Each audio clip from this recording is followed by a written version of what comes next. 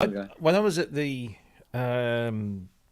doctor's on Saturday having my jabs, the nurse said to me, "So, what conditions are you taking your medication for?" So I was like, "Okay, so," and she says, "But and you've got asthma as well." I said, "No, I had asthma. I grew out of it when I was 16 and have never had an asthma attack again." "Oh, it says here you've got asthma." I said, "Well," but I remember them saying something when they put me on my what was it? I can't remember. Oh, fuck. Well, one of my meds. And they said, "Have you got asthma?" And I said, "No, I had it as a child, but I don't." "Oh, well, it's still, we still have to ask because this can make it flare up or something." Right. But I was diagnosed with it when I was about 7 or 8. I used to have it really, really bad. Do you remember? What was it? It was a little. It looked like a silver tin can, and you had a porous rock, and you used to pour this oil into the porous rock, and then you used to light tea light underneath it. Oh yeah, I know. What were they called? Yes, what were they called? It wasn't Something vaporizer. Yeah. Oh right, yeah. And it smelled. It was like tar. It was. Was it like tea tree oil or something? Wasn't it tea tree? Tar. Tar. Yeah, it was. The tar. Yeah. And it heated up the tar. And then it just. Yeah. Yeah, and it used to This kind of, little and can. Friar's balsam. My mum I used remember to. Friar's balsam. Yeah, Mum used to fill up the basin with really Yeah, and boiling stick it hot over your water head and a up, few yeah. drips of Friar's balsam over the thing like that. But then they put me on Ventolin, and then they put me on another one called Intal, and it was a spinhaler.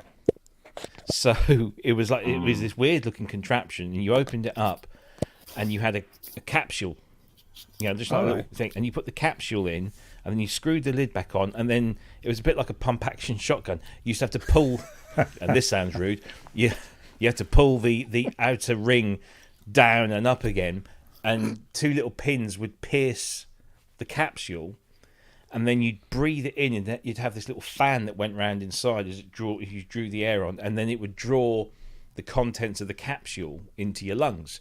But most of the time, it gets stuck on the back of your throat, and you'd be. But we've cleared it anyway.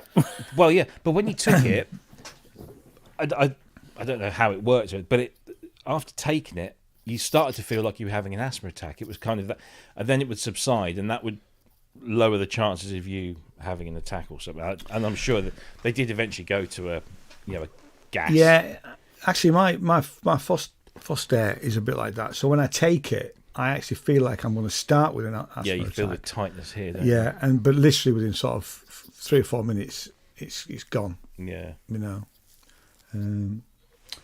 But hey ho.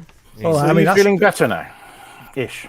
Who, me? Yeah, He you is. and Ken. Yeah, By the no, looks of it. it was all fake. There was nothing wrong with him. Well, yeah, there was that. No, I am. In fact, today, even before I started the extra medication, the arrhythmias had kind of become less frequent and less prolonged and less pronounced, but they're still happening. So, yeah, I'm on the increased meds. So they've just basically pumped up my beta blockers, Right.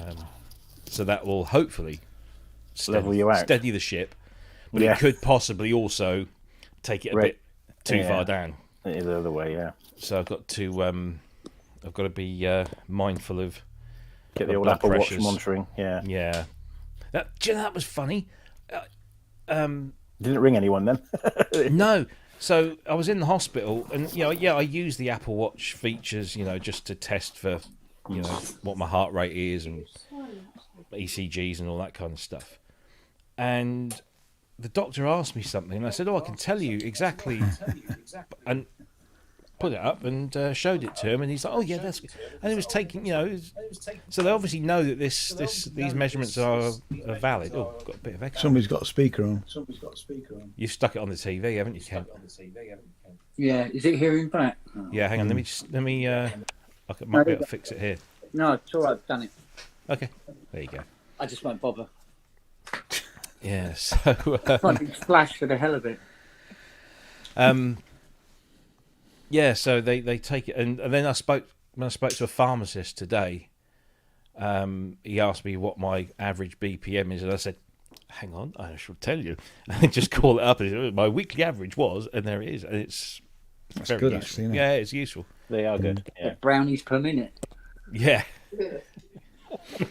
yeah. So how are you? why- You look like you're warming better or not? So what? Who? No, Kent. Oh, 'Cause yeah. Kent was poorly last week. Yeah, no. Yeah, Fiona's poorly the now. attacks have God. subsided. Right. What was the last? When did I have the last one? Oh, 5 minutes ago. 5 minutes ago. Oh, God. She's got a cold today, so her arms Oh, and okay. legs are falling off, and she's incapable of doing anything. She has to poo in my hand, and then I have to carry it to the toilet, don't I? Oh, Oh, Can't move. Can't move. that's horrible. Cooked her a lovely meal. A can of soup. Yes, it was a can of soup, and it was lovely cooked. Lovely. Lovely warmed up. yes. Had salt and pepper and all sorts with it. What's the matter with you?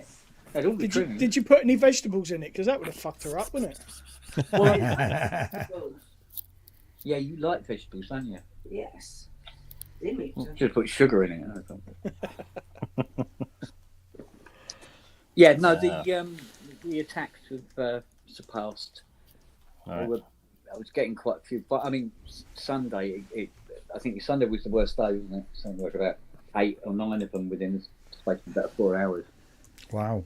And that was it. I was, it was a useless mess for the rest of the day, wasn't Yeah. So- And, but how would we tell? I? Well, this is it. You know, there must be some sort of indicator, but apparently not. Yeah. So, no, I've been feeling better now and getting there. That's Oh, good. look, someone's in their swimming pool. Yeah. Right, got me tea on the wrong seat. Good in here. Yeah, I bet. I was going to say, have you lost your old backdrop? No, this is. Did you not This is see? real. This is his There you swimming go. pool. When he bought his house, the It was a neighbour big knocked on the screen. door and said, I "By the saw way, yeah, yeah," and that's it. this is it. That's This is the it. that's the Sat in swimming it. pool that was converted. Yeah. Oh, you are kidding me. great. You know, Great wonderful. pictures, though. I saw He the gets pictures. a better signal from out there in the garden than I do. 6 feet. Well, from I the say room. I'm out in the garden. I'm sort of in the house now because the rest of the house is here because we've connected it all Oh, up. what? Oh my godfathers. All good fun. So the drug trade's doing well then. Yeah, it's doing very well. Do you know what? Yeah, but I did this with all the people I was working with. So instead of paying them, I just did jobs for them. So I got the whole thing done incredible. for less than 30 grand. Oh, So I did mate. very well. I think it cost us nearly that to have a new roofing tile put on. Yeah. Well, we worked out. It would have been over 100 if I'd gone to a, had it Wow. properly Yeah, worked yeah. out. You, you could have bought a CS80 for that. I could have done, couldn't I? Yeah. But yeah.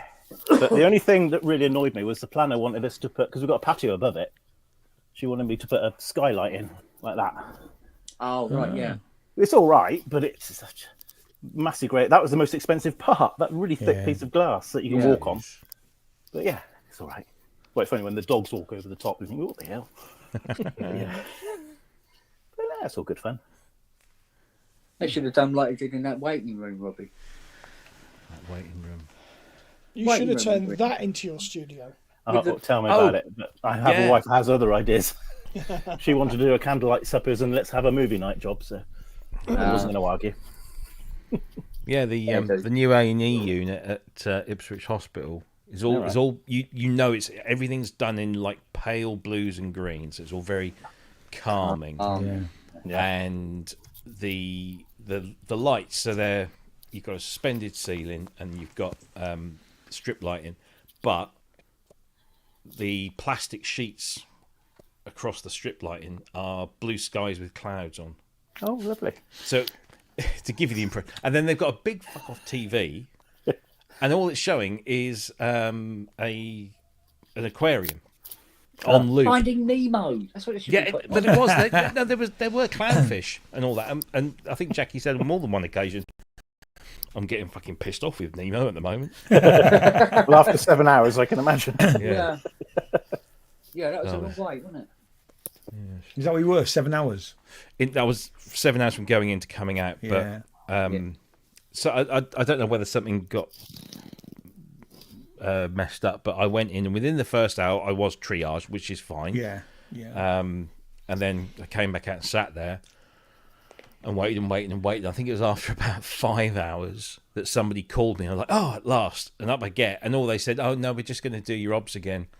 So I just sat down and did my blood pressure and my, the other bits and bobs. Oh, you can go and sit back down. Oh, great. And then after about 6 hours, I got called again. Oh, we're just going to do your obs again. And as I was sat down, she said, have you been seen by a doctor yet? I said, no. She goes, really? Oh, let me chase that up. And just as she was about to start chasing it up, the doctor comes out and calls my name. Yeah. So, It's the norm, rather. I mean, when Jane, because Jane, we were still up in Yorkshire, but we were playing racquetball, and Jane fell. She fell backwards, and she hit her head on the in the court. So I took her away, and she felt fine, but we needed to be looked at, really, But it was 8 hours we were there. And the thing is, it's not that the processes and everything aren't, and their systems and the way that they're managing people. It's not that. It's just that they're so overstretched and understaffed and everything that it just takes that long. So, but every time I had a contact with a doctor or a nurse it was brilliant. They're absolutely they are, fantastic. aren't they? I mean, I really feel for the frontline staff because yeah. they don't want you to be sat there for hours and hours. It's not their fault, is it? It's not their fault, It's the pen But you do pushers. see, when we were sat there, people did start to, odd people did start to kick off. Actually, nobody kicked off in it, and I wonder if it was to do with the decor because it's a brand new. Yeah, they've moved it yeah. from one part of the hospital to another, and it's all brand new. But nobody was kicking off, and there were people there that were there longer than I was, and some people with some pretty serious things. Obviously, triage means that certain people get pushed in front, even if they only came in 5 minutes ago. But no, it wasn't awful. Nobody died. So, and the funny thing was when the doctor called me through, he says, "Right, I'm just going to listen to your chest. Can you take your hoodie off?" So I took the hoodie off, and I had my Pink Floyd T-shirt on. The fish pink. I forget what they call it now. Oh yeah. But it's all the fish interpretation. He goes, "No way! I'm a massive Pink Floyd fan." That was it. We were just chatting. It was great. But no, they were good. Brilliant. Well, I had funny enough, who was it? That bloke who phoned up about the multi-mode. We had a customer who phoned up about a multi-mode earlier in the week, and he was very chatty. So we were talking and stuff like that. And he said, so you done anything? Got anything interested in at the moment? I said, yeah, there's a couple of bits and pieces, I suppose, but. I said, the thing that's sticking in my mind at the moment, I said, last night I was standing out the front playing Jimmy Page's Strawberry Drat. Like you As do. one does. And and no word of a lie, screamed slightly. Oh, right. Yelp. It was like, oh, really? Like that, but, yeah. What's it sound like? I go, well, I was playing it, so pretty shit, basically. Yeah. But yeah, it said, the last person to touch it was Jimmy Page. Wow. Oh, wow. So I told Fiona about it, and she went, did you? Yeah. Yeah. Alison Moyet's T8 in the hall. Yeah. Shame it's not Alison Moyet in the hall. In the hall. Yeah, that might be a bit There of wouldn't be trouble. enough room for Alison Moyet in the hall at the moment. No. Oh, she's slimmed down now. No, there's still. Oh, you mean- Actually, There's also a 4 3/4 unit of System 100M out there as well. Right. What else was there? Trident, Mark 1. Mark 1. What was the other thing? Oh, OB8 as well. Wow. Busy boy then. Wagyu, Alison in the hall with the candlestick. What do you mean? Cluedo. Yeah. Oh, right, okay. No, Alison is in the hall with the T8. Because believe me, I'm getting whacked over the head with a T8. Fucking know that. You know about it. There's She's no got a thing reason about for it good to- synthesizers because she had the Jupiter 8 as well, didn't she? Well, she Is did it an spend some 8 or time is with it a Vince 6? Clarke, so it's not No, surprising. you said is it was an 8 last year. Was it Yeah, an pretty 8? sure. Yeah, Yeah. pretty sure it was. Yeah. But I didn't know she. I mean, Vince has got enough bleeding keyboards, but Oh yeah. I mean, she plays a little bit herself, so she can have her own, can't she? Oh, Yeah, of course. you don't sort of have her down as being, No. the time. Was that what you were playing? No, No. it was strawberry. That's kind of. It's a bit, It was just that's a bit dark for strawberry. Yeah, it's a bit dark. It almost looks like Barbie pink almost. Oh right. Glance. So I mean, actually I wouldn't say it was Jimmy Page's if it wasn't for the fact Tiny had all the bloody paperwork in the case with it as well. Yeah. So, See you later, love. I think that's going up to Sotheby's or something like that. Okay. Yeah. But somebody was asking me about the 8 voice, saying, so who did that belong to? And Tiny told me, and I can't remember. I really can't remember who he said it was. Was it Steely Dan? Or no, Manfred Mann? Or Yeah, I think it was Manfred Mann. was it Manfred Mann? I'm pretty because I spoke to Tiny last week, and I'm pretty sure that's what he said. I'm sure Manfred Mann come up in the conversation anyway, so it could have been his. Yeah. Aye. Met him But once. yeah, Who, Manfred Mann? They were recording an album called Angel Station at the Workhouse in London Oh yeah. back in the 70s. And we lived about 4 doors along from the Workhouse. And my dad was a big Manfred Mann fan. He sort of heard they were down there and he dragged us all along. And it was Manfred Mann, oh right, yeah. Didn't think at the time, I was like 6 or something. Didn't give a shit. There she. Well, they're still touring, but I don't even know if it's who's actually in Manfred Mann anymore. Because they came to Froome not that long ago. Paul Jones in Manfred. well, it's like the Well, he was originally, then he wasn't, and I think he might be back Yeah. now. it's like the touring poster for Tangerine Dream. I looked at it. Oh, and went, yeah. Who the fuck are these people? Yeah. Well, the originals are all dead, aren't they? Well, Yeah, yeah, yeah. Well, I know Hiya, Bert. Ulrich was in it for a while, wasn't he? But he moved on. Old Ulrich Schnaus. Hmm. Did it for 3 or 4 years, wasn't he? I haven't seen him for donkeys. Have I? But I must admit, it's beginning to not have the same impact now. I'm getting over the romance of it. I think that's what it is. So it'd be like, oh yeah, this mini mode belonged to God. And then, oh, did it? Okay. Right. It's only taken him 30 years to get over the romance. Yeah. Yeah. yeah. Yeah, but no, because there's been so much of it coming in now, and everything belonged to somebody famous or some Well, yeah. super duper bloody super group or whatever, and you go, I bet it's a bastard to fix though, isn't it? Yeah. You're at the wrong end of it, aren't you? Yeah, exactly. So there you go. I found this online. I was going to wait till he comes in, but if he comes in, we'll show him then. I think I showed Matt. You know what I'm talking about, do you? I don't know. Yes. This was found in the walls. This is a real thing. It was found in the walls of a house that was being renovated. Percy Longprong, expert frigging, plain and fancy. Terms, cash before mounting. Maidens treated gently, spinsters delighted, extra attention given to neglected married women.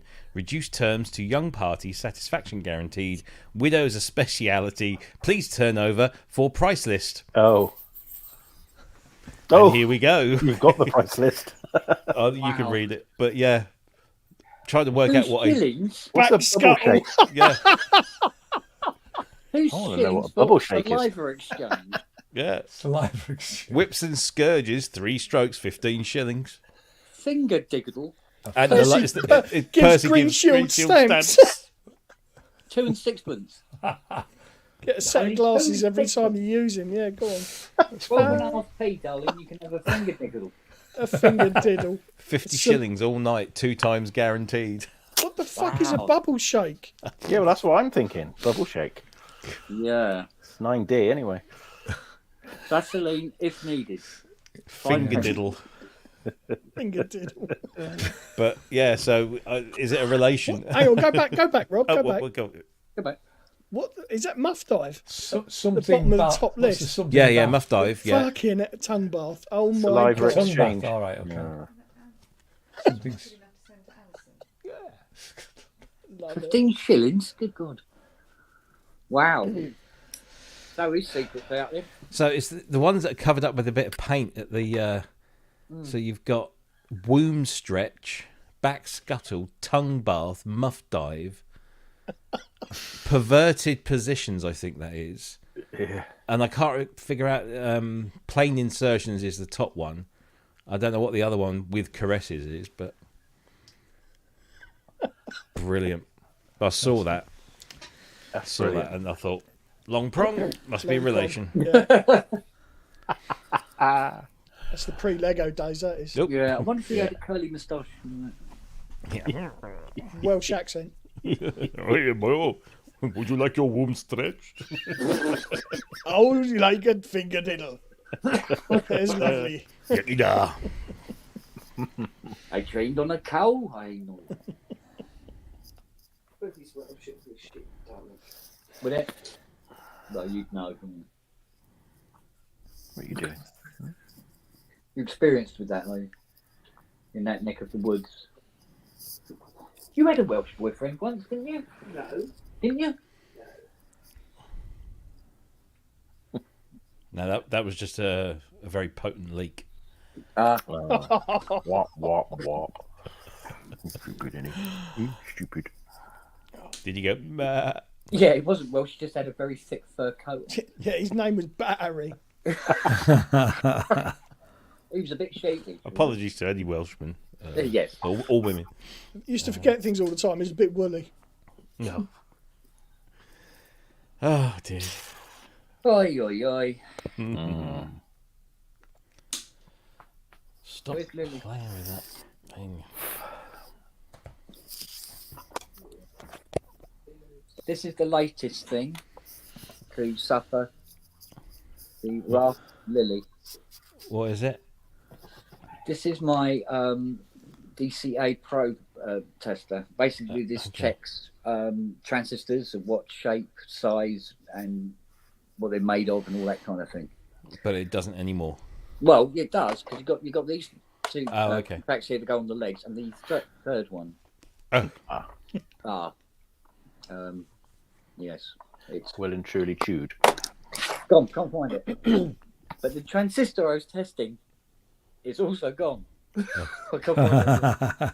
Only to reappear tomorrow in Yes. the garden. When Did see you find the dog- chicken bone by?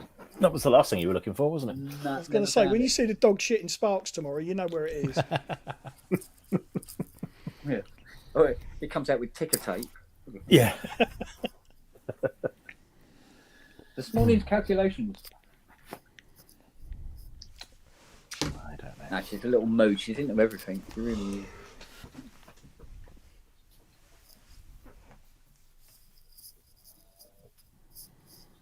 I think if you're really lucky, darling, the milk's going to last till tomorrow. Uh-huh.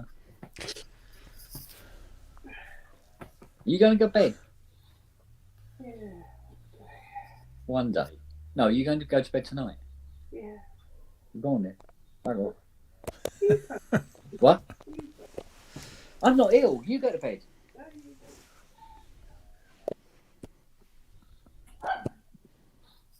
Oh shit! What? Never done it. Got me angle wrong. A little bit frothy. Gets a bollocking from the doctor last night about his drinking, and he's Yeah, I sitting saw there that. being- Too bloody right. It wasn't a bollocking. It was just you can cut that down. Got his angle wrong and it got a bit frothy. What about that? Something? You said that before, mate. The angle of the dangle. It's directly related to the heat of the meat. Yeah. Yeah. Yeah. Right, I'm sorry. Oh, cheer up, you old bugger. All right then. Yeah, you. Go away. Uh-huh.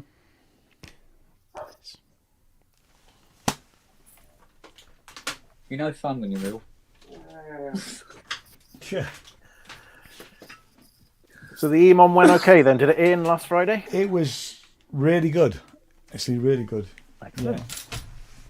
I was on second, following this guy who did this. It was, I mean, it was really not my music at all. It was like really fast, hard house techno for 15 minutes. But he was so entertaining. He was so into it that really? it was great watching him, you know. And I went up to him, I went, how the fuck do I follow that? Oops, I've sworn again. Penny in the jar. You know what Yeah. to do, Matt? That's it. I've already got him twice, so I don't need any more. So, and then every time I rehearsed it, something went wrong. Oh, I really? lost one of the synths, and it happened again right at the beginning.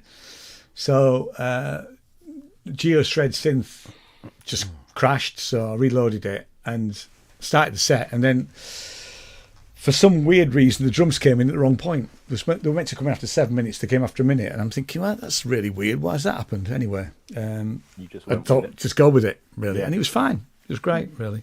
You know, if you expect mistake, if you not, it's not mistakes. If you expect things to go wrong, Yeah. then Yeah. you won't be can work phased with by it. Yeah, exactly. You know, so I mean, the worst thing that could have happened was the iPad crashed completely. All right. You know, it's never happened, and I won't do that again. I won't, because I don't normally do more than one synth on an iPad. Right, yeah. Pushing So I've it. done it now with 4, and it's sort of okay, but it's not ideal, really. You know, and the AMU thing is slightly flaky, but it did allow me to record it.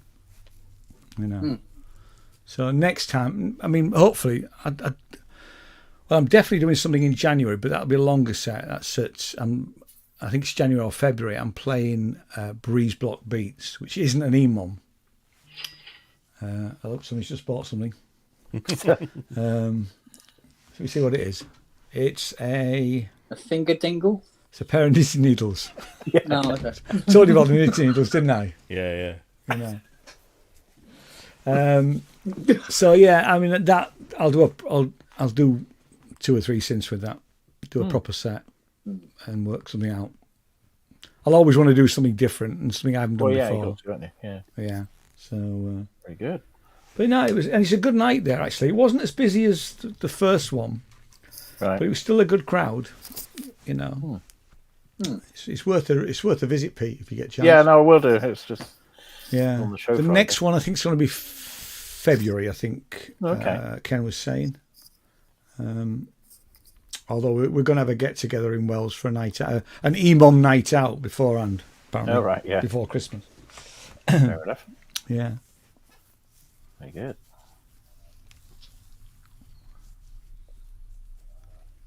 And I'm going to be in the York Press. I did a York Oh. Press interview yesterday. Oh.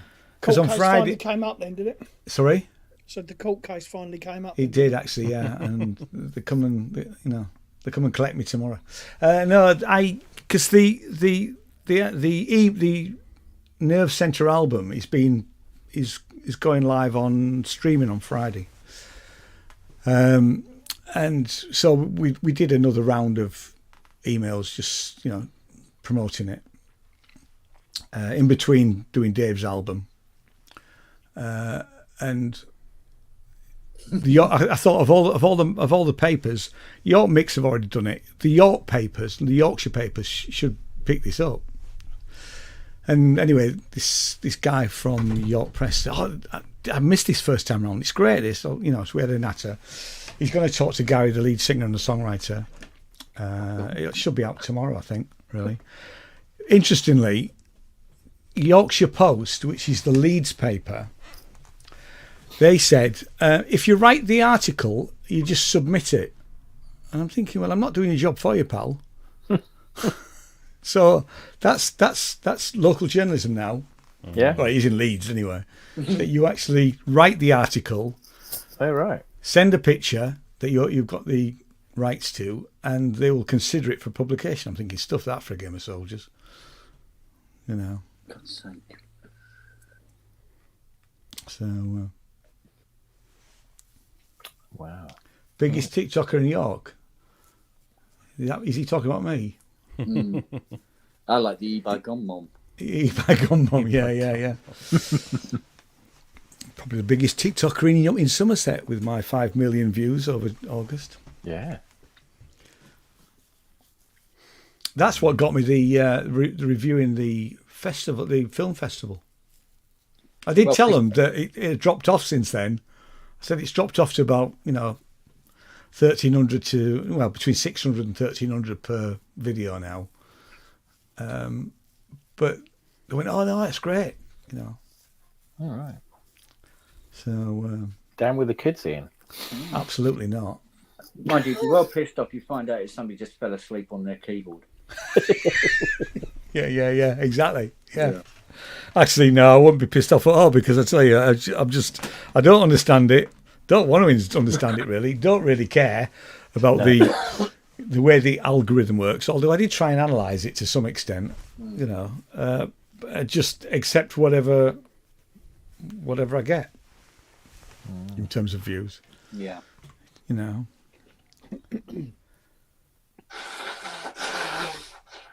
you taking out the trombone? You're going to get a wallop in a minute. Yeah. She can't move. Hey. Wait, give it a week. She'll hold on to that. Yeah. She'll get better, and then She'll add them up.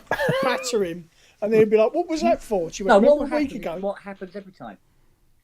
She gives it to me, then she gets better, Yeah. and then gives me a hard time with that. So I'm just getting mine in now.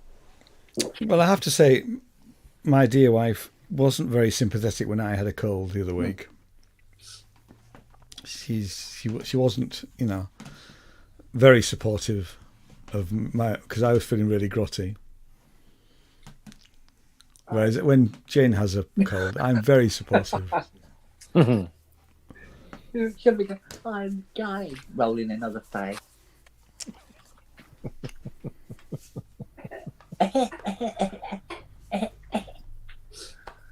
You poor thing. Whereas this git had us worried. Look, because I had the iPad playing up on the big TV, and we were what were we watching?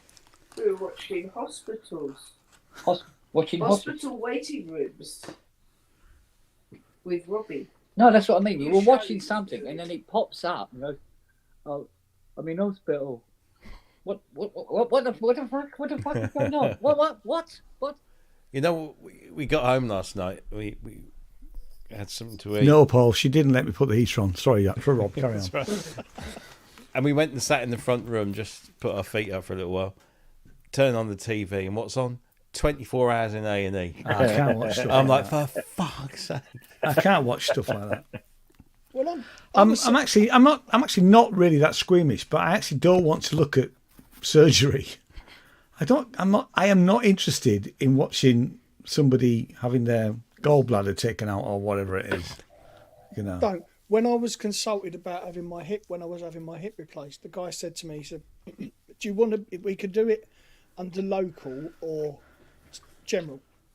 I said, "Well, what do you reckon?" He said, "Well, best thing to do, look on YouTube, watch a hip replacement on YouTube, no. and work it out." No. So I did, and So you did general then?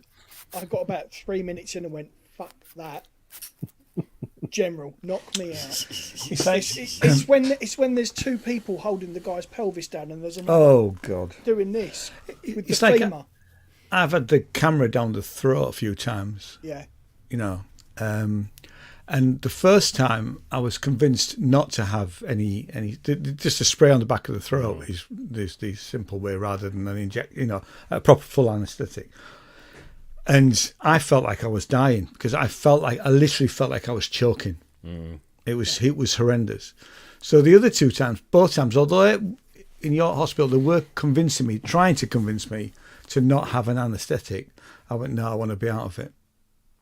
Yeah. You know, so if anybody needs to have that, I would not recommend the spray on the back of the throat, because the spray doesn't work, and it literally is. I was never offered General or Knockout anything for that. Really, it's horrible, isn't it? It's absolutely horrendous. They want you to swallow it, don't they? Yeah, you've got. I mean, and you think, I mean, I thought, oh, the cameras have got smaller. Yeah, they have, but it's still like a bloody 35 mil. Yeah, it is. Yeah, yeah. In Wagyu. Oh, my my God. She said, I think Wags is standing in for me tonight. not only is he off my Christmas card list, he's off my Easter card list now as well. I'm going to come and get you. I know where you live. But he is on your death list. you Yeah. want- He is, yeah. You Yeah. want me to be, Yeah. He may come from Leeds, but just because he's a Yorkshireman doesn't mean to say that we can't hold a grudge. Fiona wanted to be completely numb from the waist down, didn't you? Well, during sex, anyway.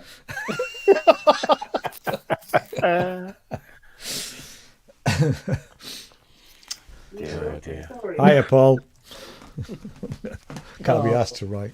Yeah, I was offered a general for my colonoscopy, but I'm like, no, I want to watch that. I want to see what's going on. No. You Yeah, have to hold up the mirror. Let's put. I'm not going to go into details, but I struggle on with TV. things down my throat, Yeah. and Me they too. said they sedated me for the colonoscopy, and it didn't kick in until they pulled the pipe out, Oh. and then I fell asleep, and I needed it. I needed that. Fell asleep going, oh, that was nice. No, no. oh, dear. Oh, for God's sake, woman. No, I wanted to see what was going on. No, I don't want to You know, know. I don't want to um, know. I genuinely don't want to know. I had what was the Oh, what was have a that look, song? have a look. Vapors turning Japanese. No. Oh, look at that. And that's just Fiona. Yeah. Yeah, what was that lyric? I want the doctor to take your picture. Pictures. Yeah. So I want the Look at you doctor from to the take your picture inside. and look at you from the inside as well. But Yeah. no, I just wanted to Turning see it. So I was Japanese. Is that turning Japanese? Turning Japanese by Yeah, the yeah, Vapors, Vapors, yeah. which probably Yeah. wouldn't get released today, would it? No, wouldn't. But no, I thought, oh, fuck it, I want to watch this, and I thought it cannot be any worse than what I've just been through the last 24 hours with the old movie prep. Oh, It's that's the Yeah. worst bit of a Vicious. colonoscopy. That's the worst bit. Is the Drinking all that dye crap. vicious. Yeah, and the nurse said to me, she says, "Don't worry, the worst bit's over." I said, "We haven't started yet." No, you know what you've been going through the last 24 hours. She goes, "Oh, okay, fine." So no, Have you ever lube seen me up. Have you ever seen the Billy Connolly skit on that? Probably, but I don't remember it. Fuck, I'll find it, send it to you. It's just, geez, when he talks about colonoscopy, it's just like, The bit that probably the most uncomfortable bit is when they pump the air in yeah. to open up the air. You know, not the airways, obviously. Well, I suppose they could be airways. They're just going the other way. But yeah, because then all of a sudden, all you want to do is just let one rip, and of course, the gentleman in you goes, "Well, no, I'm surrounded by ladies. I shall not fart in front of them." And they're constantly telling, "If you need to fart, it's absolutely fine." Really? Ooh. It's like a really brass band in the waiting room Okay, after grab that. hold Isn't of something, ladies. Here The we thing is, go. they laugh as well because like you Woodwind go, section, Yeah. isn't it? yeah, you drop one off, and that's sort of there'll be a little giggle, and then you'll laugh and you make some comment. It was actually a really enjoyable experience, I have to say. Well, farting's funny. Yeah, There's no two ways around it. The easiest one is to actually have a camera up your nose to look at the back of your throat. oh yeah, I've had one of those. and Doesn't- actually, no, that's not. same. It's even worse. No, that's not uncomfortable. That's not uncomfortable. Oh, I felt that as well. Did you really? Oh, yeah. Because that's the last thing I had, which before I left Yorkshire, because I think I probably told you before, I was suffering from really bad sore throats for quite a long time, for over a year. And I went to see the consultant, and he filmed it, and then we watched it back, and he explained exactly what was happening. And he was brilliant, you know. But no, I didn't have a problem with that at all. You know, he kept asking me if I was all right, and I really was. You know. I struggle with things down my throat, shall we say. That is not funny. He didn't make a lot of money, honestly. I didn't. I made fuck all out of that. So. He's bankrupt by Friday. And flooded. Yeah.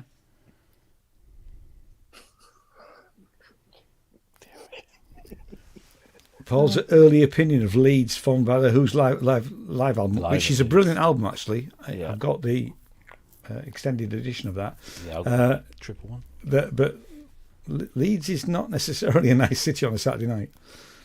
Yeah, what's it? Yeah, but they've got electricity now. But what city is, exactly. You know. I've had some good nights out in Leeds, actually. I went clubbing in Leeds circa 1988, 89. Last time I went clubbing in Leeds, I was 95, something like that. We started off in Leeds. Me and my mate Brian, bless him, he's not no longer with us. We used to go. His parents always used to go on a camping holiday in Scarborough, but it wasn't camping. It was static caravan type thing. So it was quite nice. And we met a couple of girls there from Bradford, and Like you do. like you do, yeah. And so we arranged to go and see them. We drove all the way up to Bradford, and we went to Leeds first. We went to this club. I can't remember the name of the club, but it was basically you had like stuff around the edge, but then like That's the university. it had balconies, and then Yeah, you it's look over. it's the Students' Union. Yeah. Was it? Oh, Yeah. Yeah, And we were they dancing. they turn it into a nightclub. Well, they still do. That's the last place I went. I mean, I've been to some gigs there, but yeah, that's exactly where. And we went there, and that's when we were on the dance floor. And my mate goes to me.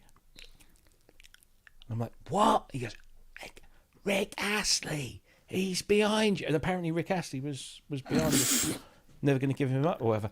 Apparently, he was out clubbing. I cannot verify that, but he looked like Rick Astley. And then we went to another night. They took us to a nightclub called Jade's. Now, apparently, this is where they frequently went.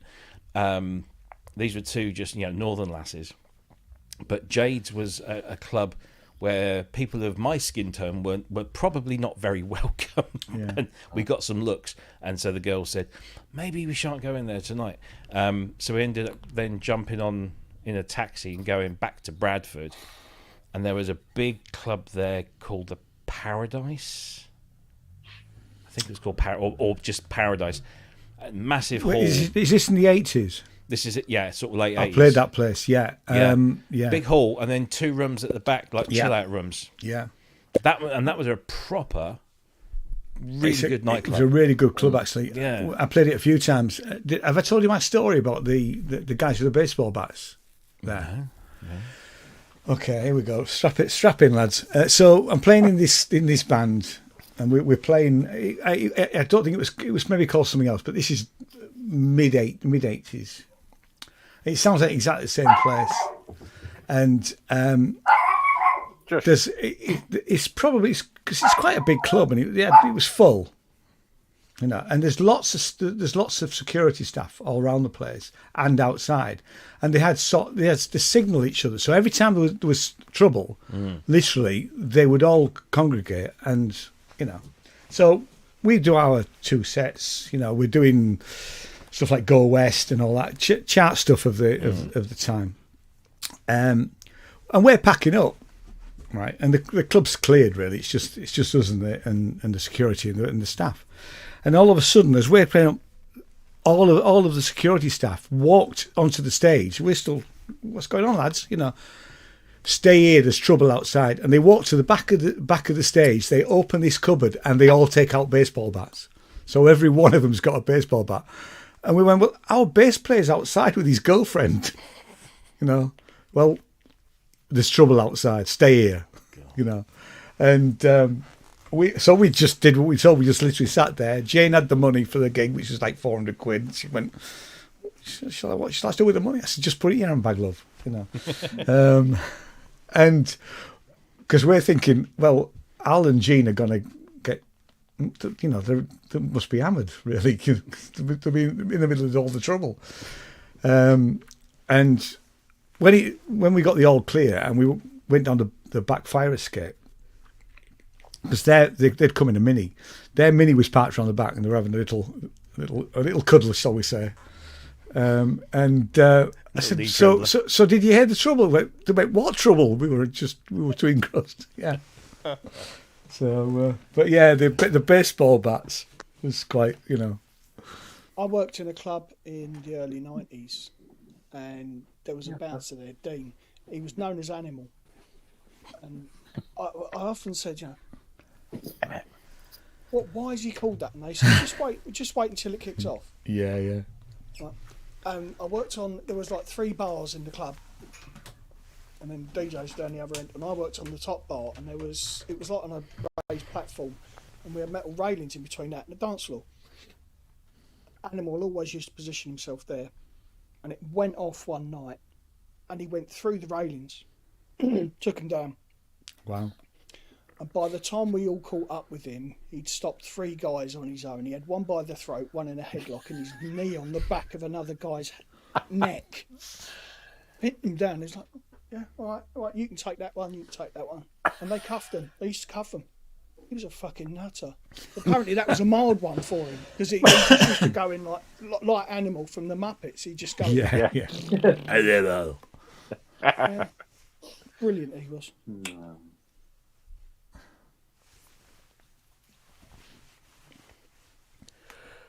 Oh, dear me. Yeah. Yeah, riveting story, wasn't it? It was a good story. It was a good story. Yes. They're tired. Lacked a baseball bat. Oh no, he had a baseball bat though, didn't he? So, Korg multi-poly. What do you reckon? Looks all right. Price is a bit look- high. Yeah, it is a bit high, isn't it? But that Thought it'd be a couple of £100 cheaper. Well, 795 is what the others are, isn't it now? Yeah, I suppose. No, because the Op 6 is, you can get an Op 6 for just under 5, I think. Yeah, but the Mark II the mod blades Mark and wave IIs, states, they yeah, were. I think that's kind of the price you pay now for that improved Pi You board. can get a lot of different synth engines for your money. It Sounds good though. Luke did a good demo. They I watched Lou Pop's video, which I thought was good. It I sounded got good. I got a private demo of it a little while back, and it's incredibly powerful for what something so diminutive, and the way they've implemented because it's virtual analog, it's wave tables, and it's wave shaping.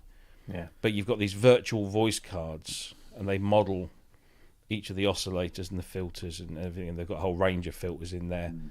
Some classic Korg, some classic other makes that obviously they don't use the brand names for. 6-stage envelopes. DADHDW, what's it? I don't know. Yep, 6-stage envelopes. And there's There was no quite a few of aftertouch those. though, was there, on it? no, but that's- as far as I'm aware, it does respond to both channel and poly AT. Oh, that's all right. Right. I mean, Don't quote me on that, but yeah, Lou Pop made the point that he could do to have an extra octave, and he could Yeah. do. yeah, well, all of There'll them. be an SE coming out soon, though, won't there? They're yeah, bound there to be will an SE and a desktop if they're Yeah. clever. I thought the blue and the wood. Yeah, it I does thought look nice. it was very reminiscent, wasn't it? Yeah, it is monopoly, definitely. Yeah. But no, it's I mean, you think you get all of that because the virtual analog engine is a brand new design in this. It's not been done before, and it seems very, very powerful. So it'd be interesting to see what else they come up with using that. And the fact that they've blended that with the wave tables and the wave shaping, the motion sequencing is in there, and you've got the chaos pad in there as well. And you've got I always liked the chaos Yeah. pad. and it's I thought just was it is a good move when they shame. did it on the It is a model shame wave. that they kick off with the 37 Yeah, and not just go right. go big. Let's Yeah. go 61. Let's start with the 61. Then offer the 37 for those that maybe don't want the big thing. yeah. But everyone, now that the Wave State and the Op 6 have had SE editions, it's like people will just be saying, no, I'll wait for the SE. Or I'll wait for the module. Module, yeah. It's 40 voice as well, isn't it? 60. 60. Wow. Maximum 60 polyphony. Wow. So that can vary a little bit. But yeah, because that's what this new Pi board gives them, is that extra power oomph. But yeah, it's quite nice, that. hopefully we'll get one for review, but I don't think they're going to be Because available. I saw your article. I wondered if you'd had one. Not yet. No. No. It's in the. Unfortunately, I think there's only one in the UK at the moment. Obviously. Which Yeah, it's 2 months before it's available. I think. yeah, well I I can tell you exactly. Hang on a minute. I'll look. December I've been told, Yeah. but apparently they always build for Japan first. They get the Yeah. first batches, then the Americans and the US get it around the and same then time. We're poor relations. Might not even be on the profile yet. Actually. No. There's a cogged Christmas offer. Mhm. Extra 20% if you buy so many items.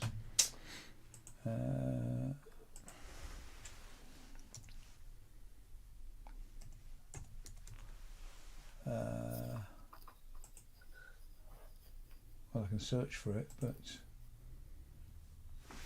oh yeah, no, it's there. Back Yeah. order, due week of the 11th of November. Okay. It That's a bit says sooner than yeah. that's the first delivery now. They may already be sold out. Mm. Doesn't tell me that, but actually, to be fair, at the moment, I could have back order one. But no, it's a Yeah, nice 799 RIP. I think it's going to be one of those instruments where people, once they see what it can do Yeah. and actually have a go with it, go, wow, actually, that's Yeah, no, I you're thought getting your money's worth. I think. I was impressed. I have to say. I just thought I was expecting it to be 599, if ideally. Yeah, But, but you know. after those, the Mark II 37s, you know, Yeah, was it the Wave State and the Mod Wave? I think Yeah. they came out at 7.9 something. I think that's just a fact that the parts that they were using before are no longer available. They've had to go bigger. So it's quite nice. like a lot of things, you know, if you're not in a rush for it, if you wait 6 months, Yeah. 7 months, the price will be significantly lower anyway. Yeah. You would expect. Well, yeah, because most Most new things do, items will slip. You know, they just there's a kind of a Yeah. fall I was off. impressed isn't with that Wave State that Mark Barnes bought. I watched his unboxing video. Oh, It's yeah. a nice bit Yeah. of kit with a nice hard case and a t-shirt and a stickers. and a- T-shirt. Yeah, you got a free t-shirt with it. Well, I say free. A t-shirt with it. But yeah. I was slightly tempted. I thought, Op 6. Nice. Op 6 is great. I've got the original Op Yeah. 6. It's great. But I like it again, a lot. It was space and money. It is big. I mean, I wouldn't, I wouldn't sell that and I'd keep it. But I wouldn't want a bigger one. It's not like I'm lacking any FM here. Is it? No, that's true. Aye. Oh dear. Somebody's coming to collect that DX1. Oh yeah. Oh. Yeah. Bloody hell. How long have you had that though? A few weeks? A few months? It's been a long while. Years. Yeah. Yeah. It was sold once, and then the bloke decided he didn't want it and came back again. I think he had to go to Brussels before he found that out. Which is a good way of finding out, I suppose. Right. Percy Longprong's in the chat. Oh, is he? Yeah. I have 2 shillings, good man. What Stretch can you my do for womb. me? He's got no idea what you're talking about. No. No. Sorry, dog. A finger diddle, if you please. Yeah, Finger tittle. I crave a Finger finger diddle. dingle, good sir. Sixpence if you hurry. Forget the coal, just give And me a I'll pay back the skull. extra for the French letter. Yeah. His womb is itchy, apparently. I'm jangling my threepenny bits. Yeah. Bloody hell, you got up. Go fuck yourself. Oh, really? Boss. Arse. Very good. Do you know any other words? Ow, ow, ow, ow. Oh, don't you wind her up. Siri, she's hurting me. Do something. Kill, Siri. Kill. Kill. Yeah. Execute Order 66. Yeah. I'm so glad my HomePod can't hear you right now because I wouldn't last very long. Wait, don't point that at Charlie. Finger Diddle was the X-rated version of Finger Bobs. Excellent. Yeah, Finger Bob's the porn movie.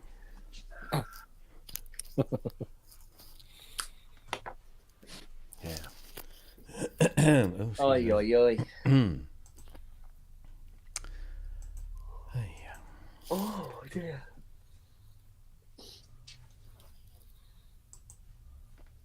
You going up now? Well done.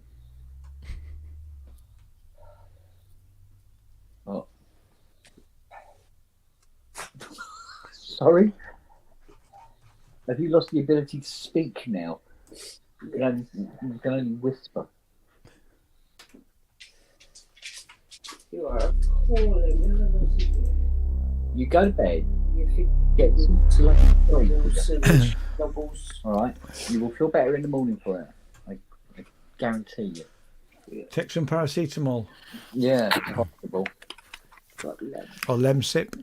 You got a Lemsip? Oh, Oh, you got a Lemsip. Okay, cool.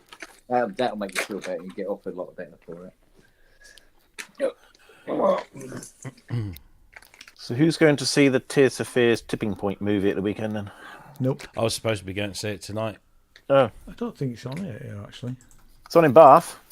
Yeah, I'm not going to Bath to see it. I mean, I'm not Yeah, get on the train, interested mate. in Well, we're going to try and see, was it Man versus Moth? what's that? What's the new one? Tim Vine film. Oh, okay. Has anybody seen The Old Man TV series? It's on Disney Plus, I think. No. It's Jeff Bridges and Oh, right, John yeah. Lithgow. Okay. All right. It's really good, actually. Yeah.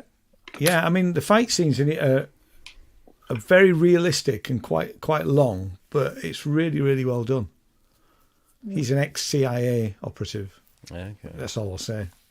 And there's going to be a second series starts a couple of weeks, I think. Mm-hmm. It's worth a look. It's certainly worth a look. Wait, the first 20 minutes, you think, what the bloody hell is going on here? But after that, it's really good. I'm waiting for the second season of Silo and Severance. Yes. And what, sorry? Severance. Yes, but yeah, watch both of them. Yeah. Severance. Jane didn't like Severance. I watched that on my own, but we both liked Silo. Silo was great. Yeah. Apparently the book's really good. Yeah. I've not read it, but We finished Slow Horses the other week. yeah, no. Great. Again. Well, I've read all the books as well. Yeah. Have you? No. Didn't even know about the books at all. Didn't you really? No. They're pretty. I mean, to be fair, the last series they veered off at one point. 'Cause I said to Jen, this bit wasn't in the book, but it was really, really well But done. the thing is, the guy that wrote the book writes the screenplays for the Yeah, I know. show. Yeah, so, yeah. Mick Mick someone or other. Mick. Mick Hucknall? No. No, not Mick Hucknall. Matt's met him a couple of times. Mick. Is it Hutton? That's it. Mick Hutton. Yeah. Yeah. That's the one. But, My granddad was in the Air Force with Mick Hucknall's dad. Guess what his nickname was? Mick Hucknall's dad. Ginger. Red. Ginger. Ginger. Yeah. Ginger Hucknall. Ginger. Kel Surprise. I thought you meant it was Mick Hucknall's dad. What? It was Mick Hucknall's dad that was in Yeah. the yeah. That was his nickname. Oh right, yeah, Mick's dad, yeah. No, he came to my my granddad's funeral, and I kept looking at him, thinking, "You look familiar." I had no idea at the time, and then my uncle came over, who obviously knew I was into my music. He says, "Do you know who that is over there?" And I said, "No, but he looks familiar." He says, "Yeah, he's Mick Hucknall's father." Oh, no way. He said, "Yeah, him and your granddad were quite close." Oh, there you go. I used to know. Is it just Tim Kellett was the trumpet player and keyboard player in one of the keyboard players in Simply Red? Oh right. And I used to know his sister. She used to live in York. Yeah, one of those bands that you sort of like. Certainly, the first few albums were quite First album, good. Picture Book? Picture Book, yeah. Picture Book's a great album, actually. And they Yeah. were a proper band at that point, and then obviously become vehicles for Mick Hucknall on his own. Because I know Tim left at one point. You're right, holding back the tears with his mate, and he gets a nice big fat royalty check. I don't know, actually. There was some sort of urban myth about that. Yeah. But it is just him, isn't it? He's got the name Yeah, of his the band band now. is just a backing band now. Yeah. Isn't it? Yeah. But I always I mean, thought he's got a Blues good was voice, but he just comes across as a bit of a cock, really. But he does, doesn't he? Yeah. Yeah. You know.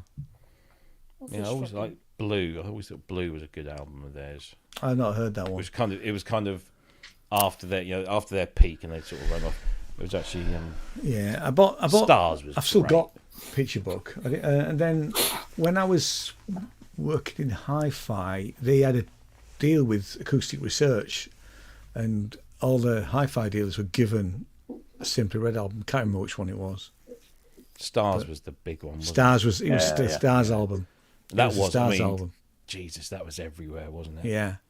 It was, and it was for a good reason. You know, it was a cracking album. I had that playing on repeat when I was building my first studio. Yeah, And then when the studio was built, because I'd been listening to Stars for 2 weeks, I couldn't write any music. yeah, it does get in your head. Apparently, because in the past on Ramsey's show or on here, I have said that my Tascam 24 wouldn't multi-track as an audio interface. Now they've done an update. That doesn't quite say when, but apparently, according to the instruction manual, it will now do a multi-track, which is something I need to try and work out at some point. Yeah. I know you can't do both, so you can't use if you're using it as an audio interface, you can't use the SD card and to record. No, right. You'd one or the other, but that's not a problem. No. So I need to redo my studio at some point and try that. Yeah. But when I first bought it, it definitely wouldn't, because I did do it, and it was just a stereo out. God's truth, look at What that. are you doing, woman? It's all right when my doggy does it, but when your doggy does it, Hello. Dog's doing parkour. Yeah. Hello. So that's what I bought one of those little Tascams DR70Xs, which is just like a little handheld thing, Yeah. and I got it for 60 quid or something stupid. It was, That's a good price. that is a Yeah, I mean, you can get them for some really good price and all that sort of stuff. Cause, But I bought it because I can't remember the exact reason, but I remember sitting down just reading through the manual. You go, oh, it does that. yeah, It's an audio interface. Yeah. 48 kilohertz. I mean, I love this. This have is they sent me great. the wrong one? You know, as a if you like a traditional analog, it's an analog desk with a and as an analog desk, it's great. Really. I've never needed to go out. I've got a flight case for it. If I ever needed to go and do a mobile recording with it, I could do that. And I've used the recording to the SD card loads of times. I mean, it all works really well. Yeah, that is great little bits of kit. But I'll get rid of the Scarlet if it does. But I am going to have to mess around with it at some point. I don't want to do it right at the moment. Don't stop it. They're allowed to fuck. She's in heat. But he's got no nuts, so it's sort of like it's all right. There's no happy ending. But I tell you how bad it is. How bad she is.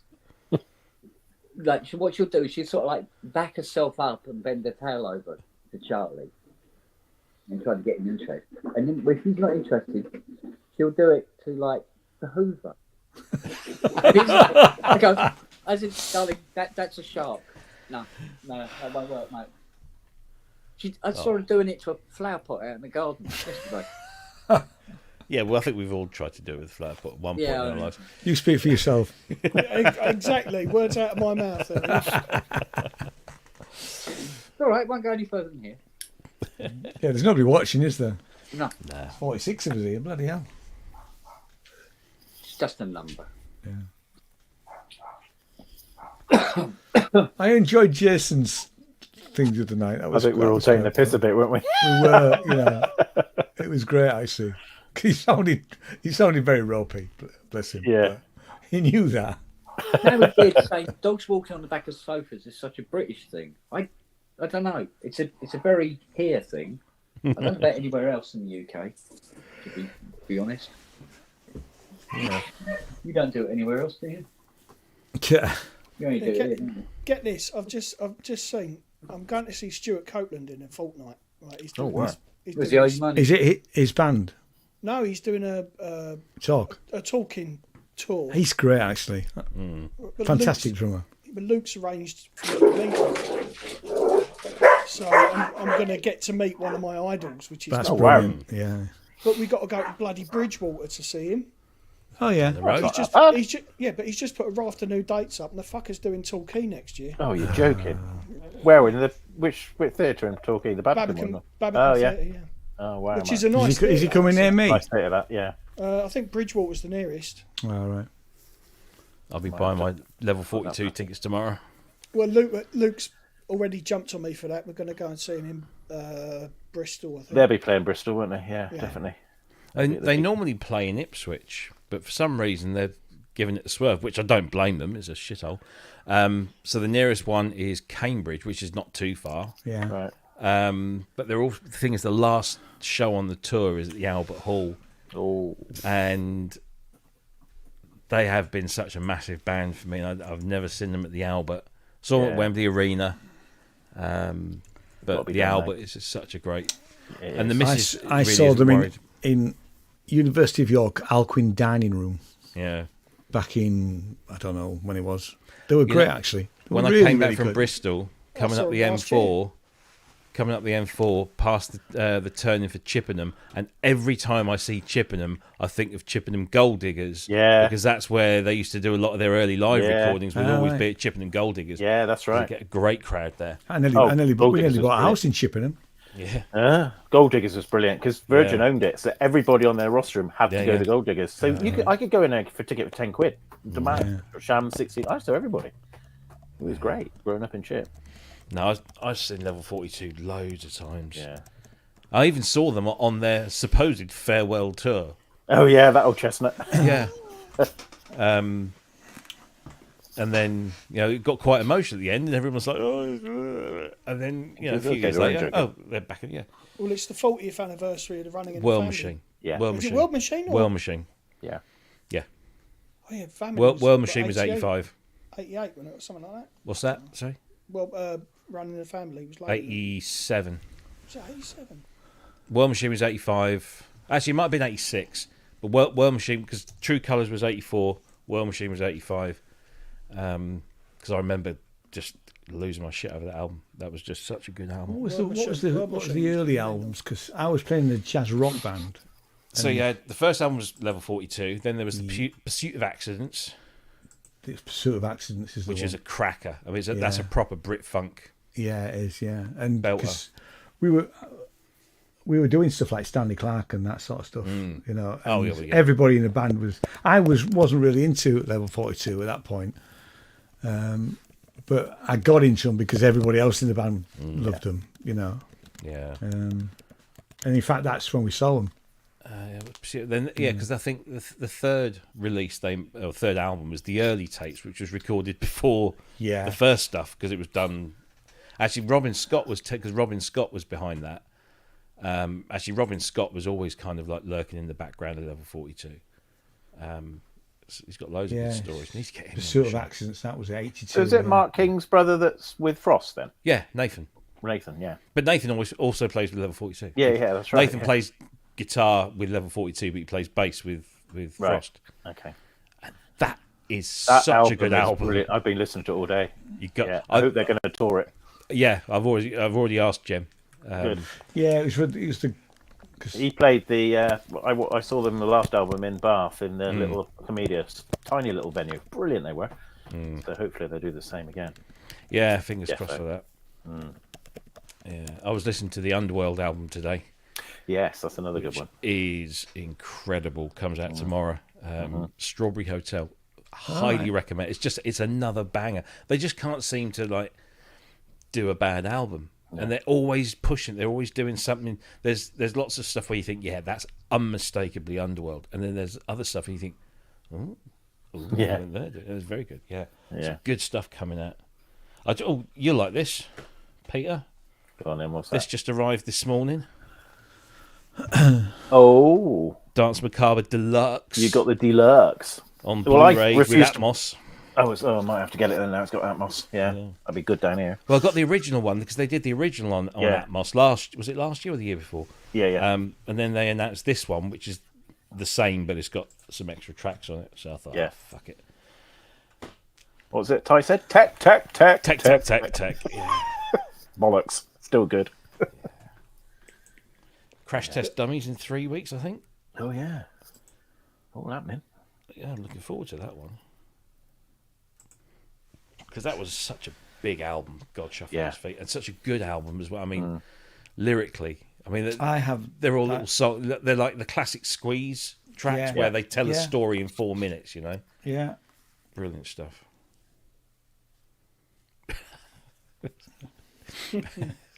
Sorry, had to snigger. Yeah. Kent hasn't seen it. Sorry, hasn't Ken. seen it. In fact, I've never seen Squeeze, but I've seen. Oh, they're great. I know. I saw the Fluffers, Oh, which right, was yeah. basically, Yeah. Yeah. doing all the Squeeze stuff, and I've seen him do solo gigs 2 or 3 times. Glenn Silbrook, and I mean, he. I don't know if he still does it, but he did a jukebox one where he could just shout out any song, any Squeeze song, and he'd play it. Awesome. And this kid, it's because this was in Fibbers in York, and this kid shouted out a really obscure track that he'd done as a duet with Elvis Costello. And he went, God, bloody hell, I haven't played that forever. He said, he said to this kid, can you sing? And the kid went, yeah. He said, well, you got to come up and sing it with me then. And this kid he had a really good voice, actually. It was great. But it could have gone out. It could have gone the other way, couldn't it? Really? Could've, yeah. But it was really good. Nice. Yeah. Yeah, I'm just that whole World Machine album, because I think that was the point. That was their last kind of, because True Colours that got Hot Water on it, and Hot Water was just like the one that really sort of broke the mainstream. That's right, he did, yeah. I think. But the rest of the album was still, it was actually because it was quite a political album as well. Yeah, it was. But it still had like 1 or 2 guaranteed like hits, and Hot Water was one of them. Yeah. And then it's like the B side with tracks like Hours by the Window and Cuyete, and my favourite on there is A Floating Life, which is just a brilliant, because again it's another like a story and Mark's bass in that is just incredible. But then World Machine comes out and it's just like, oh, it's got Something About You on there, and Leaving You Now. It was they had this nice kind of balance of sort of like the jazz funk, but also the kind of commercial pop, and I think that was a kind of the he did become more pinnacle. poppy, but After, Running the against that. Family was much more poppy. There was more pop songs than there were kind of Brit funk stuff. And then of course they split. So. Yeah, but I remember listening to the first album, Level 42 album, at the same time as well. I tell you what, if you listen to that Frost album, the new Frost album, Yeah. I've not listened to and it. you listen to some of the chord progressions that they use, that Jem uses, Yeah. there's a lot of familiar stuff with like what early Level 42 were doing. That whole kind of it is prog, but obviously Level 42 were more. They were never really prog. They were never prog, but they had prog like in their in their blood, so to speak. So they were doing Yeah. all this Brit funk stuff, but they were kind of, because they were proper session players, Yeah. and they were doing all those kind of Michael Stevie Kidd, Wonder that was a key good song. changes, and there's such a blend of amazing sort of all these different styles, but yet wrapping it up in this kind of palatable Brit funk kind of thing. It was. And let's I miss face it, Level yeah, 42. his style of bass playing did suddenly. Yeah. So many people imitated what he did. Yeah. I always Dum, that- dum, diddy, dum, diddy, dum, diddy. Yeah, it's got that. I was always like, when I was a kid, miming to the Beatles in front of my mirror. It was always Paul. I was always wanted, because I loved that Hofner violin bass, and I just thought it was a McCartney's cool a thing. great bass player. Oh, He's he's got some his bass lines are absolutely superb. So melodic. So when I got into level 42, it was mainly because of the whole rhythm thing, and of course, the slap bass. And I just wanted a JD bass like he had. I remember seeing one in the shop and then seeing the price of it and thinking, okay, that's not going to happen anytime soon. But I'd still, to this day, I'd buy one of those JD basses, even though I can't really play the bass, just to look at it, because it was a stunning good on the thing. wall. Yeah. You know the story behind that? You know the story behind that, don't you? They Go on, took then. the inspiration from We'll Meet Again because it follows the same pattern. Okay, yeah. Oh, I suppose it does, yeah. It's a bit like Thriller and the Conga. Heard that? No. So, Rod Temperton, Grimsby's finest, Yeah. who wrote Thriller. Yeah. Grimsby's fine. I know it was from Grimsby. Yeah. There's only two good things about Grimsby's, and one of them's the road out. Yeah. So he wanted to write a song that was as catchy a dance song as the Conga. Now, if you listen, so when you know that bit when it's before it starts, after the big, Yeah.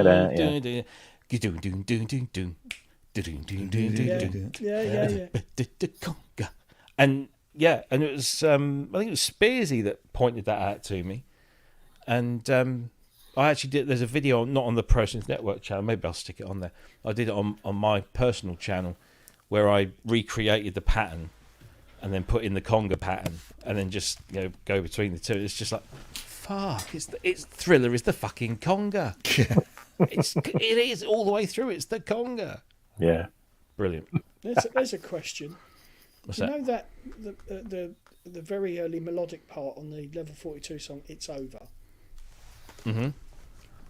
All right. Man with Beard wants to know what synth would it What be? that sort of breathy synth? Yeah. That one. Yeah. I would say that. So what's he using?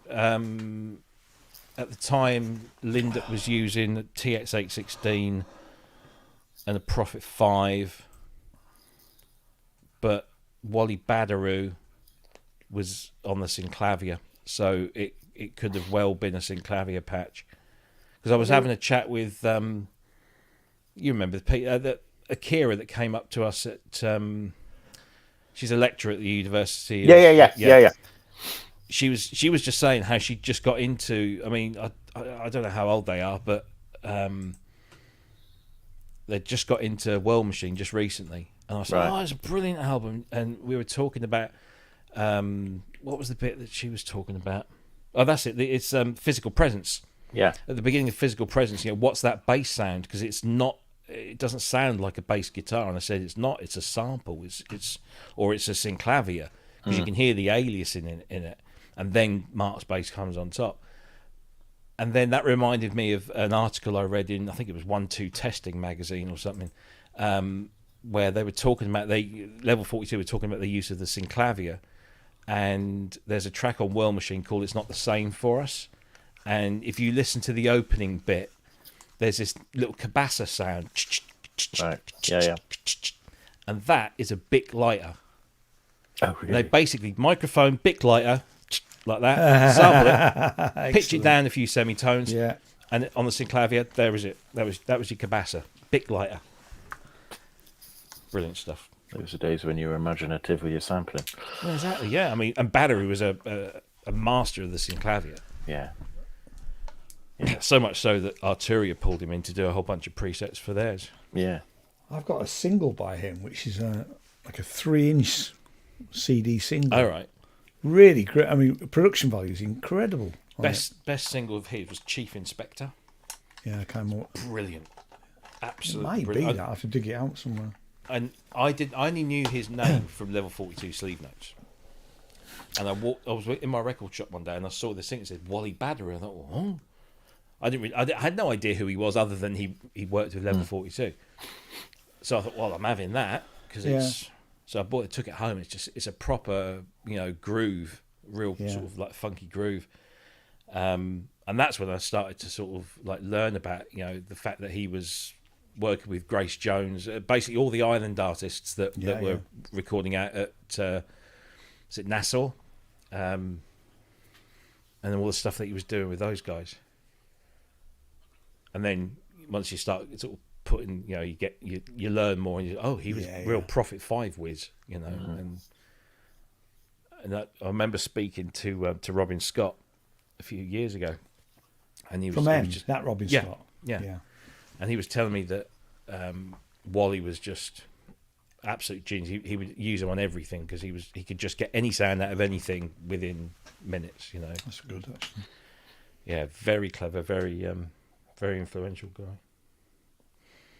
I wish Level 42 would do some new stuff. So the last one was Retroglide, which was what? Yeah. 20 years ago? Yeah. Crazy. That was wasn't Boone Gould involved in that? I think Boone wrote some of that. But the thing is, even after Phil and Boone left, and it's a really interesting story that I've only sort of discovered more and more bits of over the years when, you sort of... Oh, hang on a sec. Somebody's at the front door.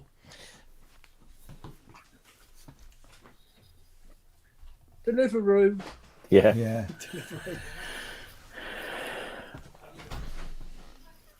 I'm right there, ain't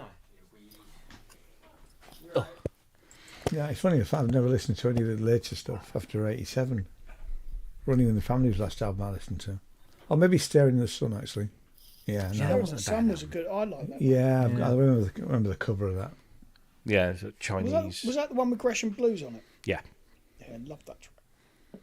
Yeah. No, Boone and Phil left, and they did Staring at the Sun,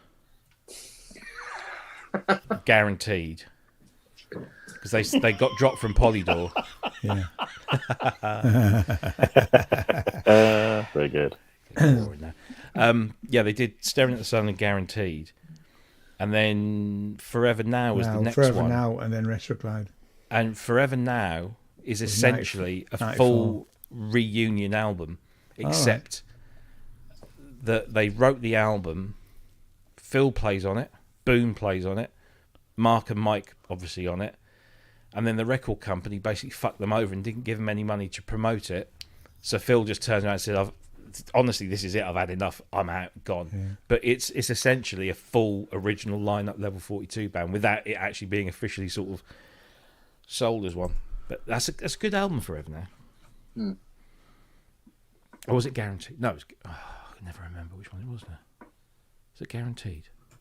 Because Guaranteed, the lineup of Level 42 for Guaranteed, because after Alan Murphy died, they got Jacko in, who has played with King Crimson and all that sort of stuff. And what's his face? Gary Husband on drums. Yeah, I've just seen that. He's a nutter on the drums, isn't he, Gary Husband? But you know the story of their current drummer, don't you? Yeah, he was a fan, wasn't he? He was a fan, and he rocked up at a gig on the Guaranteed tour and caught Gary Husband outside getting off the bus and sort of got his autograph and pictures and stuff, and told Gary he was a drummer. So Gary said, well, come and have a play. We're doing sound check. So he comes up, Pete Ray Biggins or something. His name, the kid. He's a kid, and there's video footage of it. Pete Ray Biggins. According to Wikipedia. There's video on YouTube of him meeting Gary and then playing Gary's kit at soundcheck, and I don't know how many years later, he's Level 42's drummer. And is he's great. bloody good right. as well. He's really really good. Yeah. Yeah, great band. But Mike Lindup is, along with Dave Gamson Yeah. and a couple of Well, others. of course, you've interviewed him, haven't you?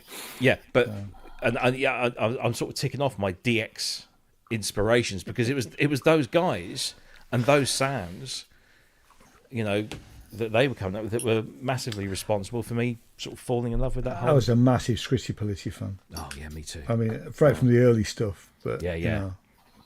but Can't be. and again, the Block production on Bologna. those albums, Oh yeah, it's just superb. Right? yeah. I think I've got all of them.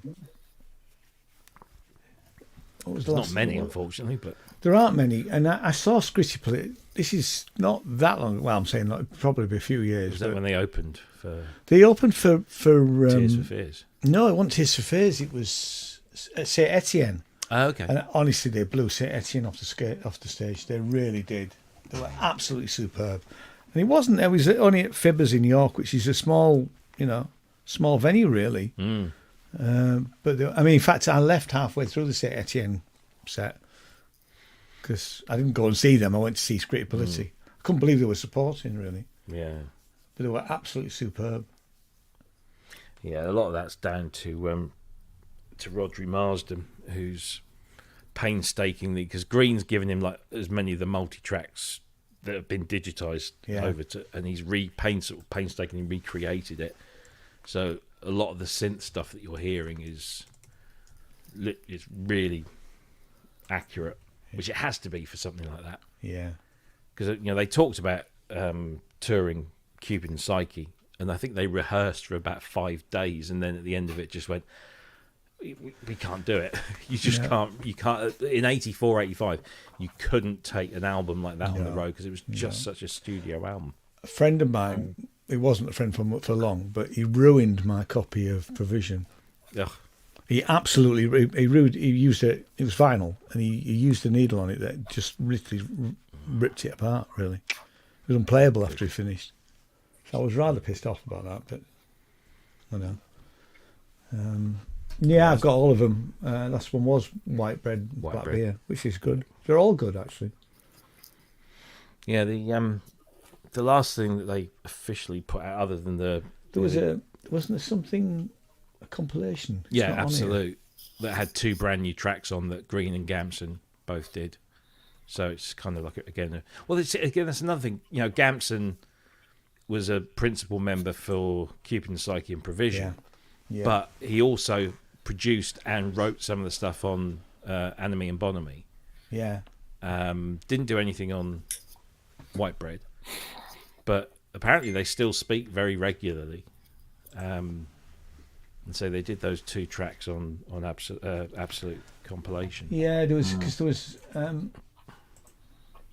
the Basics was the other one. There's one called Early as well, which I remember. Early's good, yeah. That's all the rough trade. Yeah, I think I've got that Scat one. Block Bologna. I haven't bought the CD, but I have heard it.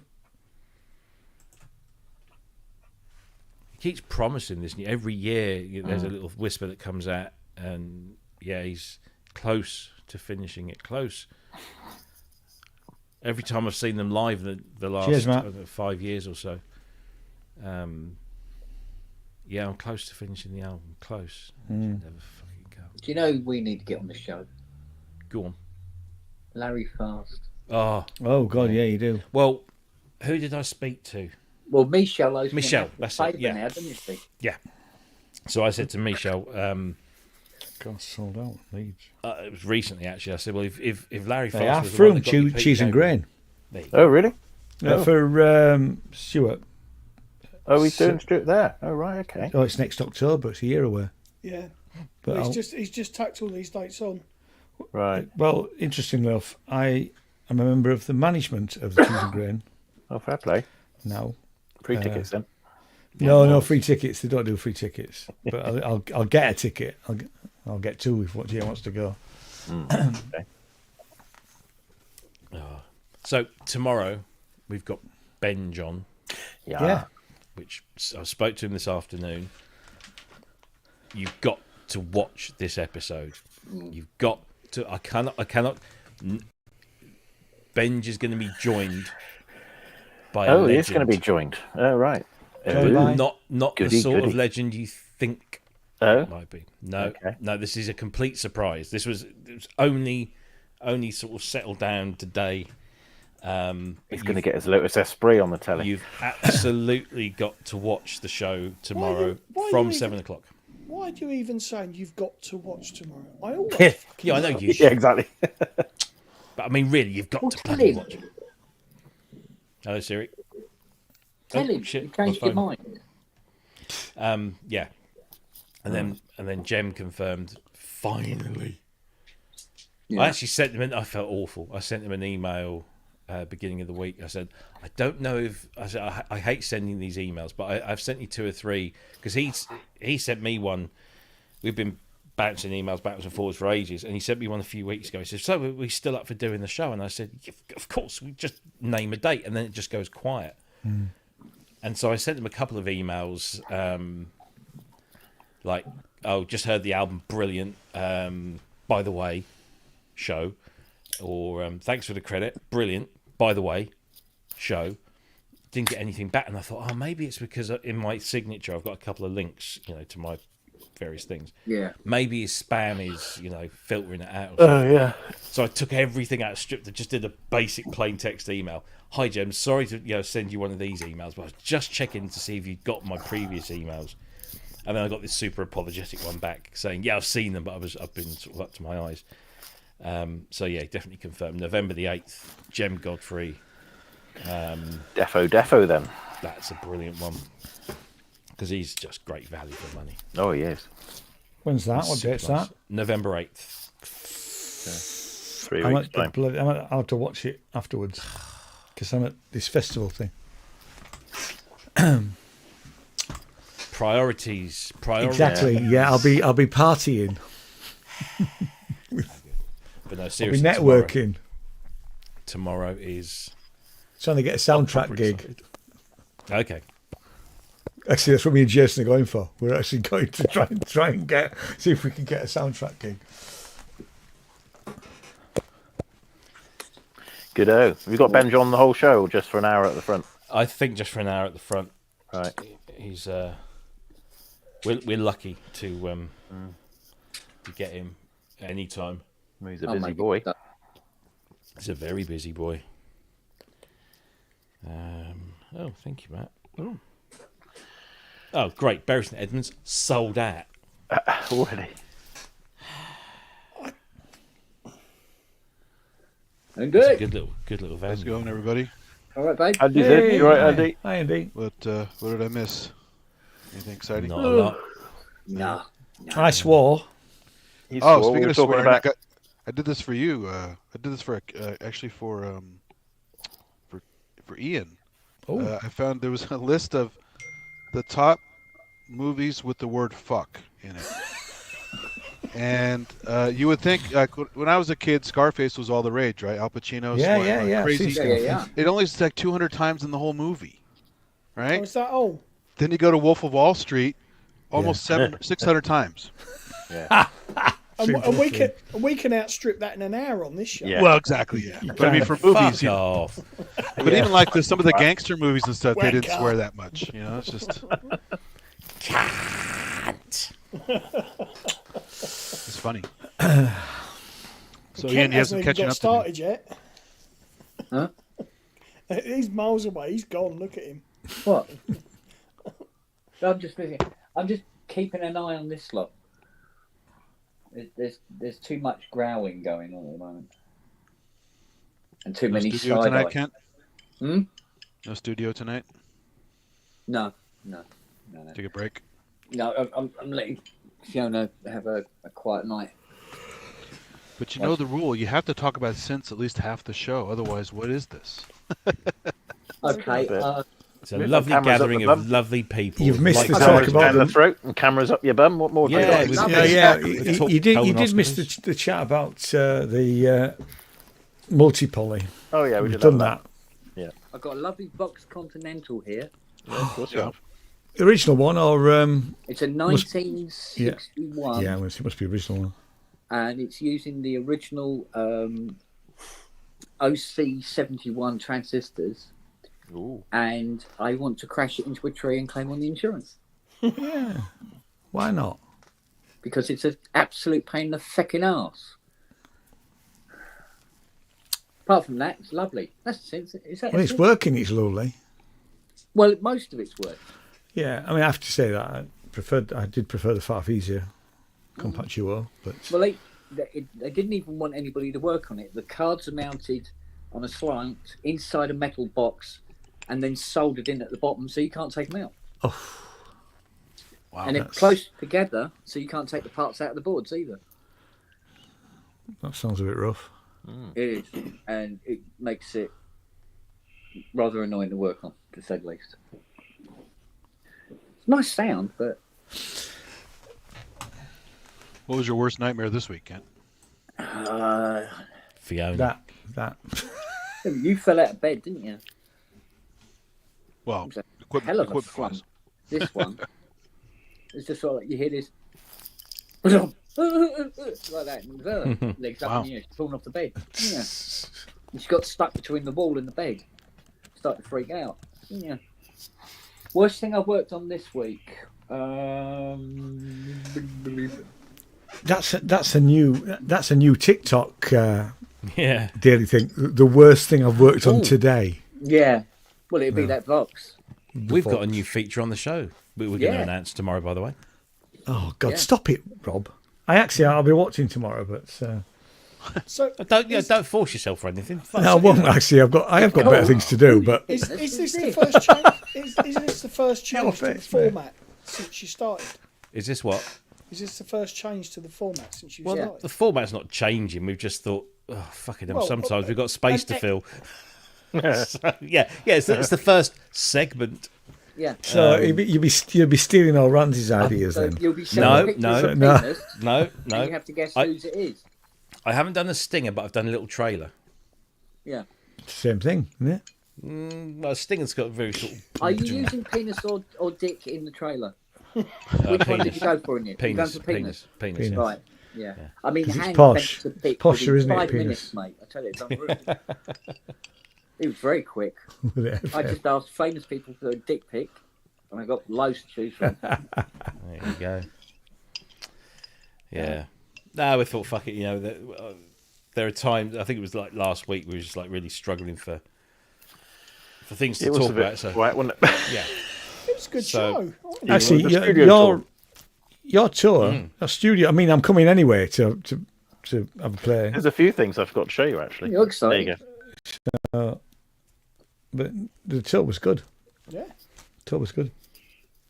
Yeah, it worked quite well with the old iPhone camera. I Yeah. was very impressed in how much stuff was in that space. Yeah. Well, it's quite Yeah. a big space, but yeah. Well, yeah, but there was so much stuff, Yeah. Yeah. you know. Yeah, it's an excellent utilisation of the space, isn't it? Considering what's in there. Yeah, absolutely, yeah. Yeah.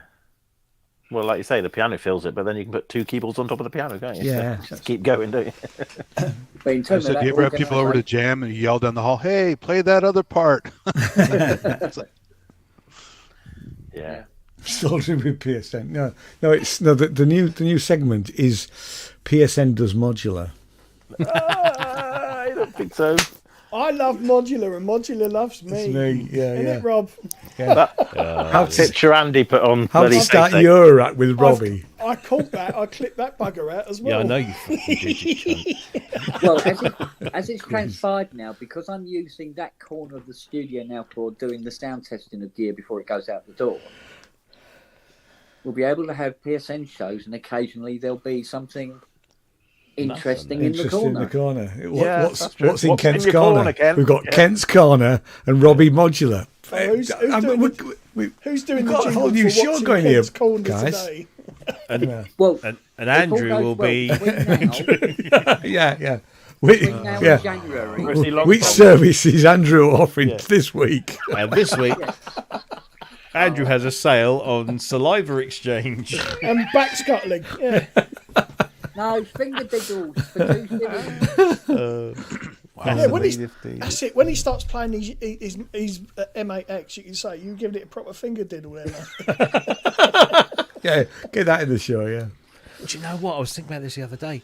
My lust for the M8X has vanished, and it's that long ago. I can't remember when I think it was actually probably when this thing came out. Yeah. That I no longer. I was so Yeah, that thing is good though. It's good. so down for the M8X. Yeah. I mean, I haven't played an M8X. I'll be honest with you. But After messing around with an Oberheim 8 voice for a few days, same here. Yeah. Really? Yeah, You're going to put it up for sale soon then, Kent? Yeah, you wouldn't believe what it's going up. It's up already, isn't it? Yeah, it's up. It's on Vimeo. No, I meant your Yami. Yeah. Oh, the Yami. No, yeah. no. No, I do like her. I do like her a lot. I love her. But there's something about playing that 8 voice. It's just, wow. Yeah. But tuning it's not fun, right? Well, it is now. Oh. Yeah. That was Now, one of Dave's, I Dave's comments in stabilised his video, right? Got all new temp codes in it. It's all stabilised. It's absolutely fucking gorgeous. It really is. Have you had any interest in that mod you come up with? Was it for the memory mode? What, the big hammer? Which No, one? didn't you came up with a board that stabilises the tuning or something? Yeah. Was it the memory mode? Have you had much interested in that? Good. No. No. No. The market's bollocks at the moment, mate. You could sell one to Jar when he plays them on tour or whatever that is. I mean, that I think that 8 voice, I mean, Tiny was talking about getting about 60k for it. If you went back 18 months, then you'd be talking 125k for it. Wow. You know? The market's bollocks. So does that give you leverage then for Vangelis' CS80? God knows. Yeah. Right, boys, I'm off. Time to do an Ian. All right, buddy. Already? Cheerio, mate. Yeah, well, I know. Yeah, it is gone 9:30, and I've just texted her and said, "What time?" She went 10 minutes. That was half an hour ago. So that was half an hour ago. Yeah, It's Coco and bed now. So it's TV. So it's Sarah. What do you call them? Chronicles, followed by West Wing, I think. West Wing? Yeah, we've been rewatching all the series of West Wing again for about the 4th time. I love West Wing, but the way it fell apart at the end like that. Don't talk about the ending. I've forgotten it. But actually, I say it's still relevant. The things we were talking about 20 years ago. Oh yeah. Like like Gaza and Israel and everything that's politically happening at the moment. Yeah. It's also so relevant. Anyway, I'm off. Yes. So I'll see you later, boys. Yeah, All right, cheers, Ian. See you later. Night. See you later. Bye. I know it's House of Cards, wasn't it? That's what I'm thinking. What? I've got a new name for the pub. It's the Dog and Keyboard. Did you hear that? She don't give a shit. Look at her. Look at. And she snores. Wouldn't you?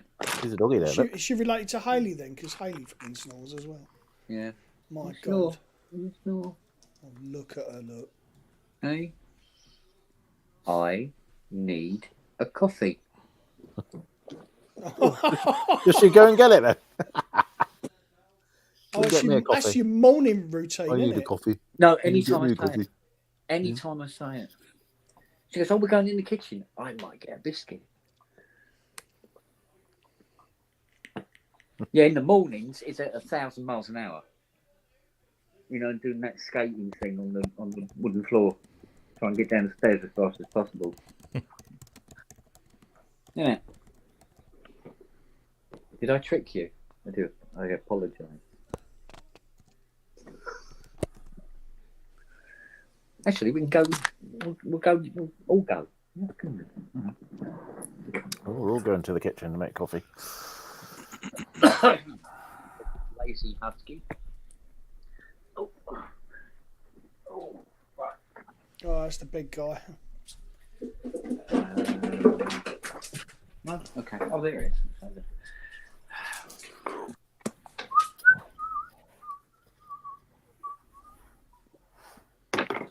Kitchen bound. Right. Carry on, don't mind me. Oh, carry on then. Is that a pub bar towel there, Kent? What? A pub bar towel? Yes. Yeah. I've I got still two. propose I've that. got two from my old pub. Fiona nicks them from every pub she's ever been in. Oh, really? You can't get them now because they don't use them. But No, I know. It's all No. plastic now. isn't Health it? and All those- safety now, isn't it? hang on, I'll Yeah, good show thing. you. But it's been our undoing. She banned from all the pubs now, then? Here, I've got one here. Because Lily knows that she can get up on the counter and pull the bar tool, the bar mat, and retrieve whatever there is laying upon it. Yeah. So yesterday I we nicked, took off her a light bulb that she was chewing in the garden. I nicked these from my boozer when I was Oh, working. nice. Hang on. Proper ashtrays. Proper ashtrays. And the matching bar towel. Oh, I've- okay. Oh, I've hang got- on, it's upside down. I've got a local one. Look. Nice. Oh, that's a nice one. Yeah. Actually needs a wash. That. Robbie, where did you get your Dance Macabre Blu-ray? Because it's not on Amazon. Super deluxe edition, but they because it's a superdeluxeedition.com Right. exclusive. But I They're probably think none left. they've sold out. Yeah. Yeah. But try it because sometimes they have Oh, you little moo! cancellations. Oh, okay, I'll have a look. Yeah. Fucking heck, 3 of them. In their wrappers. Forgot. You know these things? By count. Oh shit. She's eaten 3 of them Uh-oh. with the silver wrapper on. Come out, wrap them. moo. Well, you won't be able to miss the shit in the morning then, will you? Yeah, that's true enough. Be glowing. Oh, they will. They'll be green, won't they? Sparkly.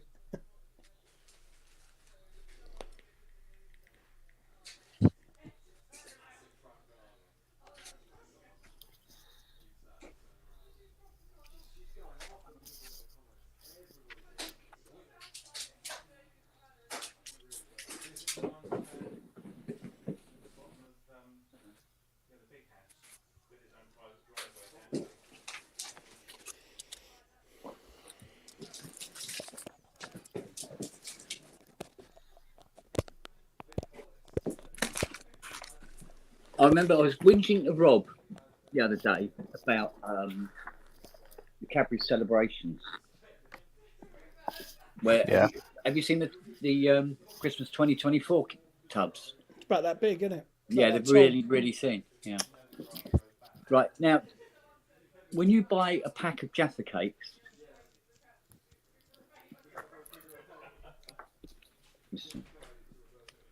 Right. Yeah. that's 9. 9. Yeah.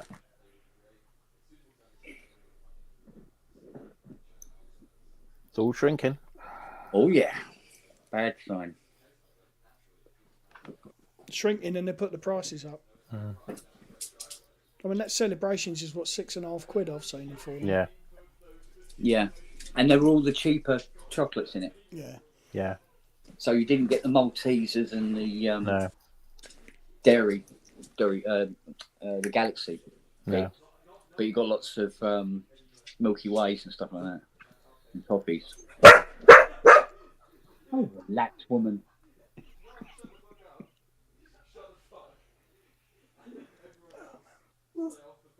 Mike, leave her alone.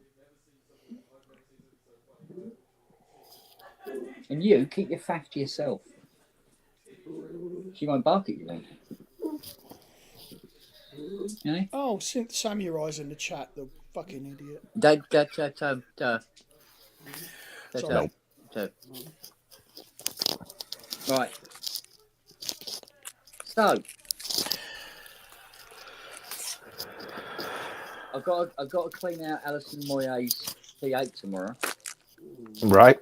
Where you were going with that then? Yeah. Is it still belonging to her? No, surely No. not. No, right. So it's another one for sale, is it? Yeah, there's another one that's going up. I don't know who used to own the 100M. Right. So 28 module setup. So that's no, it's not. It's a 23. Big problem. 4 5s and a 3. I've never seen a spray box before. Okay. I didn't even know they made one. Oh. But it's got all the weird and wonderful modules in it as well.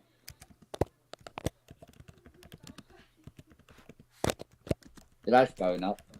For what? I don't know.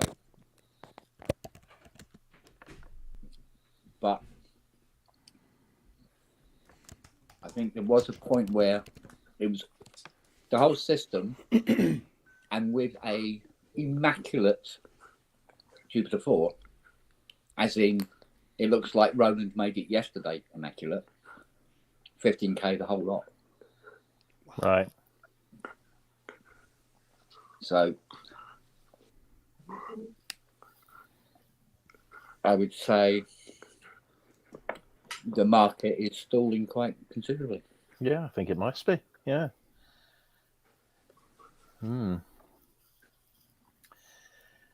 There's an SK30 I've been looking at on eBay at the moment. It's supposed to be mint condition. Yeah. And that's gone down from, he's had it up for 1,500. It's now down to 800. I'm thinking, bloody hell. Because they must fetch a bit. I would have thought. I don't know. Yeah. Because they were never really sought after, though, were they? Well, no, that's the whole point. But you've got a CS5 as a sort of a mono synth, haven't you? Oh, hang on. Another zone. Oh, incoming. Another zone. I'll just put you on mute a minute. Nothing. Nothing?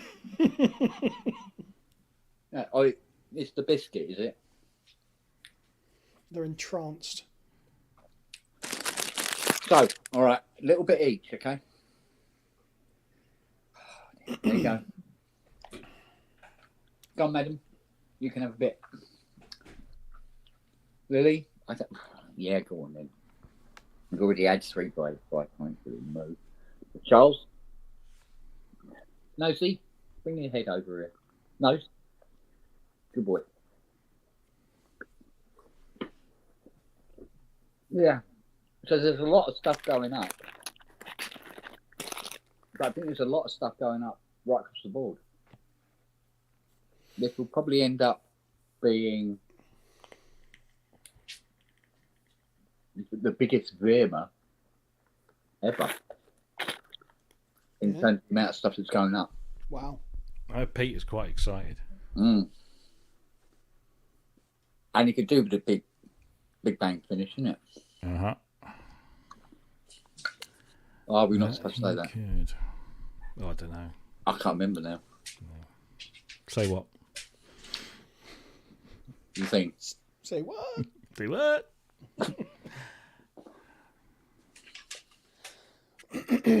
So it makes you wonder. Yeah.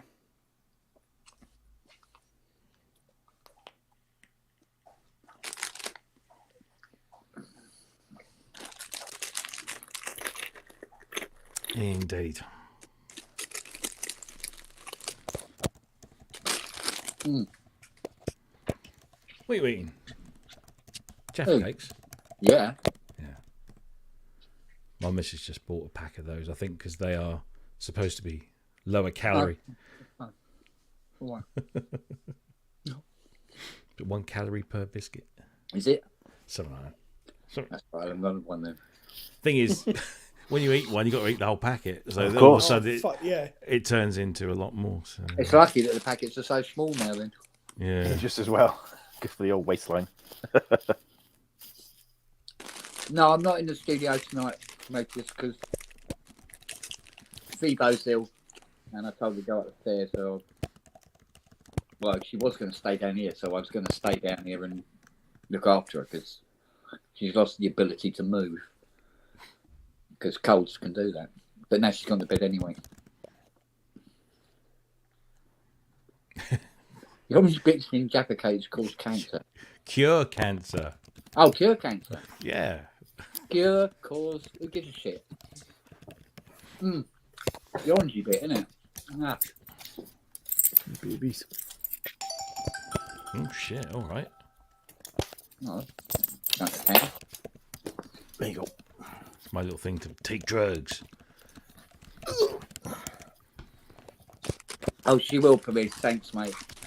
She's got the slightest little nose head cold, and she's acting like somebody removed her spine in the night. Bless.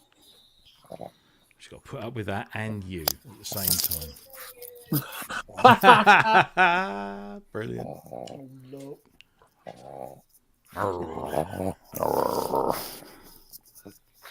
See, that's Teddy bear. cute. Why can't you do that? Hey, you teddy bear. Look at that. Look how cute that is. Needs a haircut, don't you, Floss? The Shih Tzu. Yeah, they're all shit. So he's got 4 of the buggers. Who's that? I used to have 2. Megan and Moog. Oh, right. Of course. I went to a zoo once and only had one dog in it. Yeah, It was a Shih Tzu. Shit, Yeah. Sorry. Had to be done. You know? Yeah, okay, all right, yeah. Had to be done. Fulfilled your quota. Oh. Did they film it, Tracker Jack? Sorry. Great. And Andy and Grace's Bristol shows on Grace, but I know it's on the Bandcamp, isn't it? But did they video it? I thought they did. They should have done. I can't remember if they videoed those. I'm still waiting for Mylar Melodies to put Our Man on. Oh yeah. Last one. Okay. What the fuck am I doing there? What have I done there? I didn't do that. Sorry. That was me that did that.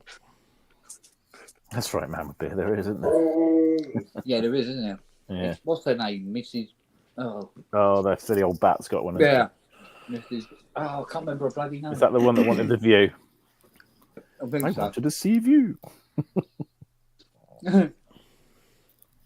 Torquay, madam. What do you expect out of a Torquay window? Trust me. Heard you of wouldn't- wildebeest? you wouldn't get the fucking hanging gardens of Babylon out of bloody Torquay window, that's for sure.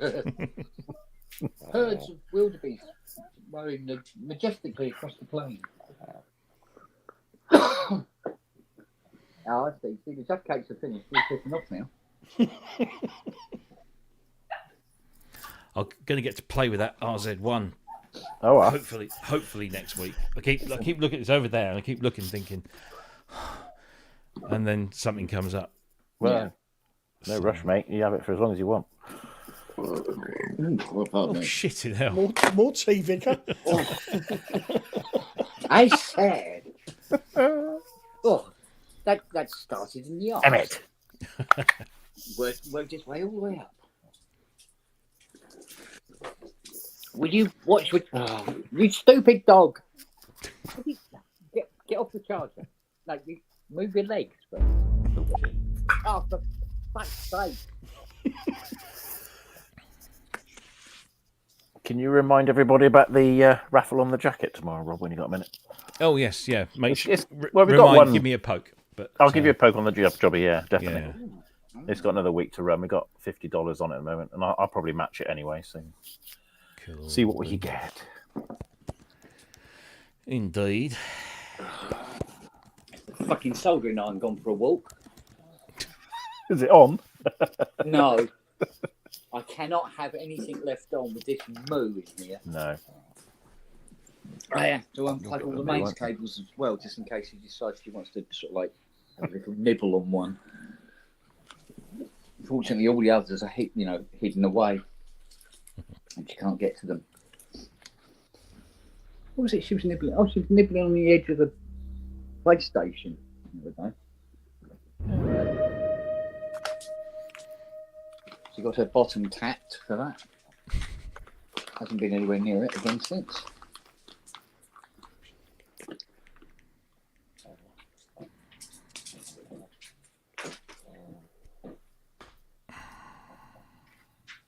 You coming up, Noah? Use your steps. Come on. Use the steps provided. Oh, it's such a... If there's anything on the steps, you won't use them. There's a sock on the steps. I can't use it. Looks like Keith might have a little bit of work with his DX because there's a couple of sticky keys on it. Yeah. Nothing to do with me, but just Before anyone you throws just that got out too there. excited, didn't you? That's Before what it anyone was. throws that out there. No, it's like I say, I've spent some time the other night messing about and testing it. 'Cause like I said, it needs a battery doing. But I was sort of having a little play about, and there's a couple of sticky keys in there. So Okay. nice unit though, really nice DX. Yeah, it looked good, Nick. Love you. Bye. Yes. No, just jokes.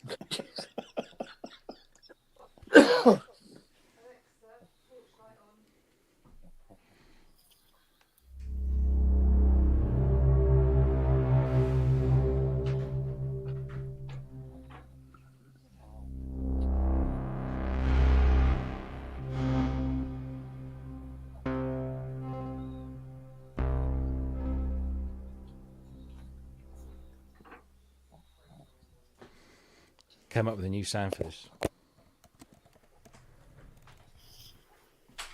Involve you pouring tea all over it.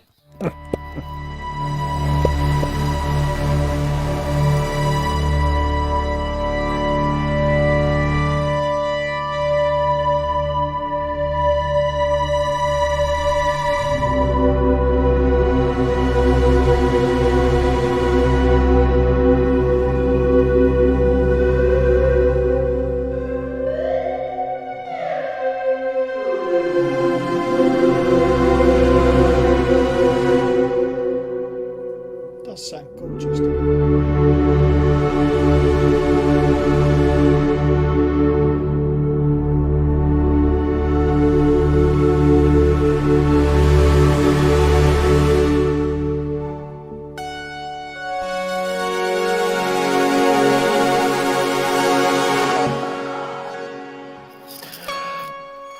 Gonna get me one of them.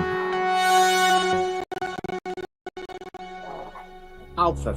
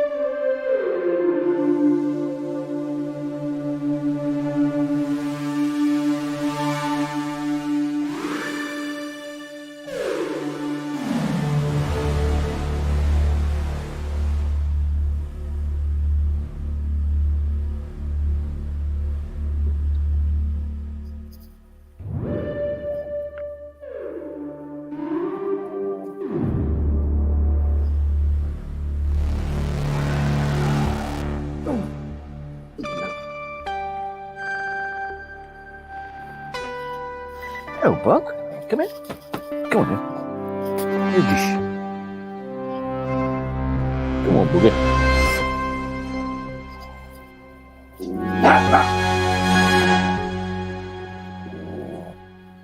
You want mine as well? What would be interesting, Rob, is for you to play that on your Poly 6, on your the other one, the 6 voice, Oh yeah, and see what the difference is in your expression, because a lot. I suppose a lot of that Okay. is the expression. Yeah. So yeah, this is on full touch mode. Right. So Oh, you can turn it off, can you? Oh, you can flip between channel aftertouch, poly aftertouch, and full touch. Right. But yeah, I mean, and this is a single patch, so the A side of the patch is this, Right. which is kind of a sort of hollowy, put a yeah. bit of glide on it to give it that. Yeah. But then, Very old. but if you, because it's full touch, as soon as you start playing the key, you go down, you go down, you go down. The envelope's opening up. You get to there, then you push down. You get that.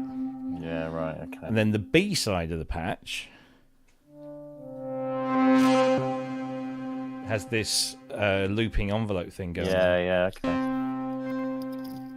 Plus, You add the what it's basically a shimmer reverb. They call it dreamy or something. So you get the octave up as well in the reverb, but you also get the looping thing going on. But again, so you can hit that hard, snappy envelope, but gently. And it kind of goes all the way through the motions. Then you stick it somewhere in between the two, which is the beautiful thing about the morphing on this is it's proper morphing.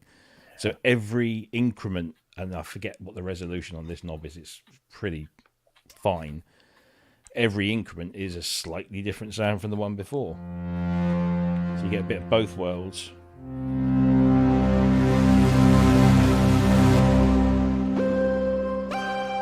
So there you get the pluckiness, but you get the glide from the previous version. You know.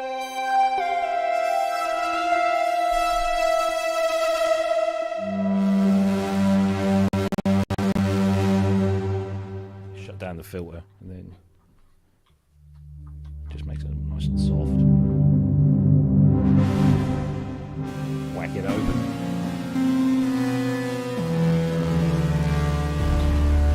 It does make a lot of difference, doesn't it, with that keyboard? Yeah. And you put that sound in well, I can tell you what it sounds like in the Poly 6. A Poly 6 is it sounds Totally different, isn't it? Nice. if you put it on the A patch.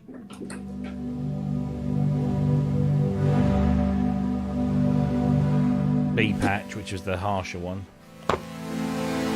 It's still nice, but it's only when you go into full touch. Yeah. It's totally different. It's super boosted the Brystronica, isn't it? Yeah. Yeah. I wondered why there was a lot of spring reverby. I wonder if Kent likes that. No, he doesn't. That's what I thought. What, this thing? No, spring reverb. Spring reverb quality to it. Well, there is And yeah, I really, really like it on the 2600.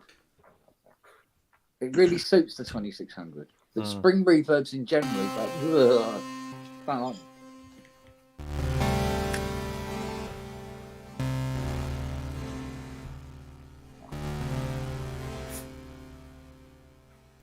It probably comes from listening to, you know, the albums at the time. You know, you've got Frank Ellis and stuff like that, and Trevor Horn, and then you've got this wooden box with 3 controls on it that cost 15 quid from a second-hand shop with a spring in it in front of it. And you end up hating spring reverb. Zebedee verb.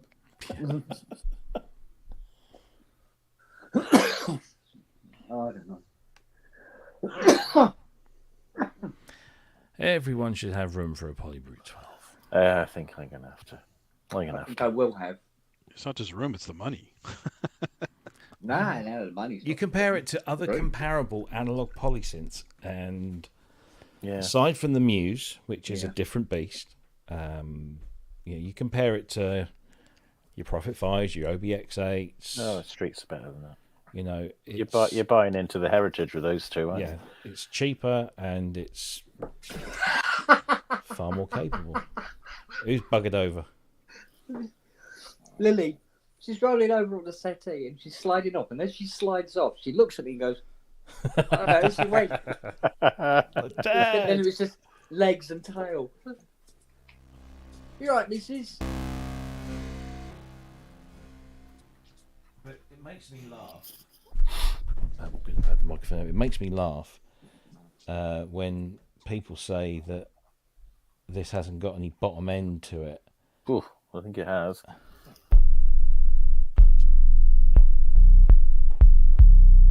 Might be too much for me. That your speaker. Where is it? I'm trying to find this patch now. Flossy.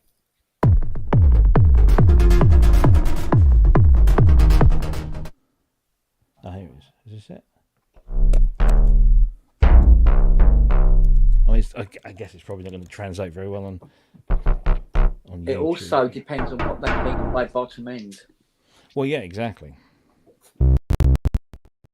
This thing can wobble speakers. Yeah. You know, it has the low frequencies. Yeah. No, But it also, as Matt will hold testament to, That's the high frequencies too. but also, Matt likes this patch. I do. This again is looping envelopes and LFOs. Nice. But then you stick it into full touch mode. You can start doing. Yeah, fast time. Let's just stop. I mean, this is just one patch. And there's at least 3 or 4 different tones going on. Yeah. Then bring in the B side.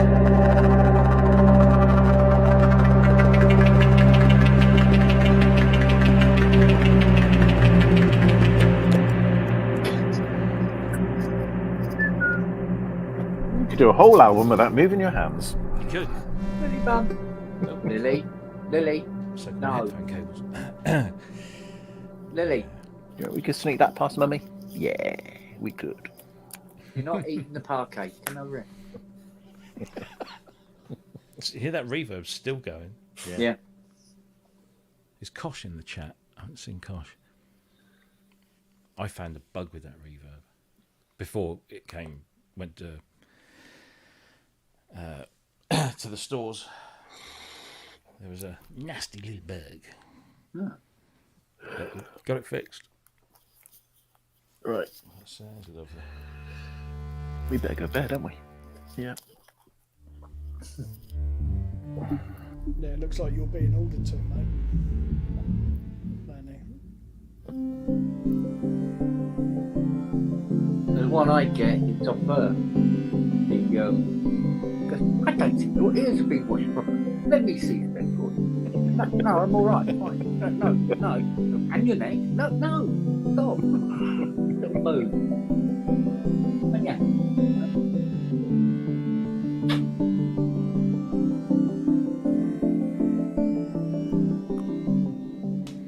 Plays itself most of the time. Right, I can go in, and I'll watch you tomorrow. Look at her. Look. Is that her? Is that That's him. him? That's a him, is it? That's Emmett. Emmett's I had got his haircut since this. I last saw him. Yes, his mother's attacked him, hasn't she? Emmett. These two. It's what the Cornish call blowings, isn't it? Yeah, baby. Yeah. It's what they call foreigners, anybody from over the border. He's named after Emmett from Mrs. Bouquet. Oh yes, of course. Emmett the piano man. Right, okay, I will catch you tomorrow, no doubt. No, I See you did. later, buddy. Bloody hope so. Yeah. Yeah. Cheery B. Good night. See you later. Yeah, cheers, bye. Bye.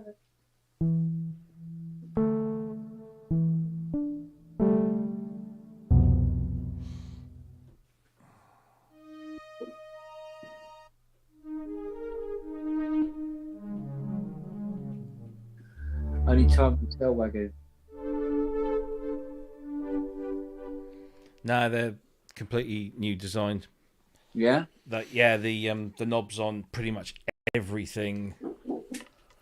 What was the first one to use? They're not coated. Ah, okay. They're not coated at all. Thank God. But they're a really nice, smooth. So, yeah, I can't remember where the cut-off point was. They did tell me. Because my Mini Brute 2S, Matrix Brute Noir, Drum Brute Impact, Poly Brute 12, even the Poly Brute 6, all the knobs they're not coated. Well, the 3 sets I got in the hall that are Some- El Fakir are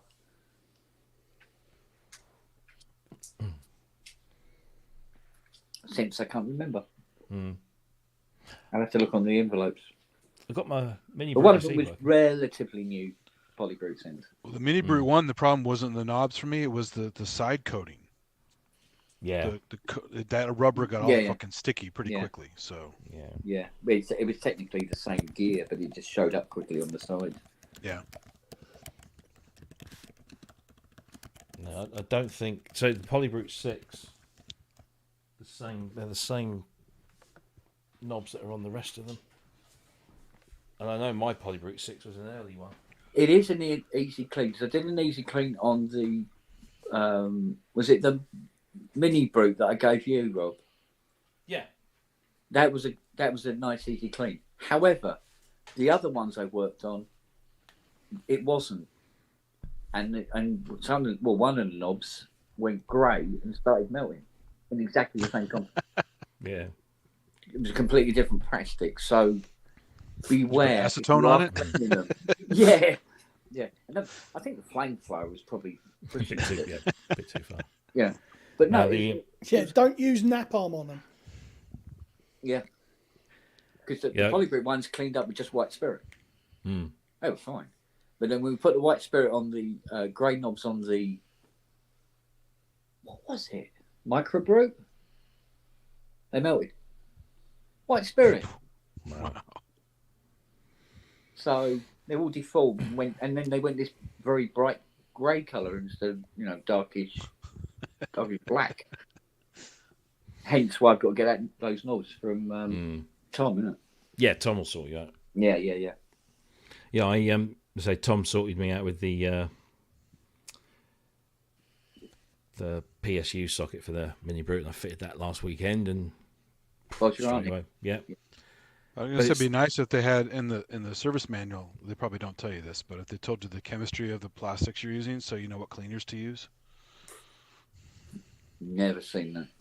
Yeah, be nice though, right? Instead of finding the hard way. Well, I suppose sometimes too much information can lead to problems. If you give people information, they try to use it and then fuck it up. It could be said that, well, if you didn't give us the information, we wouldn't have bugged it up, kind of. Yeah. Well, because since most of the plastics come from some kind of petroleum product, then you generally know you can't use an alcohol or some kind of nasty isopropanol stuff on there or whatever, because if it's too strong, it will start screwing it up, or acetone or any of those nasty things. Yeah. Whereas other times, acetone is an absolute godsend. Sure. Duct tape. Yeah. 30-year-old duct tape. Yeah. The only thing that gets that bastard We used, stuff when I worked at the video store in high school, we used lighter fluid to clean all the security stickers off. Yeah. Same here. So worked really well. Well, because I used to have loads of these machines coming through that must have been on top of the pops at one time or another. And they put the black tape over the logos because they realised that top of the pops were actually advertising synthesizer manufacturers. Or the other one was that Top of the Pops supplied the band with a keyboard that was a rival to the brand that the keyboard player was officially endorsing. So if they were endorsing Roland, they gave them a DX7. They would have to put the stuff on the back so that they weren't seen to be playing a Yamaha. I thought they just didn't want to advertise. Both. It was both. Yeah. Okay. Yeah, both. And of course, it was tiny. Yeah, it did because he was supplying most of the synthesizers to them.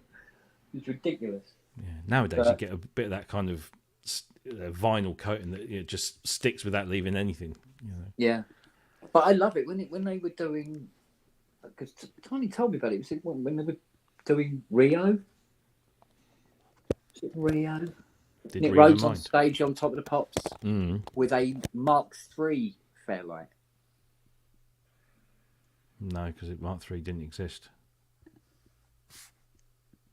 Mark III's came out in '85. Rio was 82. All right, wasn't Rio 82, then? Yeah. He had the 2X all the way up through till Arcadia, which was 85, and then it was the 3.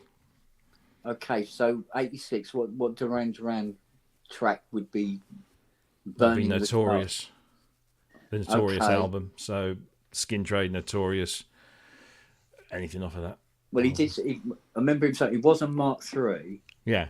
And the producer said he'd like the monitor facing the camera. Yeah. And he wanted it doing something. And Nick was all up for that anyway.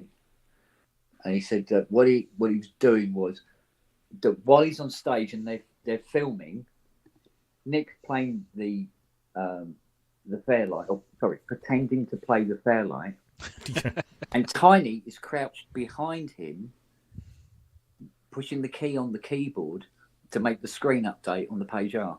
Right. Well, you know this when Pet Shop Boys in 80. When was when did they have the Christmas #1? You were always on my mind. But they did Top of the Pops Christmas special, and they had a Series 3 Fairlight, and Blue Weaver had programmed in the words Pet Shop and Boys on 3 separate pages of the cap sequencer in the Series 3 Fairlight, and then just basically set it into pattern run mode, so it would go from pattern 1 to pattern 2 to pattern 3, pattern 1, and it would just go backwards. And it would just say Pet Shop Boys, Pet Shop Boys. Yeah, I remember that. Yeah.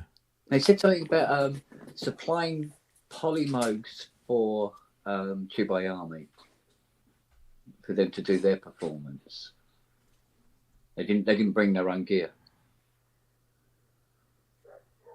I go, where are those polymogs now? He said, oh, skip, mate, long time ago. I said, it's polymog. Yeah, that's true. Well, yeah. Where most polymogs end up in the end. Yeah. But you know that Pet Shop Boys performance on Old Grey Whistle Test? Yeah. So basically, all of that gear was either Blue Weavers or some of it was hired in. So it's a great. I mean, it's a proper. For me, it was a proper wank fest. Yeah. Yeah, and an emulator 2 in the DX7 that Neil was playing, and then Chris had 2 CMIs, Series 2s, a DX1, and a Technics PX1 electric piano, and they got the sequence. The songs were sequenced because they did opportunities. There was 2 sequences that were running, and in the studio they would run one sequence through, reload it, rewind the tape, play the other sequence, and sync it. But obviously they're playing this live, so they've got 2 CMIs synced up with a SRC Friendship synchronizer, of which there's one on Vemia, which I'm thinking I might pick up. Yeah. And Blue Weaver is actually, you don't see him, but he's actually on stage behind the CMIs, making sure that they all stayed in sync for this one song. It's mental. Yeah. Which is probably why they did Later Tonight, which was just basically emulator and PX1 piano. Yeah, that's something with somebody bought their own gear. Who did he say it was? It was this band that come over from the States. They were sort of like, not so much a one-hit wonder, they're a relatively new band. They'd come over and they were performing in the UK for the first time. And it just didn't occur to them. And they were setting up their gear. I think this was for the Old Grey Whistle Test. Mm. They set up all the gear, plugged it all in, turned it on, bang! Fucking lot went up in smoke. All of it was 110. Never occurred to them. Of course, yeah. And nobody pointed out to them either. Whole bleeding lot. And they got this Tiny he says, I've got this call. He said, have you got a B3? Yeah. Have you got a this? Have you got a mini? You got that? We need everything. Went up there with the van. Because that's why he had that place down in town. Yeah. He was always supplying the BBC and that. With gear and stuff. Yeah, Peter Wilk used to do Fairlights for Top of the Pops. Soul to Soul, when Soul to Soul had Back to Life and what's the other one? Can't remember now. But yeah, that Fairlight that was on. So actually, it was the Fairlight that was on stage, and it was also the Fairlight that was in the video to Back to Life. Was one of Peter's Series 3s. Yeah. Because he had a place out in Islington that used to do that stuff. But yes, actually, I've been actually I need to speak to you, Kent, offline. An educational establishment that has a Series 2 that is now not, it's booting, but it's not going past the index page. All right. And I think I know what it is, and it'll be a fairly quick and easy fix. I probably Right. won't even need to. Good night. Yeah, look at that. Got him as well. Ah, poor little thing. Poor little thing. Yeah, so I need to have a word with you about that. Nothing. I don't need your Yeah. it's business. Right. Anyway, yeah. Okay. But yeah, so I've got to go and play with Series 2. And they say I can go up on the weekend, and it's a paying job as well. So should be cool. What was it? What was the other thing Tony was talking about? Oh yeah, because didn't I tell you about it? Old what's his mush? What's his Fucking names. You know, Oliver's Army. Oh, Elvis. Elvis Costello. Elvis Costello. He's back, the keyboard player in his band. He's what, sorry? He's the keyboard player in the Elvis Costello band. Okay, yeah. They're still together and all that. Yeah. And they were doing, it was the Jonathan Ross show. Okay. And got Elvis Costello's band were doing the incidental music and whatever. Right. And that, he did say the name of the Steve guy. Naive, isn't it? Yeah, he said, fucking hell, he's a chancer. Yeah. What's that? He goes, he said, they wanted to hire out some bits and pieces. They wanted a clarinet D6. They wanted a Worley 200A, and they wanted a B3. But they needed the old type to get the old sound. And so obviously they got somebody coming to sing on the show that was going to do this old school kind of track or whatever it was, right? So he grabs all these bits of kit. They got them for 2 days. And he wheels it all up to wherever it is. I suppose was it a BBC program, isn't it? The television centre. Say again, sorry. Is it a BBC program? What? Jonathan Ross show. No, it's ITV. It's ITV. So ITV's studio. Wheel it all up there, and he gives them the invoice, and he says, he said, no, just give that to ITV. He said, they'll pay that. He's going, no, mate, you're hiring this stuff off me. He goes, no, you submit it up to them. He's going, no, I'm not. You're hiring it off me. You're paying it. No. Honestly, they'll do it. And all the rest of it. You go, okay. So he goes to this office where he's supposed to submit all this stuff. He goes in. He goes, here's the invoice for Jonathan Ross band and everything like that. And they looked at it and went, yeah, good luck getting that paid. And he's going, well, somebody's got to get them paid, otherwise you're not going to have any fucking show tonight, are you? And she goes, leave it with me a moment, like this. And she picks up the phone, goes, be with you in a minute, blah, blah, blah, blah, blah, like this. And she goes, go and see him now. He goes back down to the studio and goes, yeah, all right, and he's fucking writing out the check. He goes, fucking hell. Apparently, if he has a cup of coffee or something like that, charge it. And it's getting really fucked up with it all now. He can't take a fucking shit without charging for toilet paper and stuff like this. You know? We're getting fed up with him.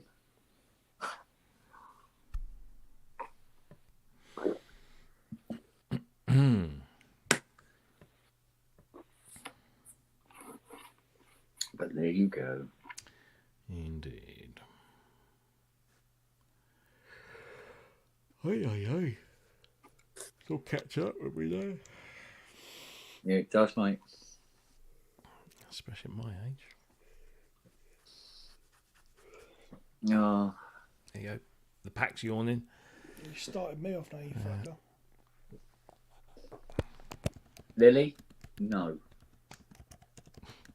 Why is it that the two words I say more than any other in the course of a single day is Lily and no? Why is that? Is it because you're a notorious puppy? Are you? Notorious PUP. I was just thinking that. I love the way she stares at you with these little eyes. You know? Did she give you the head tilt? Oh, yeah. Oh, she'll put on the full charm, mate. And he goes, I I'm so oppressed. You'll move. And then she'd get about it and she'd go and do something else instead. She's now looking. And you're looking around at what to chew on. She's trying to eat this piece of parquet flooring that she's been trying to eat for like a month now. She scratches at it and then nibbles at it. She gets down on the side of her face and this business. And she's eating a hole in the lawn. Oh Jesus! Yeah. Give her a lump of tuber one. That's what I did with Raven. It helped her across with the back of the head. I was going to say that's no way to treat a dog. Yeah, a perfect little hole like that. Ugh. Right in the middle of the lawn. Not on the edge. In the middle. Right in the groove. Yeah. But I was watching this video on how you can repatch them. Involves a lot of glue and stuff. So. Just toe-licks your lawn. Just pave it. Just pave the whole fucking lot. Actually, I'm wondering if that is any good. She started eating the decking. Had to put down some stuff to stop her doing that. And then Barbed wire, yeah. she was down the bottom of the garden. Barbed wire? No, she likes that. She likes chewing that. The barbed wire that Fiona put over the plants to protect them, she sits there and chews the barbed wire. But I went out there one morning, was it last week? No, it was beginning of this week. And I go out and she's out there and she's facing away from the kitchen and she's chewing away at something that she's got between her legs, her front paws sort of thing, right? And she goes, like this. And I go, what are you chewing now? You big piece of wood. And that looks fucking house brick.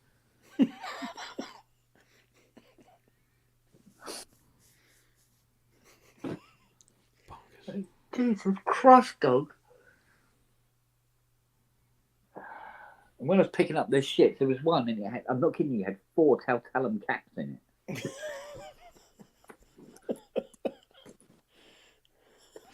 What was it? What was I watching? Oh, that's it. Have I got news for you? Did you see it last week with Hannah Fry? No, I didn't. No. I'd just watch anything with Hannah Fry, and I'd watch her just, you know.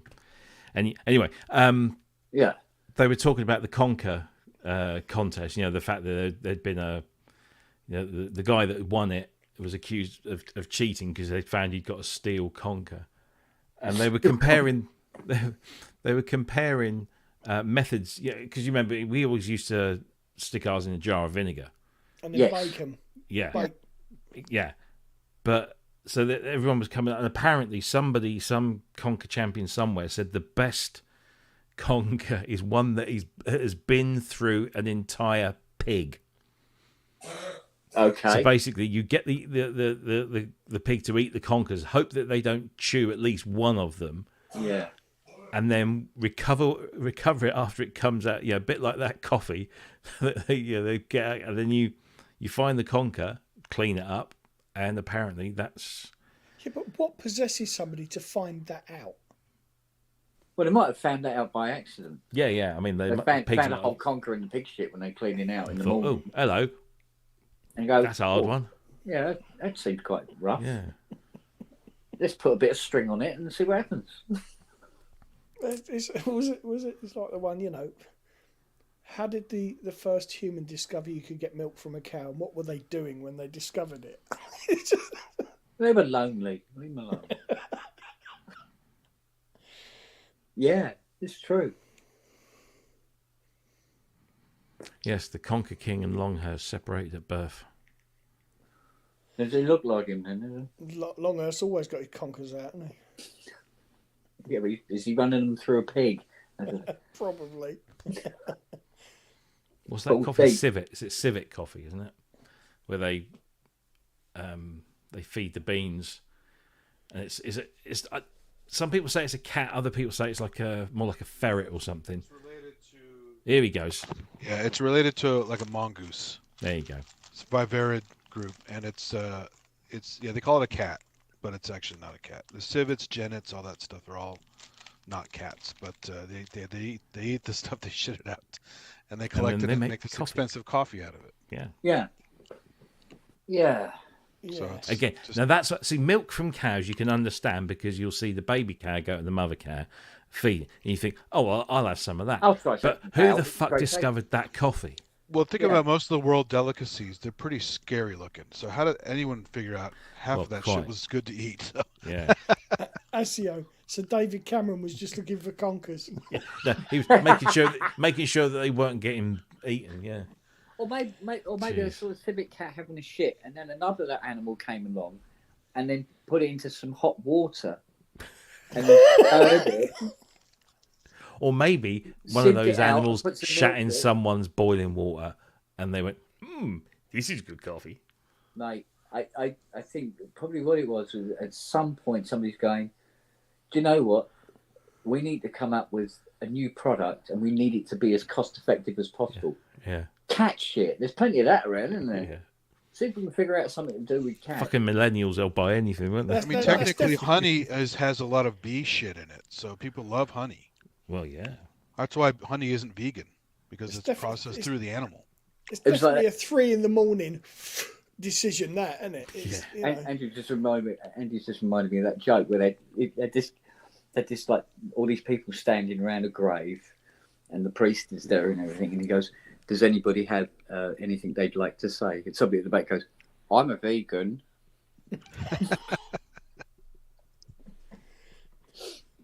There you go. I was many years ago. Yeah. I miss cheese too much.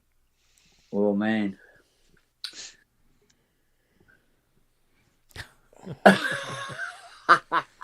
Oh, well, I think we need to reintroduce Andrew to his long lost relative's business practices, don't we? Show the Conker King with his new pricing. Oh, yeah, here you go. Here you go. Conker You ready? King. Ready? Is this a relation, Andy?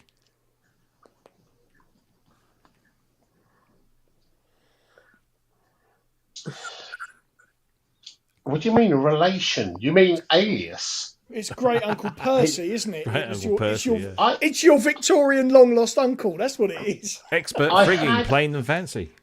I had an Uncle Percy. He, at one point, That's what you call it. he had the world's, or the speed record around Brooklands in a Bugatti that he'd found in a scrapyard, done up, got it working, and he captured the Brooklands speed record back in the 20s. You've just repeated the original script of Chitty Chitty Bang Bang. I was going to say, how did Yeah. you like the Bugatti exhaust pipes? Yeah. How would I know? He didn't tell you? At least we don't even standing up. Right, I see where you're going with that. Gotcha. He's not looking at the He's price not. list. No, he's not that. Yeah. But he knows what it is off by heart, doesn't he? So, Well, yeah. Do you remember what a finger diddle. was? apart from being 2 shillings and sixpence. I can still do the conversion between metric and sterling and back again. But Was that no. was that when you got your new business cards printed? Yeah. Even All a night. bubble shake seems suspect. What the hell's a bubble shake? Best car movie ever. Oh, come on, Jake. What about Herbie? What about Herbie, mate? That's how I like my gravy.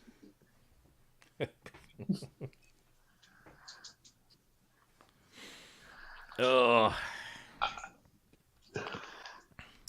Remember when Yeah, Herbie came out? Every kid I knew wanted to get a Beetle when they grew yeah. up. My mate's mum had one, but it was bright orange, and we kept trying to persuade her to get it painted Do it in up. white and paint There is a- 53 on it. Yeah. 50. There's 53 a, in there's a stripes. Herbie replica that drives around Torquay. Yeah. Really? Perfect I replica. think every town's got one, and they? Yeah. The best. It was the huge best when I car, was a kid. I went to see it in the theater. the best, Herbie the the best Love Bug. car that drives around Torquay is a VW Golf, and the guy's covered it in AstroTurf, right? And the aerial is a golf flag. It's literally turned it into a fucking golf course. Golf, yeah. Brilliant. Yeah, I've seen that. Man. Do you remember the Does he- Polo Sorry, Harlequin? Sorry, does he belong to a club?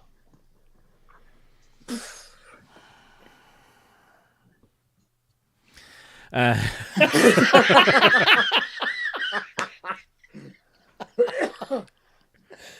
sorry, you are the weakest link. Goodbye. Goodbye. It's down in Cornwall now. It's at par. Yeah. Oh. Oh dear. He's going to kill me now. You watch. Spelled car wrong. Okay, so now someone has to make a Bugatti Photoshop for that.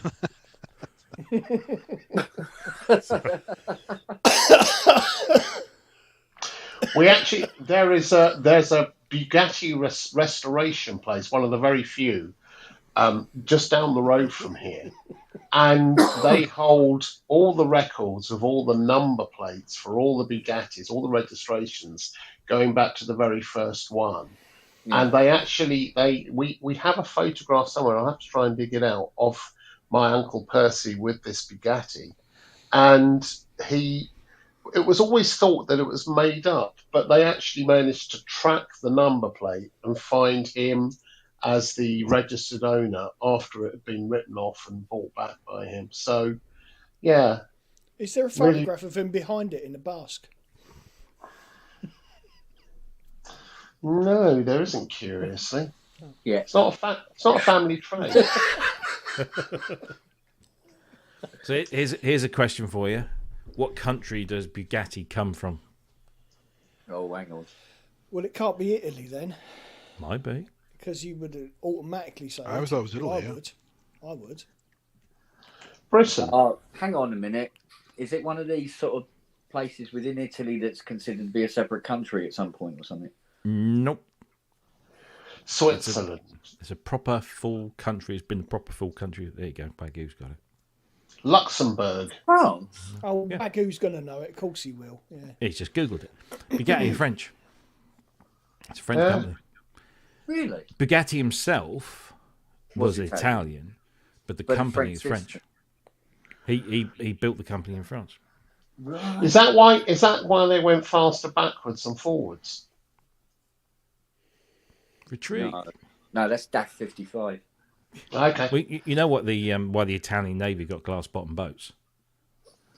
To make sure they don't hit the old Italian Navy. I think that's the French Navy after what happened in World War II, wasn't it? My old man would always tell them jokes. I read on the news today. You know that car. There's a guy driving the wrong way round on the M6, killed a family. Oh yes. The guy driving the car. Apparently, he is an RAF fighter plane instructor. Okay. Righty ho. Is or was? I think was now, probably. No, was will be, yeah. I don't know if it is or was, to be honest.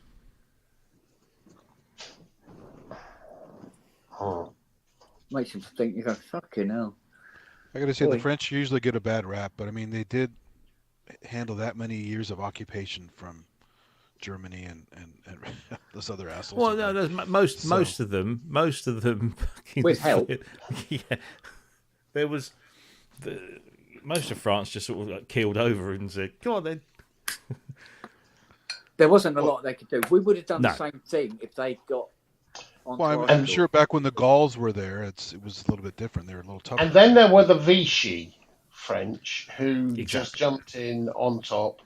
But there's always that divide. And we had Mosley over here, Oswald Mosley, who was a black-shirted fucker as well. So, whose great grandson was Max, the Formula One chief, who was a kinky bastard. Are you all right? Was he grandson or son? I can't remember now. But he was a close relation.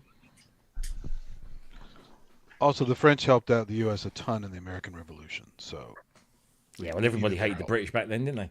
Yeah. Exactly. Yeah. So we needed their help. So. You know, our Secretary of Defence said today that if we were invaded, we wouldn't be able to repel them. I saw that. Yeah. Right. That's an interesting piece of information to give out. Yeah, it does make you wonder, doesn't it?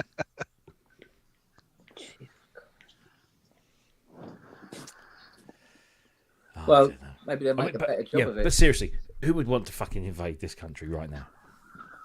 They couldn't afford it. They use these charges on those tanks.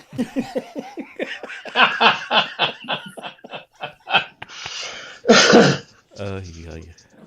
Yeah, after the summer we've had, who is? But yeah, yeah. I don't know. Oh, Makes you think. Mr. biting Evans. my finger. Fucking hell, it's like Is your an lens episode of fixed? Animal Magic tonight, isn't it? Those knickers make you look like you're wearing a nappy. I am. Oh, sorry, Fiona. Right, okay. It's like Mr. Evans has a little Charlie Chaplin mustache there. Yeah, he does. Does he? No, No, sort of. it's more Or is it He's more got Hitler? half I'm of not a sure. moustache. No, he's got half of a moustache. Yeah, he's more Hitler than Charlie Chaplin. Does he raise one paw up like Hang that? hang on. Look, Mr. Evans. No, he's not having it. No, he's only got one half. Just there. Well, Hitler only had one. Oh no, that was a ball, wasn't Yeah. Yeah, no Remember that fascists in thing this Phil family. Locke did? Where Miles Jupp burst out laughing. He goes, "What is it?" He goes, "Oh, he said, Sean, you just brought up Hitler." Yeah. He goes, "I don't know about you, Miles, but I'm on the fence. I can see the good and the bad." Fuck, I miss him. Yeah. What, Hitler? Yeah. Oh dear. Yeah, we got Trump. We're okay. Yeah, Trump was recently in the news saying Hitler did some good stuff.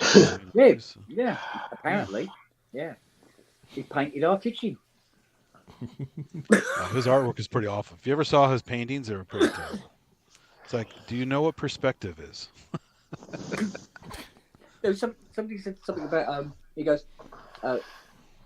this picture is now ruined for me forever because somebody told me that once the screen he started painting a spaniel and it kind of lost his way. And then when I look at it, all I can see is a fucking spaniel. Oh dear God, love it.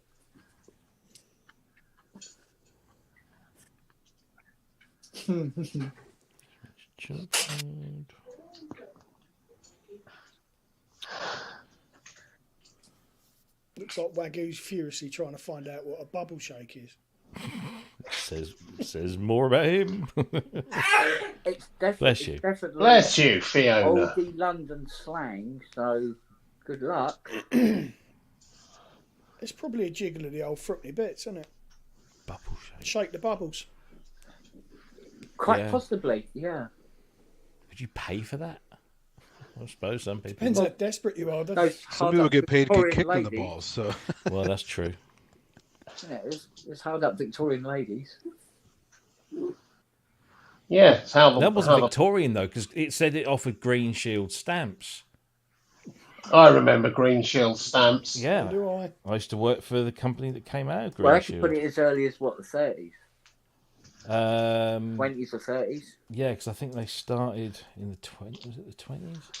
that's the equivalent of like food stamps. Is that? No, they were it's loyalty stamps. You know, you go shopping somewhere and you know for every Yeah, so much you spend, Oh, you right, get okay, some stamps. and then you collected the book of stamps, and then when you Yeah, had trading enough, stamps, you got you a guys- little catalogue, Right. and you'd have gifts, well, items that cost were done in how many books of stamps? 1958. Really? Yep. Wow. That's Is- late. Yeah, because the guy that started it here in the UK was a guy called Richard Tompkins, who then, after Green Shield stamps had kind of had its time, he converted it into Argos, which is why all the old Green Shield stamp showrooms became Argos stores. Do you guys Yeah. still have stores to take coupons and stuff? Is that still a thing? Hardly. I mean, your grocery stores. Well, I mean, Used to have luncheon vouchers and shit like that. Lunch- Mostly it's done with phone apps and yeah. or cards Yeah. now. yeah. They've worked out how to do it, you know. I mean, Lidl's coupons have an re- app. Coupons really took off in the States, though, didn't it? It was, Huge, yeah, because people clip their damn coupons and little coupon booklets, and yeah, they would waste your time in line. Like, hold on, I have a coupon for that. And yeah. the line When is I like getting really long. when then- I did my tour Yeah. around the west coast of America, almost every motel that we stayed at, we had a coupon in there somewhere, because we Yeah. just picked up some of these tourist mags, and you just open them up and you find the town that you're going to, and then you look for the hotel, you ring it, get a book, use the coupon, get 10% off here or there. But Yeah. yeah. I used one recently for a smog check. It saved me like $20. Oh, wow. So yeah. There you go. So, Andy, what's a Groupon? Groupon is the online coupons. Yeah. And they're usually for groups Oh, of okay. things. So it's not just Oh, like if you go, like I got a Groupon once to bring a friend and one other person to a museum. right. So if you get like a three per pass or something like that, then you get a deal with this Groupon ticket, this little coupon. I thing. see. But they can be individual too. Heavy Right. sexual connotations, this, doesn't it? Group. Yes, group sex Three con, for. yeah, so- Yeah. yeah. Yeah. But they are useful. I don't use them much anymore, but we still obviously have newspapers everywhere. Magazines have coupons all over the place. So Yeah. it's just Yeah. I think it's a fad that comes and goes here, really, isn't it? the worst is when you get like an old lady in front of you with coupons and a bunch of pennies, and she wants to pay for stuff with the change. I'm still surprised. I'm really quite surprised that America knows how to read, let alone has newspapers. Well, I would agree with. I mean, at least half of the country is really fucking stupid, as you saw in the last several elections. So So Mind enough you, about the UK. Enough about the UK. Yeah. Then we look at Boris and we thought, yeah, you see how it can happen. Yeah. Oh yeah, it did. It does. It's happening all over. Oh. So they really want to bring up this thing at the at that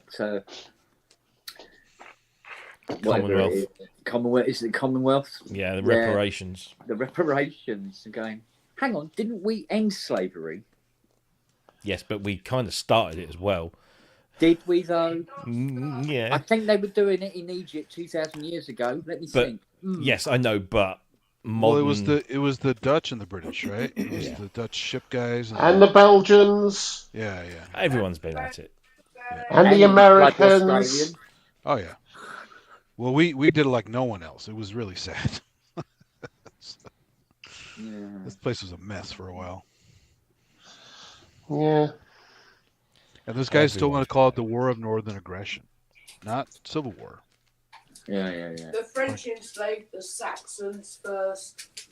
Started with the French. It started with the French. Everything Okay, they starts can with the pay it. French. I think we should ask Italy for reparations for the Romans.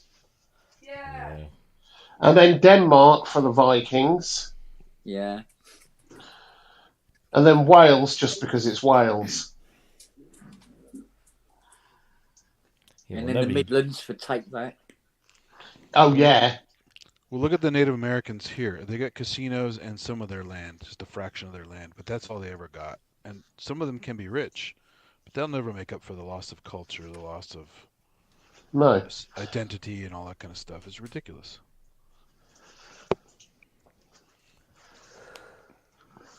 Yeah. Yeah, dealing with the crimes of the past, you can acknowledge them, but it's almost impossible to find a way to do anything about what has happened. All you can do is say, okay, let's walk forward together Try, yeah. and see if we can't make everyone's lives better. But in the process, like languages are dying. Like my cousin, she does social work on Indian reservations, and she's saying so many of these kids they don't want to learn the native languages anymore. It's not cool. So the language is dying. These different tribal languages are dying. But they will come back. It's a bit, most Oh, it's written down. languages. But, it's that. No, but they'll come back because it will become cool again. People, kids rebel and then they rediscover later and they want to have that heritage back. It's like with Welsh, Cornish language almost died out. There was the last speaking, theoretically last native speaking Cornish. Cornwall is in the southwest of England, and it has its own dialect, its own language, and it's a form of Gaelic. And the last woman to speak it died, and everyone thought that's it. But it's gone through a massive resurgence, as it did in Wales. The Welsh language came back. Gaelic is a big thing in Scotland and growing. Well, it's like You know, that these- linguist on TV said. He said if you were to speak to somebody from the 16th century today, they wouldn't understand a fucking word you're saying, and vice versa. Yeah, but that's because you can't speak properly. Yeah, but that's the whole point. Well, apparently my great grandmother still used the, thou, and all that sort of Yeah. parlance all her life up until she died in 1972. So even in the last 100 years, there's been a big shift in the way that people spoke. Yeah. And the drugs they took. Well, you talk to a Ned from Glasgow today. And you go, what? Hello. What? Oh, really? Oh, God. Either Fiona's flashed her tits at Kent or Lily's chewed something. No, she's wet herself. What, Fiona? What Fiona has. No! Down a pee at the bottom of the stairs. It was Noah. All right, it was. Yeah, Fiona, you could go to the toilet, you know. It was Oh, Noah. Noah's getting. Should we say incontinent or just bloody obstinate? It's one Lazy. or the other. Lazy, yeah. Or Fiona is. You bad doggy. If you could hear me, that would help, wouldn't it? Oh, of course, Noah's getting a little bit ancient now, isn't Bit he? Martin, isn't he? He's an old boy, but he's as deaf as a post, so I can't tell him off. Pardon? What? Eh? Who? 6:30 Oh, all right, Wednesday. in the milking shed. Mm. Yeah, he's With the very Range good. Rover. Yeah. And I So think there it we did. go. Wet t-shirt night. Yeah. She lays in it.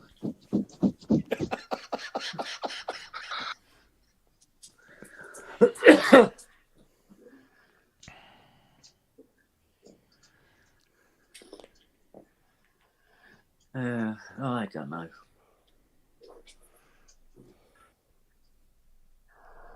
Well, what don't you know? I don't know what happened here. Well, that's because you don't know. It doesn't. No, it doesn't feel the same anymore.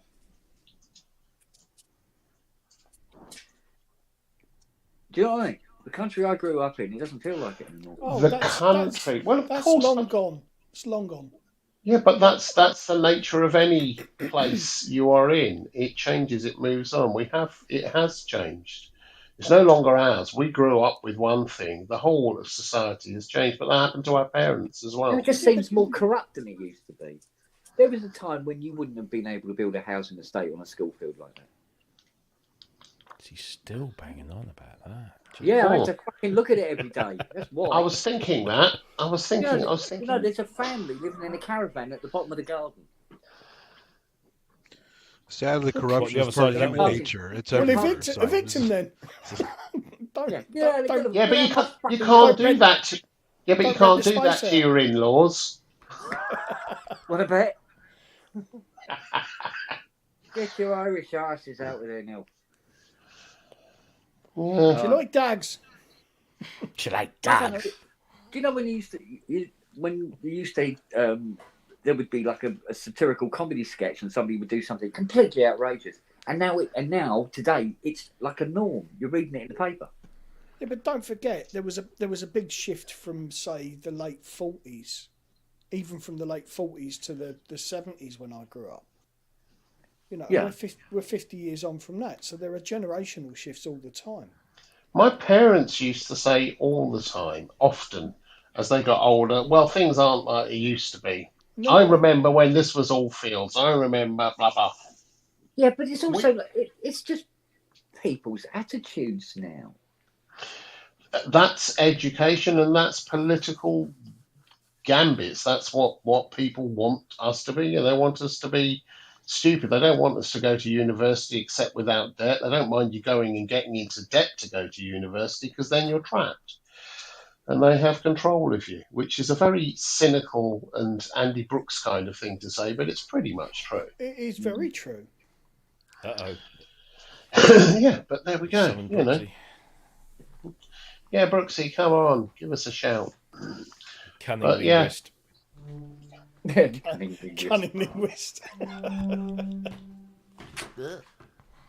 He's a lovely fellatio. Fellatio, I knew him well. Yeah. Ah, fellatio.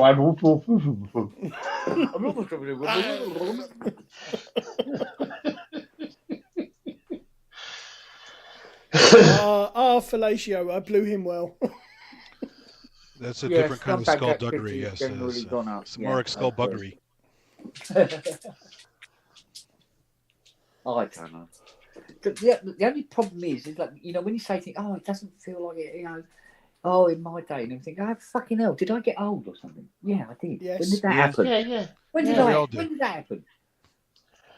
So get off my lawn phase. I say that so. to Hayley a lot, and she said, "Yes, you are old."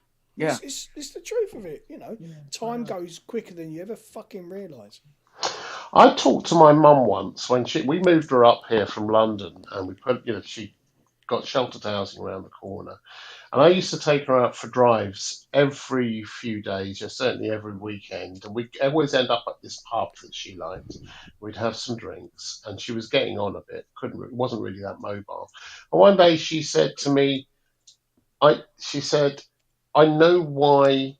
I know why the world feels like it's gotten away from me. And I said, "Oh, really, Mum? What's that then?" She said, "It's because as I've gotten older, I've got less mobile. I don't get out, so I don't mix. I don't see the changes. All the changes that through my life have happened every day that you don't really see, you're not aware of them, have suddenly become massive changes because I don't get out that often. And when I do, I see this massive change in everything's changed." She said, "I'm just not, I'm not seeing it as much." And I think there's a certain amount of that as you get older. You're not out and about as much. You're not involved in society in the same way, certainly as young people. You've actually just described my entire life. Yeah. Actually. So like go out and go, oh, street lamps. Oh, fucking hell, what's that tree? You know, that kind of thing. But the internal combustion engine. When they started, like, for instance, when they started turning the street lights off at 1 o'clock in the morning, that was something that never used to happen. Who used to do that? Do you remember? Well, you won't, Kent, but everyone else will. When you go, we used to go abroad. We used to fly abroad, and you'd see a town with white lights rather than the sodium ones, because we always had those orange sodium lights. And you go somewhere, and there'd just be this much gentler white lights, little line of white lights, and they look like Christmas or something, even though it was sort of 40 degrees. We've got that. Stroud now looks like that. And whenever I look out at night, we've got LED lighting that's very, very pointy, doesn't go up, doesn't have as much glare. And it, like you said, it goes out at different times. You can see it switching off around the town. Yeah. And it looks like a completely different place to what it did even when we moved in here. It's very important to certain studies out there. Yeah, no, it's a great thing, and I think it's absolutely the right thing to have done. Not just wasting light shooting it up, but I mean, for astronomers, you can filter out sodium, low pressure sodium lights. The mercury vapor lamps, they put lines all over the spectrum, and they fuck up all your readings when you're trying to do like star spectra and other kinds of stuff. So for all of our lamps have been replaced.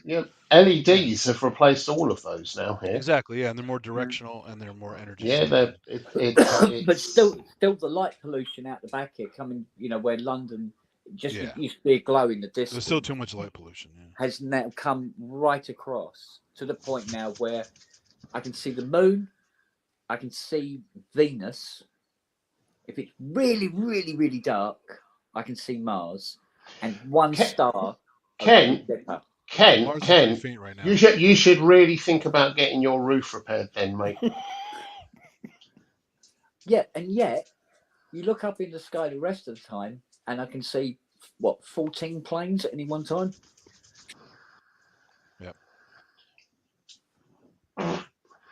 And they're talking about, oh, you know, we got to reduce the amount of traffic and everything. What the fuck? Well, yeah, if I hold it up to the window, and if I can smell it. I, I, I was, I Fucking was hell. I was chatting to a chappie a while back, and saying to him, I said, oh, they've got all this stuff with ULEZ to keep down pollution over London, and they said we have about 30,000 planes in the sky every bloody day. And and he said, yeah. He goes, yeah. When I see a plane, though, it's just a tiny little vapor trail up in the distance. I said, no. When I see a plane, I can read its fucking ident number. When I've it just comes left over. a trail. Jesus Christ, it's so fucking low when they come over. Well, you're close to an airport, right, Kent? Busiest one in the world. Yeah. So they keep telling me. And now he's doing it on purpose. Usually it's by accident. That's the second one. Did you not hear the first one? I guess I not. didn't want to hear the first one, Huh? but I heard the second one. I think he's just melted my eardrums. The cat just ran out of the room. It's melted That's it. Mr. Evans. Do you know how hard it is to get the stain out of those cushions? Mr. Evans has a What? full mustache now. So The flies are fighting to get out. What's going on? It's a fecal Jackson Pollock. It's a fecal pollock. That joke never gets old. So, mind you, I had myself in stitches one night where I ran up the stairs and every step I took went 14. Yeah. Got to the top of the stairs. I was killing. I was fucking holding my side. Luke used to play the fucking 12-bar blues when he got up in the morning and went downstairs. 12 bar, that lacks ambition. Kent, you could have Oh, sampled yeah. that for a track. Oh. All Jackson Pollock's are fecal. Yeah.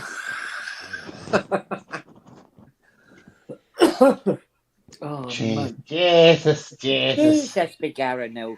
Oh no, where's my potato? I'd be going to the foot of my stairs if I didn't live in a fucking bungalow. Hmm. Oh, man.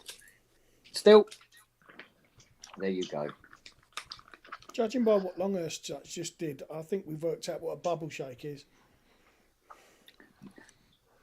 I wasn't wanking at the same time. Excuse me, did that just cost us 2 shillings?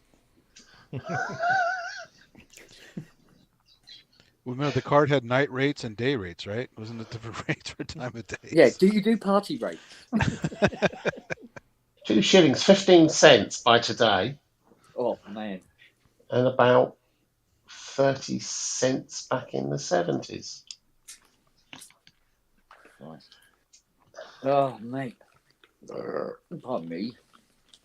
God, It coming decided out to come both out that ends, way. isn't it? Jeez. It was too far for it to go. Control Fuck it, come out the other way. It's the bodily function show. And It's now, the weather show. we've had Noah piss on the floor, Longhurst farting, you burping. What's next? Robbie gonna crap on his come on, mic. Charlie, give us a whack. Oh, no, you can't. You've had your nuts done. Haven't you? Well, I guarantee one of those sounds was a shart. So there's some other action going on. So Yeah. Yeah. Back pressure. Oh. I'd have a wank, but I've got to go to bed early tonight. Sorry, what's and why would that stop you? Well, I get sleepy round about 2. What, 2 wanks or? No, 2 o'clock. Oh right, okay. Oh, are you back on the coffee again, Kent? God, am I? Oh, God. God, am I? No, it takes so long now. You're going to have to book it. You all right, darling? Come on in. Come and sit down. Yeah, no. Come on. Come on in. Come up and say hello. Come on. Come and say hello. Look, it's your friend over there. Look, Oh, look it's your mate. little white Come on. face on him. It's look. Mr. Pissy Pants. Oh. Hang on, which one of us is that? Look at you, so You cute. are a good boy. Yes, you are. You're a good boy. Going to need little Noah nappies at this rate. There's no biscuits up there. You can look as hard as you want. That's all stationary. You're right, there's not. They're not there. Madge. I don't know why I'm telling him. He can't hear me.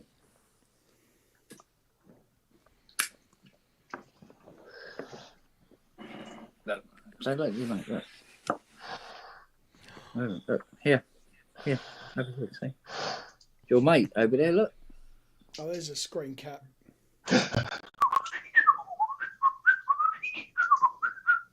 You want to go Can't full hear you. screen? He's deaf. Do full screen, Rob, so we can get a good picture of him. Let's move this around. Hang on. Now, here, over here. Look, over here. No, over here. There you go. Ruffles. Hello. Now Sausages. there's a screen cap worth getting. Sausages. There you go. Get one of this. Wait. Hey. Oh, fuck. I was going to say, I just realised that I said he was doing my Andrew impression. Not... Where's your wig? I was just waiting for him to break out into lip up fatty. Fucker. Hey, I'm just getting you back, mate. I'm just getting you back. Yeah, I just wished you dead, so... Yeah. Hey, you wouldn't be the first. Wait a minute. 'Cause I remember how you introduced me on the show last week, Rob. Haven't got you back for that yet. Oh, I can't even remember that. Was it talking about useless additions? Oh, something like that. Oh, dear. I haven't forgotten. How are you, darling? I'm alright, thank you. How Just, did your floppy plododocus thing go? Oh, still doing it. It's Oh, still, are you? Well, it's quite a long Pat- dinosaur, is it? Patch your right. It's very, pack very your thin right. Pack your in the middle. Much bigger. And then very and thin. then thin again. Yeah. My theory is this. You got to get some of that in there. My theory about the brontosaurus. Very thin. Sorry, You're right. Simon, we found a new composer. A couple of nights ago, I was meant to go and see Adam and the Ants. I know. Where? Wanker's been calling all his Symphony gigs Hall. off, isn't he? Yeah. Yeah, and It was a good you show know, as it's well. literally, it was literally just as we were about to leave the house, I got the email. So literally, kind of walking out the door. He's getting a lot of And flack. well, I mean, I'm not being funny. I kind of have you seen any video? I've watched a few videos of Line of recent shows, and Not still of sing? recent stuff, no. no. Oh yeah, he he's still. can't, I mean, you know, I've. he can't sing. He can't. He's but bucket list. I was just like Robbie. I was a humongous fan back in the day, and it was just on the Yeah, bucket same list. here. Got to go and see Adam and the Ants, or Adam and I'd love to see Ty going and dressed then like lit- Prince Charming. The Prince Charming. that was me in my youth. Yeah, that Yeah, was me. same here, mate. Every school disco, I was there with the white stripe, and just walking out the door, and he got cancelled. So then we obviously didn't Yeah, go. he's getting a lot of Any flack for re- leaving go it to the last minute. Any reason? So I did. A cold Sore that's throat. turned into a cold that's turned into a severe chest or sore throat thing. Basically, can't sing. So But he really can't sing. I mean, he's just. but he it's can't. it's more about the charisma and It's the about energy him. and- It's about him it's just him. being there. Yeah. He was a decent actor Well, I for a went to while. I see- saw him in a few movies Yeah. doing Yeah. character stuff. Easy to forget.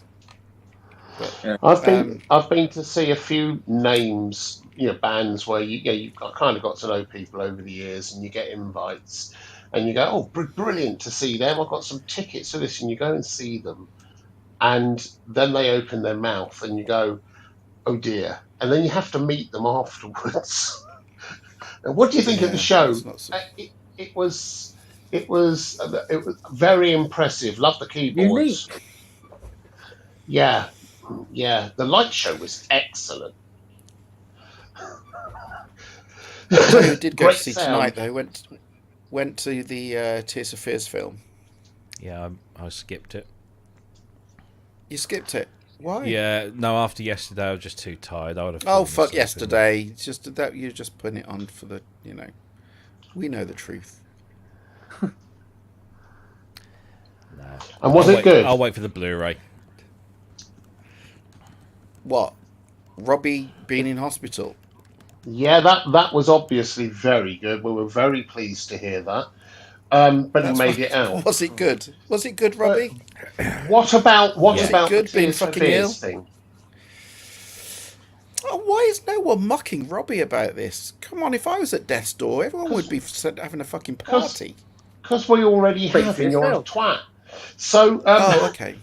Okay. so what's happened? What happened with Tears for Fears thing? Was it any good? Do we care what you think? But tell us. No, I'd say part of the reason is the fact that we were meant to, they cancelled last year because of was it Kurt that did his back in? It was. Yeah, but then yeah. So yeah, so we so there was a 2-month period where Aha cancelled, Erasure cancelled, Tears for Fears cancelled, in the space of a couple of months. Oh, you So getting we the were a message? bit pissed off. Yeah, I know. Yeah, we were a bit pissed off. Yeah. It was it was very good. I mean, the problem I had, I'd say what it is the fact that I've got loads of Blu-rays of live gigs, and you watch them at home, and no matter how much Atmos and surround sound and all that kind of thing, you don't feel part of it. Do you know what I mean? You don't feel part of the audience. You don't feel part of the crowd. You're quite disconnected from it. And I thought, I will go to the cinema, and it'll be, you'll feel a lot more immersed in it. No, you don't. Was it exactly IMAX? the same as... No, it was just normal cinema screen. But it's a nice sound system, and it was good. And the gig itself was good. The way it's filmed was good. The problem I really have with it was, ironically, is the fact that it sounded too good, if that makes sense. Yeah. You want a live gig to sound like a live gig, and there were parts of this that were just... There was so much polishing going on after the event. Yeah, exactly. No, exactly. Yeah, I mean, that's the way it is. That's absolutely the way it is. I mean, I know this for a fact. I've been part of some of these overdubs of live gigs and things. So, yeah,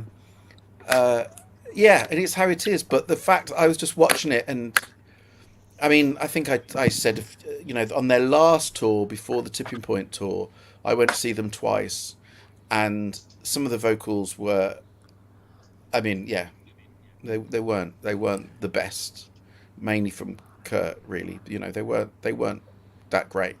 And yet on this, everything was perfect. Do you know what I mean? It was that kind of everything was perfect, and everything was kind of spot on, and it was very impressive, and it was and it looked like a great venue and a great gig and a great everything. But when you're watching it, I just wanted it to be a bit more real. That was all. A bit less polished. That was all. I got involved. But they're great. They're great. I got asked to do some filming of a gig for someone whose name I can't tell you, unfortunately, but it was a significant thing, and they wanted to use that. They said they wanted that more 360 sort of environmental immersive thing to it, but they wanted to do it in cinemas. And so we did some tests with surround mics and ambisonics and really, really high res cameras, 16K cameras, doing all of that stuff, and essentially duplicating what you got in the venue. And the problem was there was almost each time you shot it and recorded it, you felt like they knew they were being recorded, and so there were mistakes, but they knew they could fix them because it would be mixed and edited afterwards. And I was saying to them the whole time, I was saying, look, you can't think that. We have to rehearse and rehearse and rehearse with all of the kit and you have to rehearse your performances, and it's one take from beginning to end. Otherwise, it's not the thing, and we're not going to do audio sweetening. It's going to be what it is, and we're not going to do film edits because that way it's not the thing. So it was a really interesting process, and we got a really long way down it, but it just all the way along they wanted to sweeten, and every time we did it lost the spark, I'll tell you, which was I'll tell you really one of the really odd. things. I'll tell you one of the things that I really noticed. And have you? I mean, did you get your Blu-ray today, Robbie? The Tears of Fears. No, I didn't. That one. It hasn't shipped. Oh, did you not? I ordered shit, the okay. vinyl and Blu-ray package, and I haven't had a shipping notice Oh, for well, it yet. I got maybe the vinyls held it I back. got that one today. Yeah. Oh, which one was that? Dance Macabre. The Oh, deluxe. okay. Yeah, Duran. Yeah. Duran. Yeah.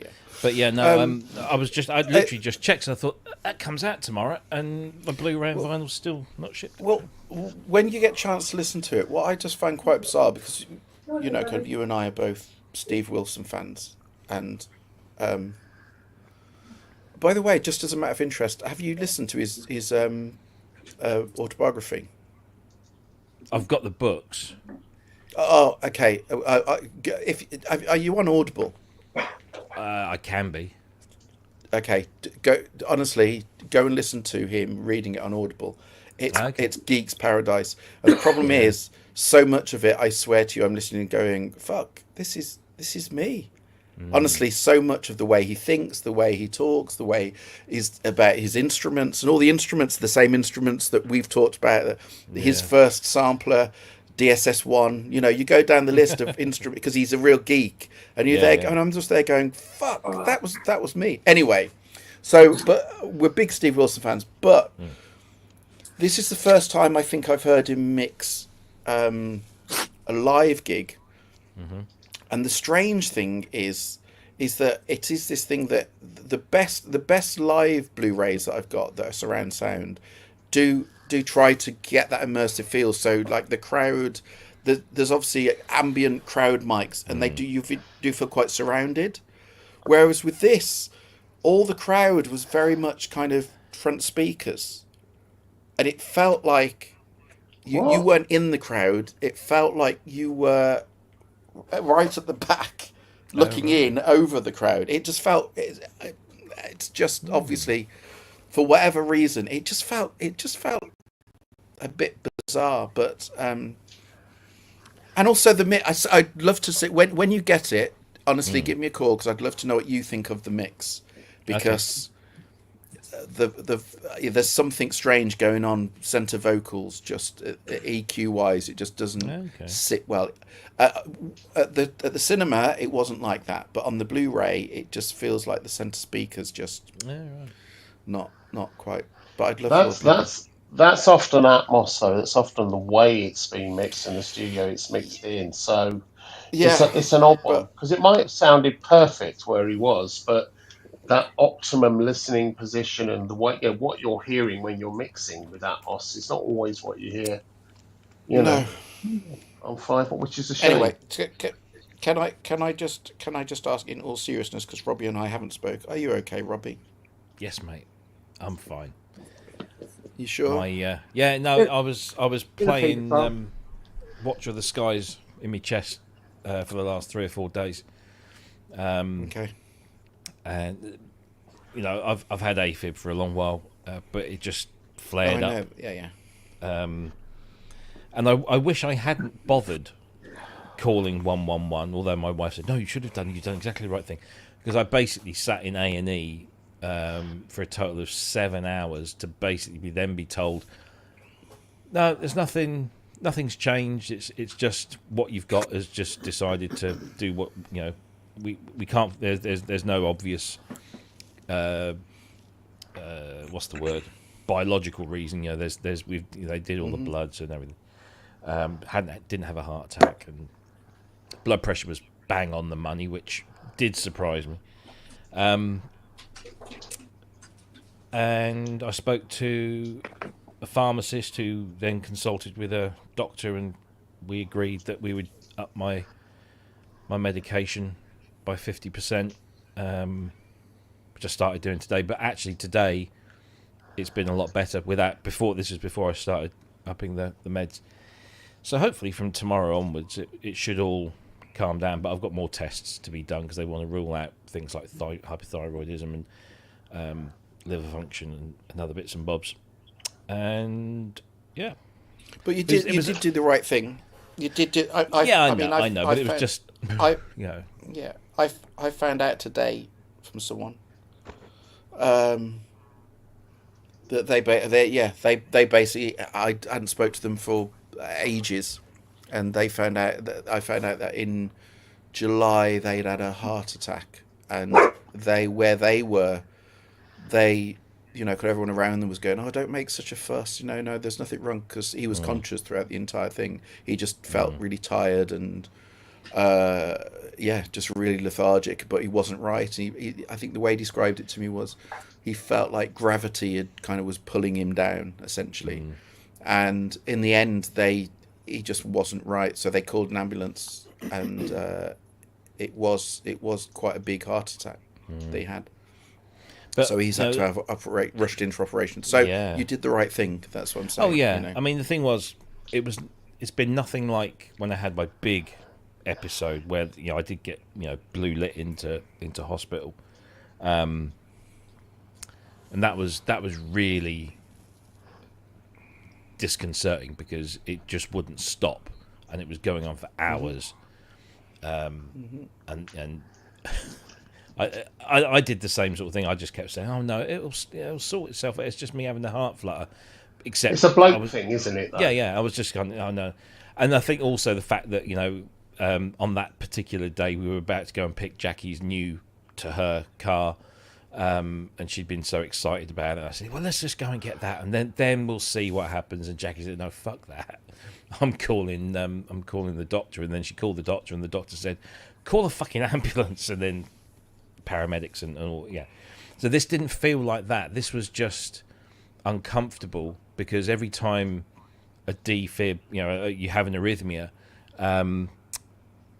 you either feel like giddy, or lightheaded, you feel hot and clammy. That's because I've sat here with the fucking heating on because it's cold, and then I've got a fan blowing me because I'm. Then the other one is you feel very sleepy all of a sudden. You be sat here and you be doing, and all of a sudden it's just like, oh, fuck, I need to sleep, and that's another symptom that you get when you have one of these episodes. So it was just constant from like 9:30, 10 in the morning through till about 7 or 8 at night, and then it would just calm down again, and then I'd go to sleep. And then on the Wednesday morning, I woke up at 5 o'clock, and the first thing that popped into my head was, that's when I woke up that morning. I had the big thing, but actually I feel okay. So I don't know whether I just had an episode and it woke me up and then I was all okay again. But then it started to do it again. I thought, hang on, this has been 4 days now, and it's just relentless. And I'm just getting pissed off with it more than anything. So because we have we use Ask My GP, the new online service, which obviously made a big sort of comeback during COVID. So you go on there and you put in your symptoms and blah blah blah, and then they get back to you. But unfortunately, when I logged on, it said the surgery is closed for the rest of the day, therefore this service is not available. Please use 111. So I thought, okay, fine, I'll use 111.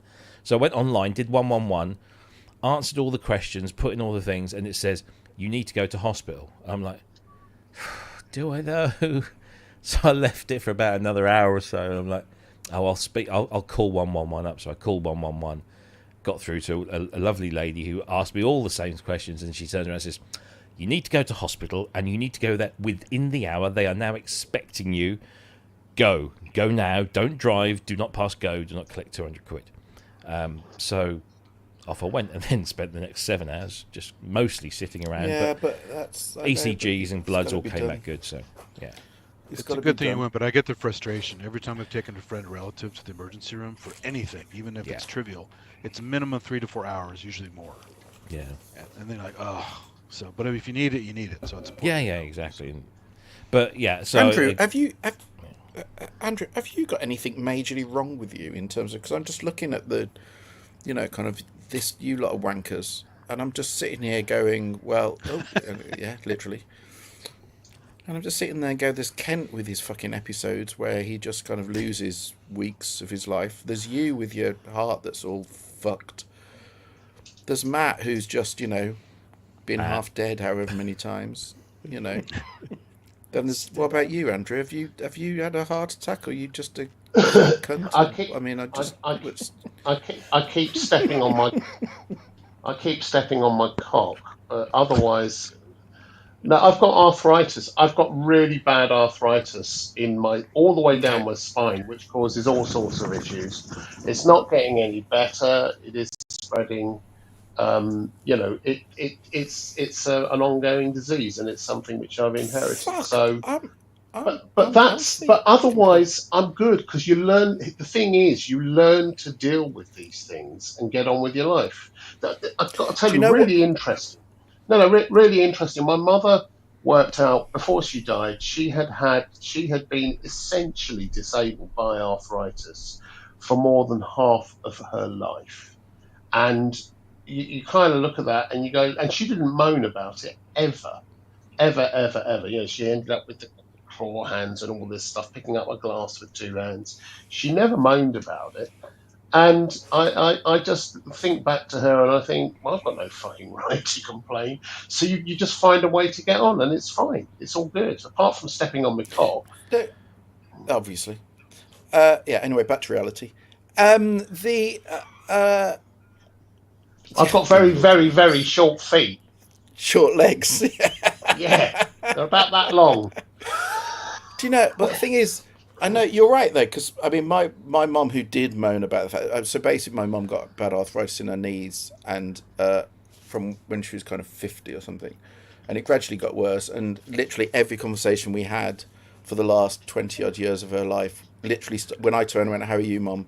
Well, apart from my knees, literally every fucking conversation. So so I understand, and what she's done is very kindly pass that over to me. So I've basically starting to just get shit knees, which I know it doesn't help that I am a fat bastard. And the doctor has literally turned around and went, "If you weren't so fat." I went to the doctor's the other day, and it took her 5 seconds to turn around and because I went in, completely unrelated, nothing to do with this. I just went in. She went, "How are you?" I went, "Well, apart from the fact that this morning I sneezed and I pulled a muscle here when I sneezed," and she just turned around and went, "That's because you're fat." I mean, literally 5 seconds. I was in the fucking doctor's, and she just. We have a very good relationship, but so I know that being bigger does not help my knees. But Being what you bigger said is and actually doing what you're doing and what nothing. I'm doing, Yeah, doing nothing. which Yeah, is no, nothing. doing nothing. Sitting in front of Nothing. screens. Absolutely. But the thing that you said that actually rings true is the fact that you get used to it because I now my knees they're okay, but they're not great. And I know that when I look at big staircases and you're sitting there going, "Oh, this is going to be agony going up there."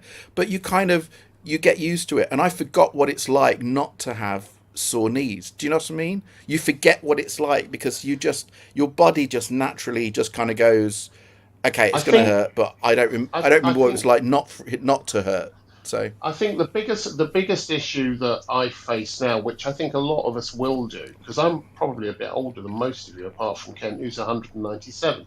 I think the biggest issue that I face is I now, because of the arthritis, which is really bad, um, because of that, and because it's in the spine, I find myself thinking about things like Bristronica. I was looking at that, thinking, well, I could go to that because it's not far. But then I thought about having to stand and walk and not have a seat, and thinking about planning. I have to plan everything if I'm going to something now. I have to well, really, this really plan it, and this that starts becoming an issue in that it stops you getting out as much, which Kent has that in spades. So it's an odd thing. It's an odd thing.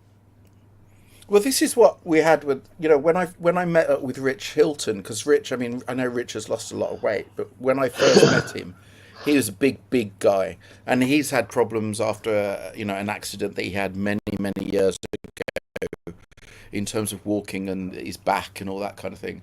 And I remember we met up with him in Oxford, and one of the first things he said was, kind of, well, where are we going? And of course, I just said, we're just going to go to wherever it was we were going. There was me, Robbie, and Gaz, and whatever. And it's like, I don't know, quarter of a mile walk. And Rich just turning around and just going, nah, I can't do that. Yeah. The thought of just walking for a quarter mile, and me being fairly healthy and not really, it's a quarter of a mile, Rich, and you suddenly have to take into account that no, for Rich, with him at that moment and his health, he's not going to go walking for a quarter of a mile. It's just not going to happen, and he's just got used to that. I mean, I'm hoping, touch wood, things have improved for him since then. But yeah, so yeah, I mean, look. Honestly, I had a conversation with this mate, as I said, that had the heart attack, and we had the fucking hell. It really is just getting old. That's all it is. That it's as simple as that. We're just getting old. Rob will tell you, when I went to Synthfest, I spent most of my time sitting down. It was in the bar. It was the only place that had fucking seats. And but it's because you have to accommodate for what your body can and can't do with it. The older you get. I mean, I completely, and I know, and I know we joke about Kent, but the fact that we just accept everything about Kent, that he's there, and he's going to be stuck there. You adapt to what? Do you know what I mean? It's like this. It'd be so much easier if I could just turn around to Kent and go, Kent, I've got a problem with this. Just shoot up the motorway and just come and sort it for me. But it's not going to happen. So, Well, that's lazy you adapt. Biggest problem. You know what? Can I just say, if you are a lazy cunt, you've made a fucking fantastic job throughout your life of you have to keep it up. Keeping this up. The important part. Keep it up. Be consistent. The biggest issue that's arisen in the last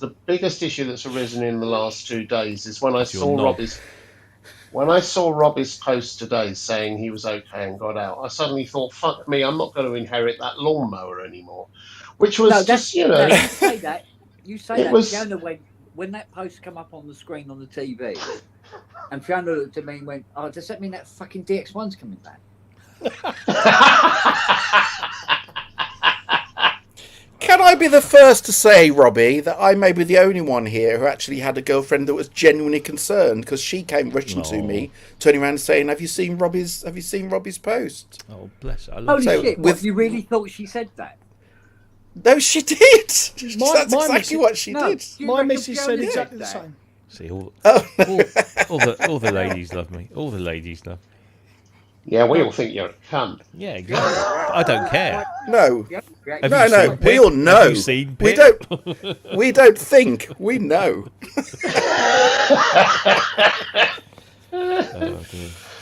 Says bald fat man with the knackered knees. Oh, and yeah. That's me. Rob, you were moaning about 7 hours sitting in A&E.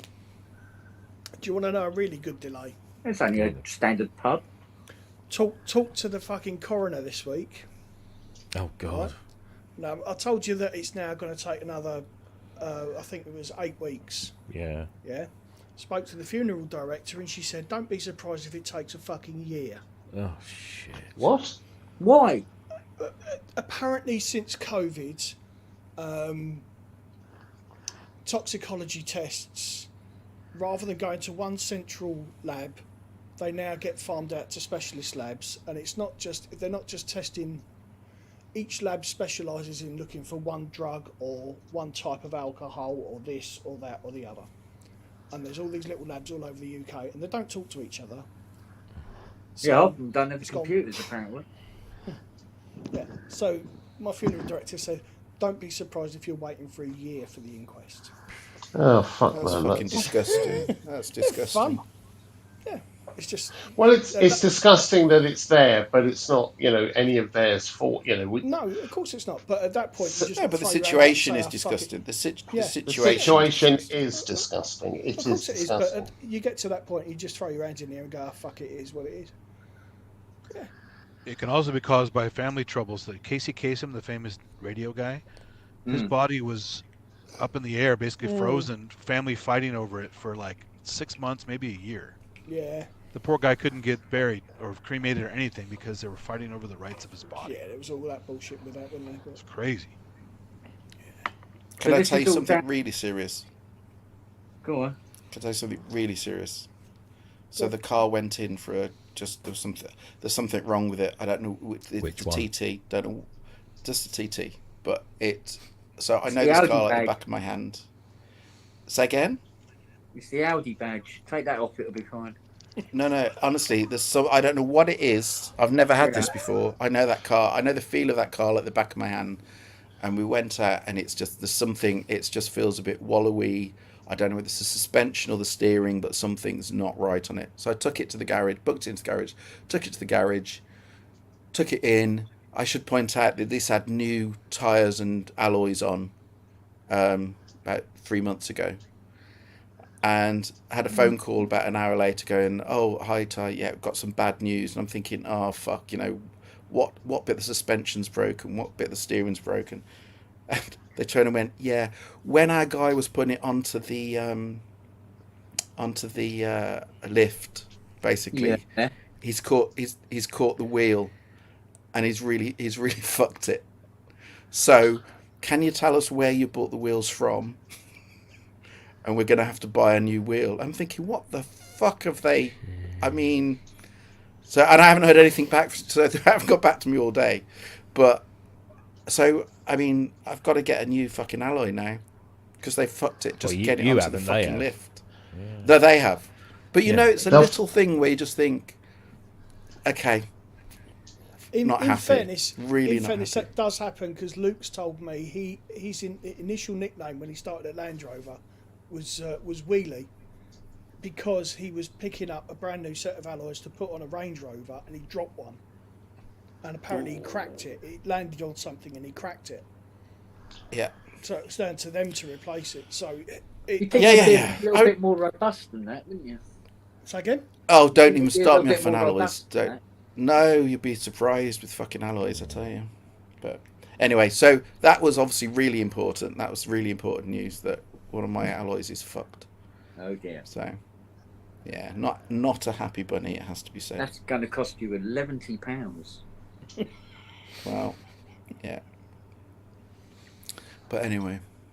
Anyway, I literally did only stick my head in to take the piss out of Robbie, and you didn't do very well, did you? You didn't mention lawnmowers. I almost sounded, interested. So, if I can just say, can you please tell Pip thank you for your concern? Oh, fuck off about her. Who gives a fuck about her being all nice and kind? It's November in a week. Shouldn't you think you're thinking about getting the Christmas lights up now? They're probably up already. Oh, fuck off. It's going to take never come down. A week with a foot pump just pumped Santa up. That's what he's got to get started. It's all in hand. Don't worry. It's all in hand. Oh, okay. It's all in hand. So's mine. Yeah. Hey, Ty, I had a quick question about your dinosaur stuff. Do they just show you the scenics to get an impression, or do you actually look at the character of the dinosaurs and something about them that makes it like a motif? Do you come up with this kind of motif as what the dinosaur looks like? Or... God, look at that. Was a sensible question. You do realise this is Kent's show? I know. I just spruce it up a little bit. Yeah, we didn't let him in. It's a When I started backing, whenever it was earlier in the year, I mean, they were literally some of them literally were just drawings. Yeah. And then gradually, as each edit comes through, it's a bit more form, and now there are odd scenes where it's completely as is, kind of rendered, and they look amazing. But most of it's just very rough. But yeah, in terms of the character, yeah, they do. Do you do leitmotifs, or do you just stick to a general? Yeah. No. So what basically is, so the film's made up of all the CGI elements, and then that's interspersed with scenes from like kind of the boring shit, basically, of them finding the fossils and the kind of all the science more documentary side of things, all the science shit. So basically, what we've basically said is, so I'm all of the pieces that are the VFX, all of the character stuff. is all got the themes running out throughout. So each animal has its own theme, Nice. and that carries on through. But then all of the science shit is going to get done after all the character stuff is done, and that is all going to be generic across the series. So for that, I'll kind of write an hour's worth of science shit that will then get edited and Throw some extra shakers in there and stuff. yeah. So basically, what Ty gets given is this. Good old Barney. Not far off. I'll show you what I get given. Hang on a second. I can give you a. Let me just find a scene. I guess better Barney than Grimace. So Yeah. Well, you have to get that Santa up soon, Todd, because as you know, most airline pilots use it as a reference point during November and December. Hang on a second. There we go. And they're mostly North Korean now, I believe. Yeah. Well, it's holiday season, isn't it? Yeah. Yeah. So it's all kind of. Ukraine, UK, what matter? Yeah. Can you see that? All right. Yeah. So it's all that kind of. Okay. That's kind of Yeah. what I'm. yeah. CGI rushes. So it's. Yeah. So that's it. It's all basically just like. Like animatics and stuff. Yeah. Yeah. Yeah, but there are odd scenes that are all done completely that are spot on, and some of those. Yeah, it's Cool. Yeah. Anyway, so there you go. That was a very boring question, and I haven't even mentioned the new Korg synth, which I think looks, obviously being a Monopoly fan, it looks. Oh, it looks cool, fucking brilliant. It looks But really good. I mean, I'm in that boat of, I just don't know whether to even think about buying it because I'm hoping they'll bring out an SE version, in which case I don't want to end up like I've got with all the others, where I've got the little ones and then I just buy the SEs. So I'd rather just not buy it. And Pip didn't tell me you had a level one. she won't. No. It's a secret. Good. No, there's a no. I have to say, I really love the engine on this. I love the sound of it. I love it. I think, and I've been seriously. I don't think the money's wrong either. I think it's about right. In fact, I think it's a really good price for what it is. I still 60 have the voices, problem. 4 with, oscillators. Yeah, no. All of that is good. The only problem I still have with it is it'll be the same keyboard action as the other little ones, and the keyboard action is shit. That's the only thing I'd have against it. But why worry about the keyboard if you can control it remotely? Just at that price. No. I'm only saying if people want it as a keyboard, because I've said with all of the little ones, and I've said this from day one, is that I don't see them as keyboards. I see them as a module that just happens to have a Still better than the System 1 keyboard. a handy little keyboard attached to it. Yeah, I mean, did you say System 8? System 1. 8 is not great either, but 1 is really bad. Yeah, but 8, yeah, 8's, yeah, but yeah, System 1. I mean, the same kind of thing. I very much see all of those little Korg things as it's a great module that has a very handy little keyboard in front of it for when you need to use it. But the different, I've said this before, the difference with the SE, when I didn't get I'm hands up when they first announced the SE. I just couldn't understand what the fucking, well, not what the point of them was. The price was just ridiculous. But what should have happened is the little ones should never existed. What should have always happened is the engines are good enough to warrant being a proper full-on synth with 61 notes and aftertouch and blah blah blah blah blah.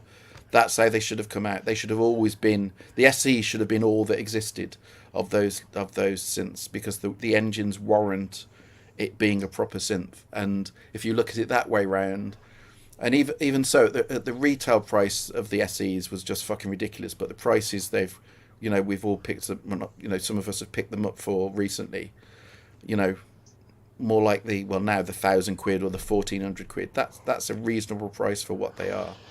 And the keyboard, and then just the modular, just the wrap versions of them. Those two should have been the only models they had. But they sold a lot of the little ones. They sold so many But of the little yeah, ones. I enjoy the no, they're optics great. being But portable. I mean, it's not a great keypad, but it's nice to have portable sometimes. no, it is nice. It is nice. But again, it's just the different when you sit down and play one of the SEs. I mean, I had this conversation with Kent because he's got the wave state, and basically, if you just sit down with the wave state, you don't. There's nothing that drags you into. I've had this conversation so many times that you want something that makes you want to play it, and there are so many the great synths. You just sit down and you want to play it. It draws you in, and all of those little Korg things do not do that. But the SE versions, which we all know are the same engines, but they make you want to sit down and play it. They just do, and that's the big thing for me. So I'm kind of just hoping they're going to do an SE version of. Oh yeah, what about the Venom? Well, that's just shit. I mean, that I stand by the fact that in every single way, apart from how it sounds, the Venom is a pile of shit. But Yeah, it does it's a glorious pile it of does shit. something. It's great. It absolutely it does what it does very well. Just but yeah, the action on that is hilarious. But It does have the worst screen ever made too. So oh yeah, it is bollocks. those It's gap character absolute- LUCD Oh, things. it's Awful. ridiculous. Yeah, whoever thought that was a good idea? Um, but yeah, but anyway. Only so- ever been one 37 key keyboard since that I've actually really liked and engaged with, and that would be the Pro One. That'd be about it. Yeah. The Pro One's a Yeah. great little keyboard when it came out. I loved it. But that's Can I it. just We say loved it. it's actually really funny because today, my mind just went somewhere when we're driving over there. My mind just went somewhere completely. I have no idea why, but I was starting to plan the studio next year when I get everything in, and when you have that thing of planning what's going to go where, and I suddenly started going, oh, I'm going to have to. Do I do the separate kind of stands, because there's basically going to be however many 7, 8 Jaspers, six stack Jaspers, and in that room, and you're there going, do I do them in terms of manufacturer? Do I do them in terms of period? Do I do them in terms of polys or monos or all of this kind of thing? And I suddenly all that went through my head of there's got to be a kind of Dave Smith sequential kind of one, because I just thought it would be amazing to have. So there's I haven't got a Pro 1, but I've got a Pro 2, a Pro 3, a Prophet 6, Prophet 10, Prophet 12, and a Poly Evolver. And I just thought, as a rack, what a great rack. Sorry, I don't know why. I fucking know. Why am I telling you this? This was just a thought that's going through my head while I was driving. But I just thought, as a rack, what a fantastic rack that would be. Do you not think that if you put all the same ones from the same manufacturer in the same rack, you are less likely to play any one of them than if it was mixed with others, because then you see the difference and you feel the difference more immediately. Do you see what I mean? Yeah, but what would the combos be? Yeah, and that's you'd spend even more time trying to work out which group of synths to put together per jacket. About which keyboard works best with another keyboard. You'd be there all fucking day. Honestly, do it in alphabetical order around the room. Fucking leave it like that. You see, but the thing is, everything. The only way it's going to work is everything's going to have to go to a. So each basically, it's essentially it's going to be in that room. It's going to be 8 stations. So each rack, each stand with all the stuff on is then going to be going to a submixer. Right. And so there's got to be some kind of sense, even if it literally is just all polys, all monos or all manufacturers, or there's got to be something rather than just a random collection. Were you putting together a live rig, wouldn't you? I mean, the way I would see this and the way I've done it in the past is always kind of. Oh no, no, it's not going to be. This is nothing like a live rig. This is nothing like a live No, rig. I understand. I've done lots Yeah. of studio rigs as well, but it's kind of in any one rack, any one stack that I had, I wanted something that was weighted or 76, 61. I wanted something that was good for monophonic. I wanted something else that had aftertouch. And now, of course, there's poly to throw into that as well. So if you have that represented in each rack, regardless of who it's from, then you have a full range of capability and articulation in any one rack, regardless, rather than just So that's slavishly not that's doing it. but by that's but I don't think that's how I want to use it. I don't Are see these it all as being being. accessed from one central point? Well, no, they will all link to one central point, but they're not being. They can all be played individually. Yeah, I'm just saying. But if you're playing it from one seat, and Yeah. you're Oh, yeah. playing it remotely, yeah, and you can just pick. Yeah. So basically, in if you're that doing room, that, it really doesn't matter where the fuck they are, does it? Or what's above what? You just look around the room No. and go, that one, and that one.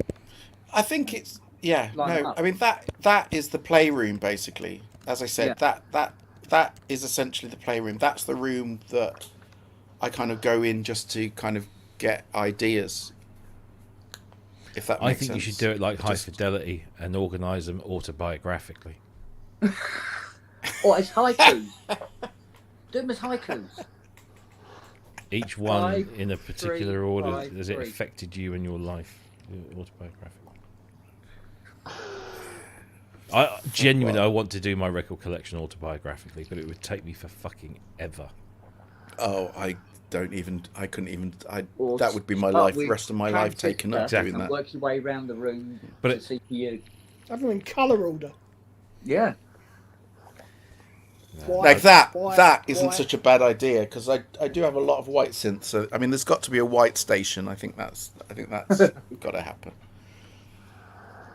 You know what this is saying to me? You got too many fucking keyboards, Ty. I can't. No, sorry, can't I fucking don't- argue with that one.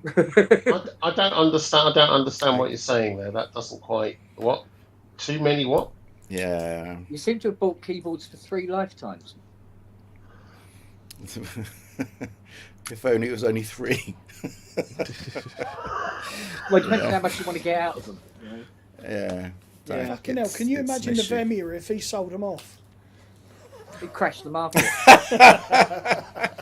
Keep the rates be going for like £4.50. I'm in. Yeah. Well, Depends on which side of the market you're at the time. Yeah. yeah. But anyway. That 8 Anyway. voice going up for 60k made my eyebrow go. Really? By the way, did you have a word with Tidy what we were talking about, or not? Have you not managed yet?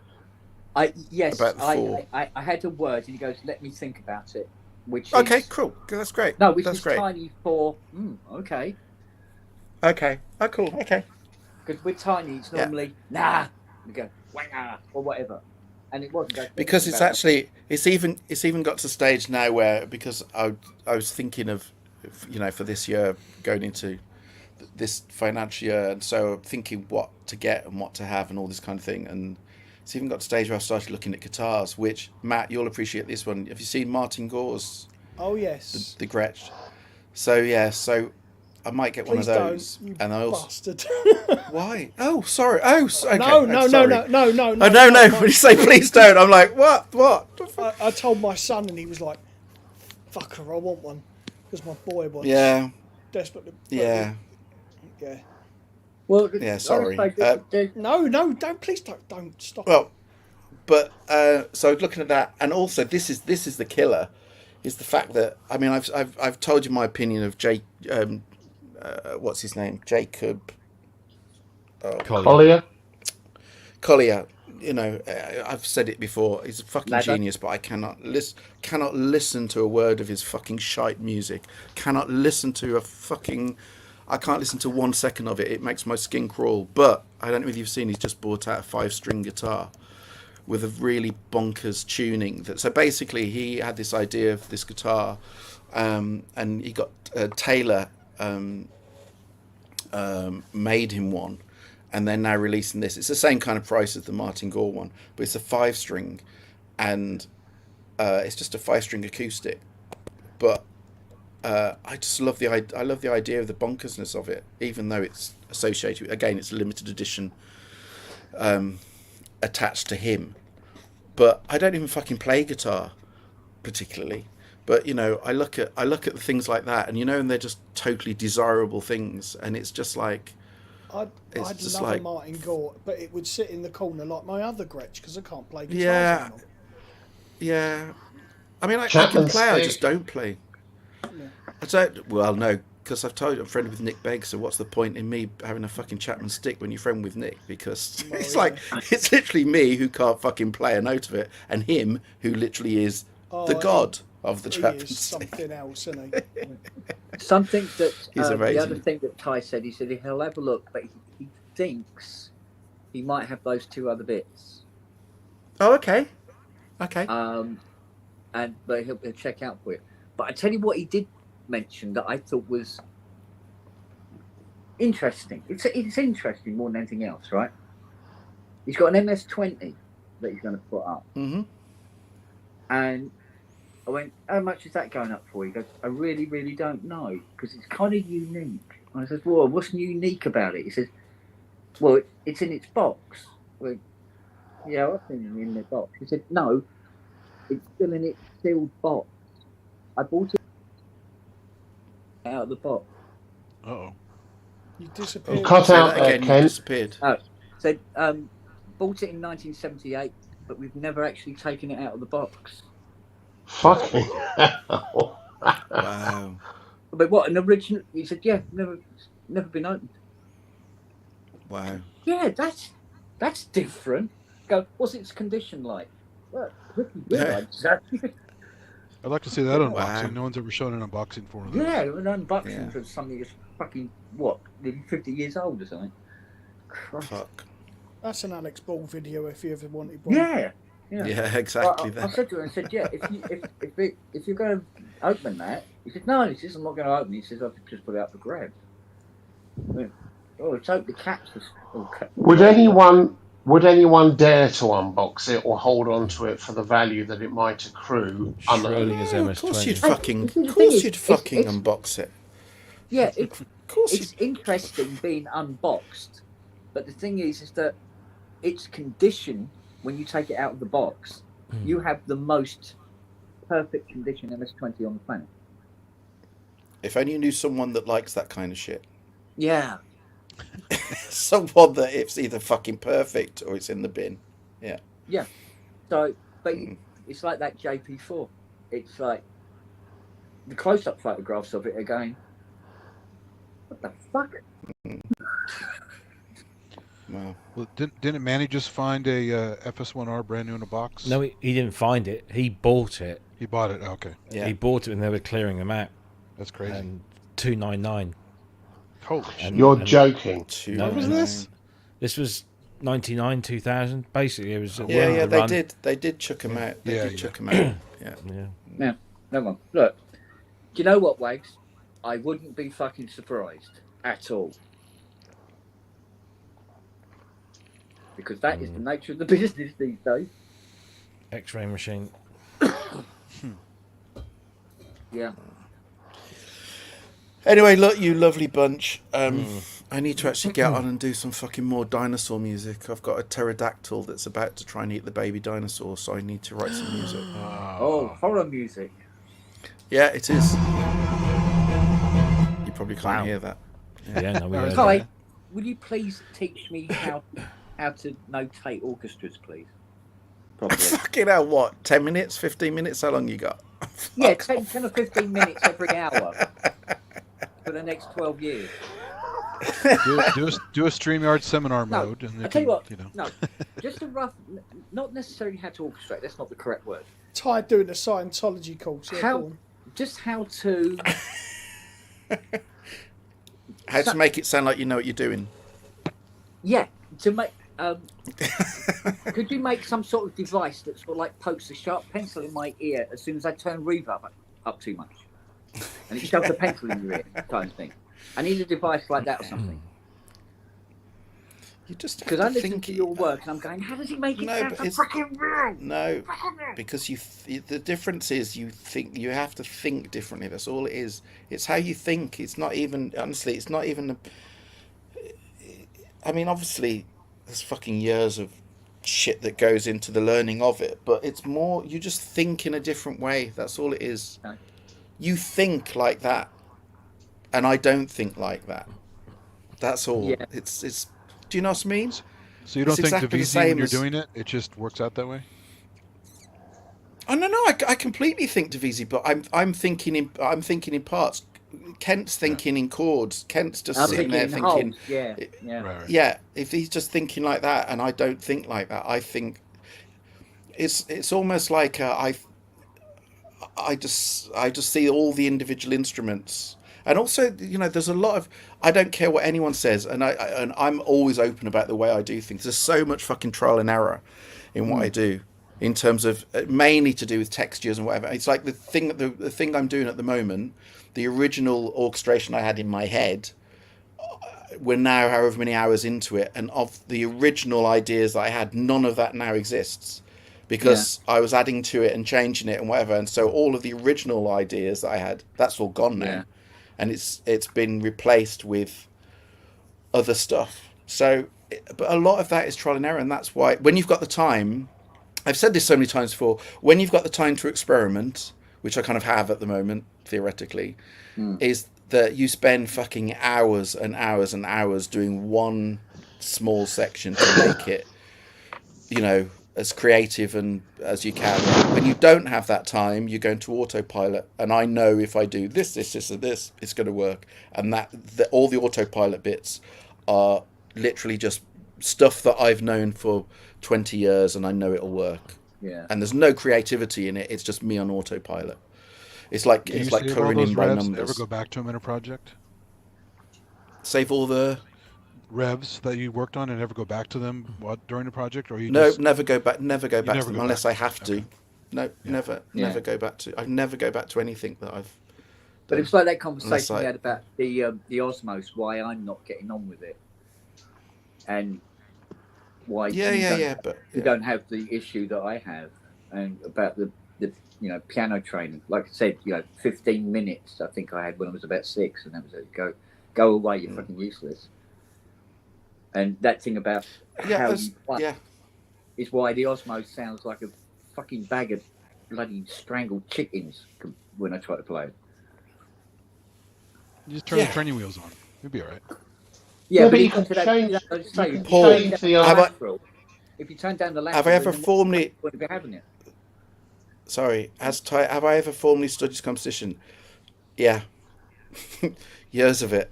Yeah, so I was writing when I came straight out of uni, where I majored in composition. I was writing. I was writing full on orchestral stuff, and as opposed to me coming out of high school with grade 2 RE, and that was it. Yeah, but RE is useful. At least you know what doesn't exist. Yeah. Yeah. Actually, I didn't need it at all. I knew that anyway. Yeah. Anyway, I do have to go back and write some fucking dinosaur music. So.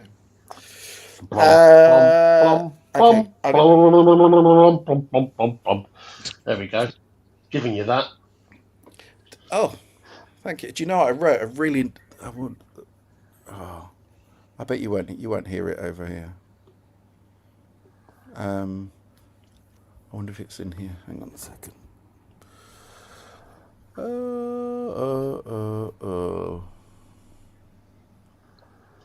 And if I just open this, I just wrote a cue that's got a really nice chord sequencing.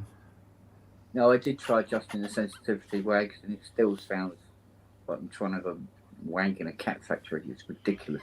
It's awful sounding. A wank in a cat factory.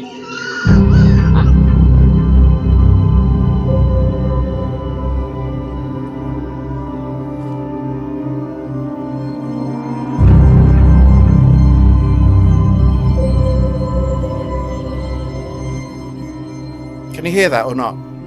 Yeah. Yeah. That's cool.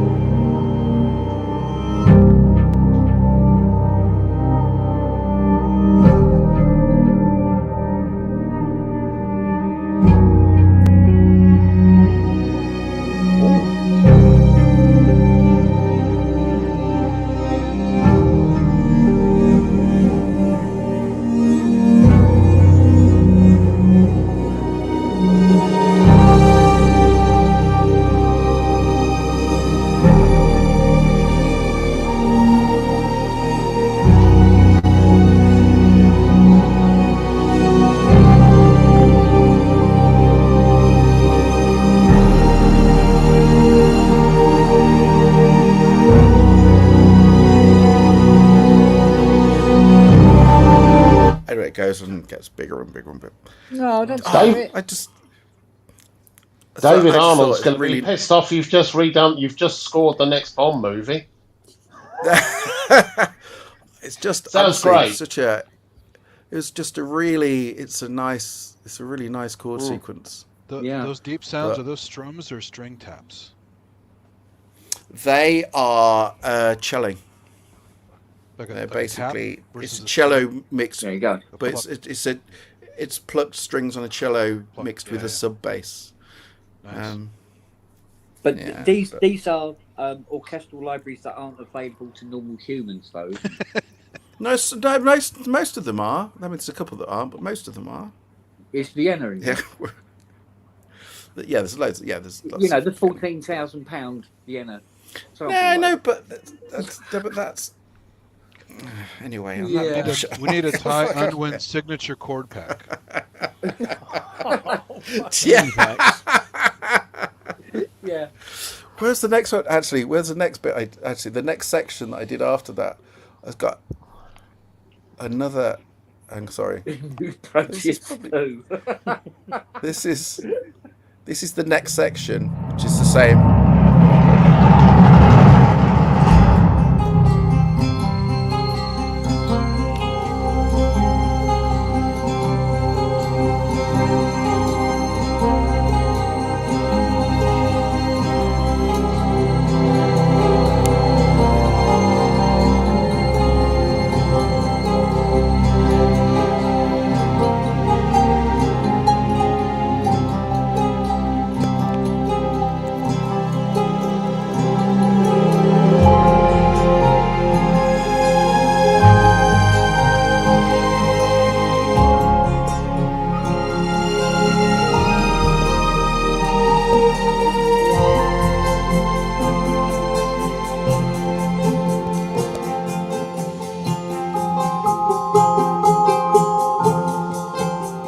I just like it because you can't say whether it's major or minor or what the fuck it Yeah, is. it's like a Yeah, I love the Arabic major minor thing. Arabic Yeah. gypsy feel to it. It's nice. I like that. Yeah, exactly. That's exactly it. So that's where the little nice fucking dinosaur appears and he's about to get eaten. So it's don't hold your breath. No Osmos in there. That track, no Osmos. The track before Osmos. So, Cool. but anyway. Excellent. Okay, can I go and fucking work now, please? Oh, I Mom, suppose. please, I please. totally hear why you get paid big bucks. And we'll talk about articulation another day. Articulation, be all and end all. Absolutely. It is. It really Thanks is. for showing Yeah. how the sausage is made. That was cool. Well, at some stage, yeah. Oh, there's lots of things that further down the line I may do at some stage. But anyway, I'm going Don't to comb your disappear. hair. I will. I will do. Haha! How we laughed. You Be did. good. You did. Lovely seeing you all. Andrew. I'm really glad you're okay, Robbie, and I'll see you all soon. Okay. Take care. Be good, See you guys. later. See you Right, See you later. later. Bye. Bye, mate. I'm off too because I'm You're off barely too? staying awake. Uh, So I will see you all tomorrow. Make sure you don't miss the show because it's going to be incredibly special. yeah, Yeah, Benj is pretty cool. I think No, I'm no, on. it's not just Benj. It's what. Yeah, I'm on it's- it. Yeah, Oh, well, then wait a minute. you don't want to miss this. Hang You on. do not- There you go. Yeah. There Class you go. it Don't up. miss the show. I don't See you done later. before, has it? See you, Robbie. Good Bye. night, mate. See you later, Fruitbat. I wouldn't mind. I haven't even got a lawn for the lawnmower, but you know, That's all right. It means it won't wear out. that's true. I can wait. I can wait. Yeah, I can wait. Got 3 dogs asleep on my legs. I can't feel my legs anymore. I've got 3 legs to shoot. So, oh no, I haven't. Oh right. Oh, I so just realised I've got to fucking shave my head. It's growing. your head's growing. Yeah, yeah. Look at Oh that, look, look. it's getting bigger. Fucking yeah. stripe down the middle. Fuck that. Get rid of it. I'm gonna go as 3 well. I different think. councils on your head. Say again. 3 different councils on your head. Yeah, you got the right move, Matt. Usually when people put toupees on, it's pretty sad. So Oh, fuck off. I'm not putting Lower two ear. pounds. Upper ear. I'm gonna buy you one now, Matt. No, you're not. I am. I'm going to buy you one. I'm going to send it to you. I want to see it on your head. Listen, I owe you a phone call, by the way, Matt. I'll be All right, catching buddy. up with you possibly over the weekend or something like that. All right, mate. All right, you take care of yourself, big boy. And you. See you later. Yeah, See love you, you, Matt. big. Cheerio, Andy. Bye. Oh, listen, I'm sorry. Before I go, I meant to ask you, Andy. Has there been any progress on your break-in? Has there been any No, recoveries? it's a It's clusterfuck as expected. So Oh fuck, man. so when Robbie's feeling better, we're gonna do a little security show. So it'll help some people Yeah. out, I think. Okay, mate. Listen. Yeah.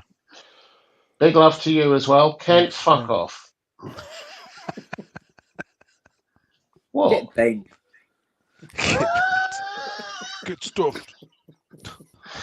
See you later, gorgeous. Take care. See you later, darling. Bye. See you on Bye. tomorrow.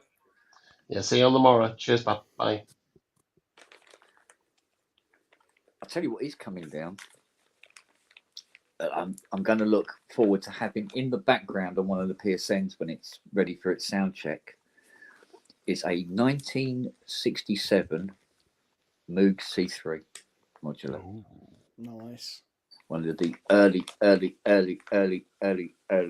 ones. Which you said that's just before the RA Moog Mini Moog? Well, that's a long time before it. I mean that's what the same circuitry was put in the RA Mini Yeah. Moog. Essentially, it was the original prototypes were using the 3C modules. Yeah. Yeah. So it's the really, really early The ballsy, real ballsy sound. Moog modular. Yeah. Yeah. Yeah, the ones that rattle windows without any So effort whatsoever. how would you compare that to the 8 voice you're messing with? As far as Well, it's kind balls? of a similar thing, really. I mean, with less, obviously has more oscillators, but I mean, just overall quality and stuff, the tonal quality and the Tonal quality, oomph. it's about the same. Again, discrete components in the circuitry, and the filters in the SEM are quite unique, really. Yes, they could have a little bit more, a stronger resonance to them, but not too much because it's poly. You don't want too much resonance in polys, really. So in mono sense, yeah, if you can get it in there, I can go for it. But I think it'd probably be too much in the 8th voice. So the resonance is pulled back a little. I mean, you can turn it up more if you do wish to have it like that. There is a bit of adjustment there. Yeah. But in terms of raw power, yeah, the 8th voice certainly has it. I mean, it rattles windows when it's. I mean, I have the volume turned down on it as literally as low as I could possibly get it. Yeah. and it will floor rattles, you know. And OBXA never quite got there, or is it similar? Well, it's similar. It's the OBXA is stuck between OBX and OB8. Yeah. So in terms of power, OB8 lost a lot of the power that the A and definitely the OBX had, because they were as the filters became more chip based rather than component based. So the filters were SEMS in the OB8. Yeah. I think in the OBX they were still component based, discrete based, but they had Curtis VCOs and VCAs. And in the X, it was all component based and transistor array based, because I think the VCOs were CA3086s. So it's a transistor based VCO, as it were. And the filters really did scream on the OBX. Wait, it's not a DVCO? Oh, remember that? Yeah. You see, that's the thing, because when you start looking at the definitions, apart from the obvious clear ones, the clear definitions, between software VCOs and DCOs, when you had the DVCOs, it was like, oh God, that's it, just complicate everything.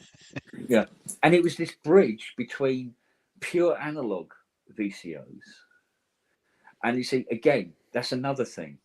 A pure VCO is not the same as a chip-based VCO, although technically it is, but technically isn't at exactly the same time, because it depends on the definition as well, because when you look at the definition of digital, you have ones and zeros, which is the digital part. Well, because you're using a transistor or a transistor array that turns on and turns off and uses a capacitor to induce the slope. Like simulated digital. Yeah. So when you want square, it's transistor on, transistor off, transistor on, transistor off. And to do SAW, it's transistor on, cap, let it dissipate, transistor on, and then off, and then let it dissipate to produce SAW. So technically, that's on and off. So technically, that's a 1 and a 0 in its own right. And why does CS80 have the weird squares? That's because they made a mistake. Oh, really? The VCOs didn't work properly. So there was an error in the conversion of the sawtooth, and the square got skewed. But it's also produced this more unique sound. Yeah, made it special, kind of. Yeah, essentially. So even when it was on what you would call, pure, pure square. So when, pulse width is at 0, but on a CS80, it's not. If you go all the way to 0, it's actually gone past 0 and gone into almost the opposite direction. So you have to move the slider up about, if I remember rightly, I think it's something like 5 millimeters. You will find actually what 0 should have been. Okay. It's like that on every CS80 on the planet. Interesting. So they have it down at 0, thinking they're getting pure square, and they're not. So another one of those little foibles over the years. Yeah, I didn't know until I saw it on a scope. I go, oh, that looks weird. Yeah. I was going to go into it all on that, that tuning, how to calibrate your CS80 video. And it's had like 4,000 people watching. I go, yeah, but it's only about 800 CS80s in the world. Why has 4,000 people watched it? People are fascinated. It's it's a weirdie, yeah. I mean, I could do a really, really in-depth, super, super nerdy, God help us all, please kill me kind of video on the 80. Where you could go into all the nooks and crannies, and it's the history and all that sort of bollocks, and where its weak spots are, why it sounds one way and why it sounds another way.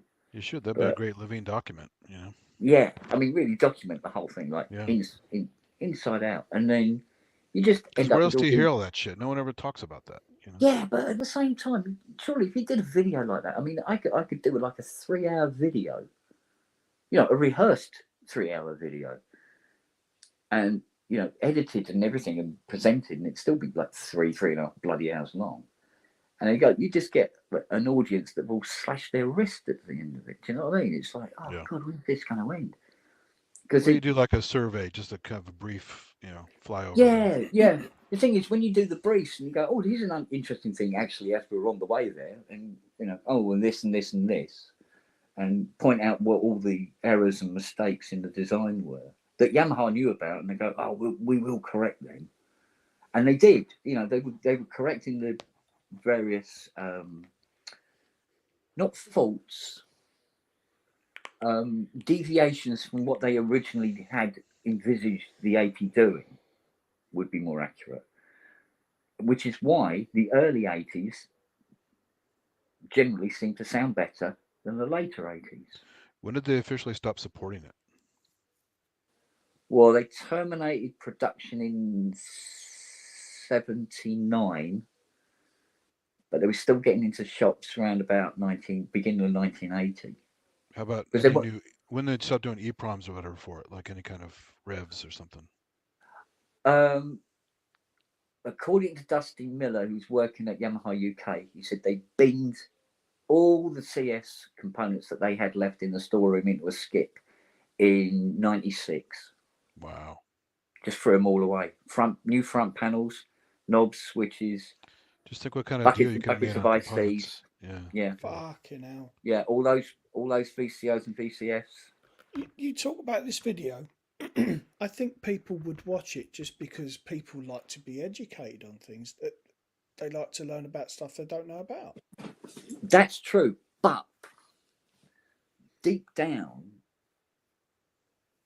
you still worry about, if you're the only person talking about it, if there's any errors, if there You have is a disclaimer in the front, say, look, this is my experience, this is my wealth of knowledge from many years of working with these, and work with other people who know them, and I'm bound to make some errors. As a disclaimer, at your own risk, watch this and learn. To the best of my knowledge, everything I say is true. It's like this new, the new books, Minimo book. I'm reading it and I'm going, oh, cool, this is interesting. What is it? Tiny got his copy and he goes, that isn't quite right, and no, that didn't happen, and that kind of, that kind of thing, right? And I go, well, there's always going to, and there will always be, especially stories. Stories can be changed. Well, exactly, but there will always be gaps or slight errors in these books. Otherwise, they wouldn't keep coming out, would they? You have one definitive book and you're done. Look at things that are common, like the whole Jim Jones thing, where they drank the Kool-Aid is actually flavor aid. Everyone always gets that wrong, even though it's there, it's in the literature, but everyone just jumps to what they heard somebody say, and that's it. That's the gospel from then on. Yeah. Oh, yeah. Well, sometimes rumors can be more powerful than truth. Yeah. And if presented in the right way. So, but I mean, I obviously, yes, I've accrued a lot of knowledge about the CSA, well, all the CS range, over the years. I think the only reason I really specialised in them was because my love of the CS80, but also nobody else seemed to be focusing on it very much. So, because we had people that specialised in, emulator, in Minimo, Moog in general, and what have you. And I go, well, nobody's really covering the CS too hard. So I threw myself into that. But because you know it so well, and it's information that's good for posterity, you should definitely do something. Yeah. Even if people but now that people have the VSTs, they probably enjoy it more, probably, Give them a greater understanding of what they're playing with. Yeah. To a degree. Yeah. Well, if I was going to do it, because I'd spoken to Robbie about this, said this is something we could put up on one of the the PSN pages. I'd put this all together.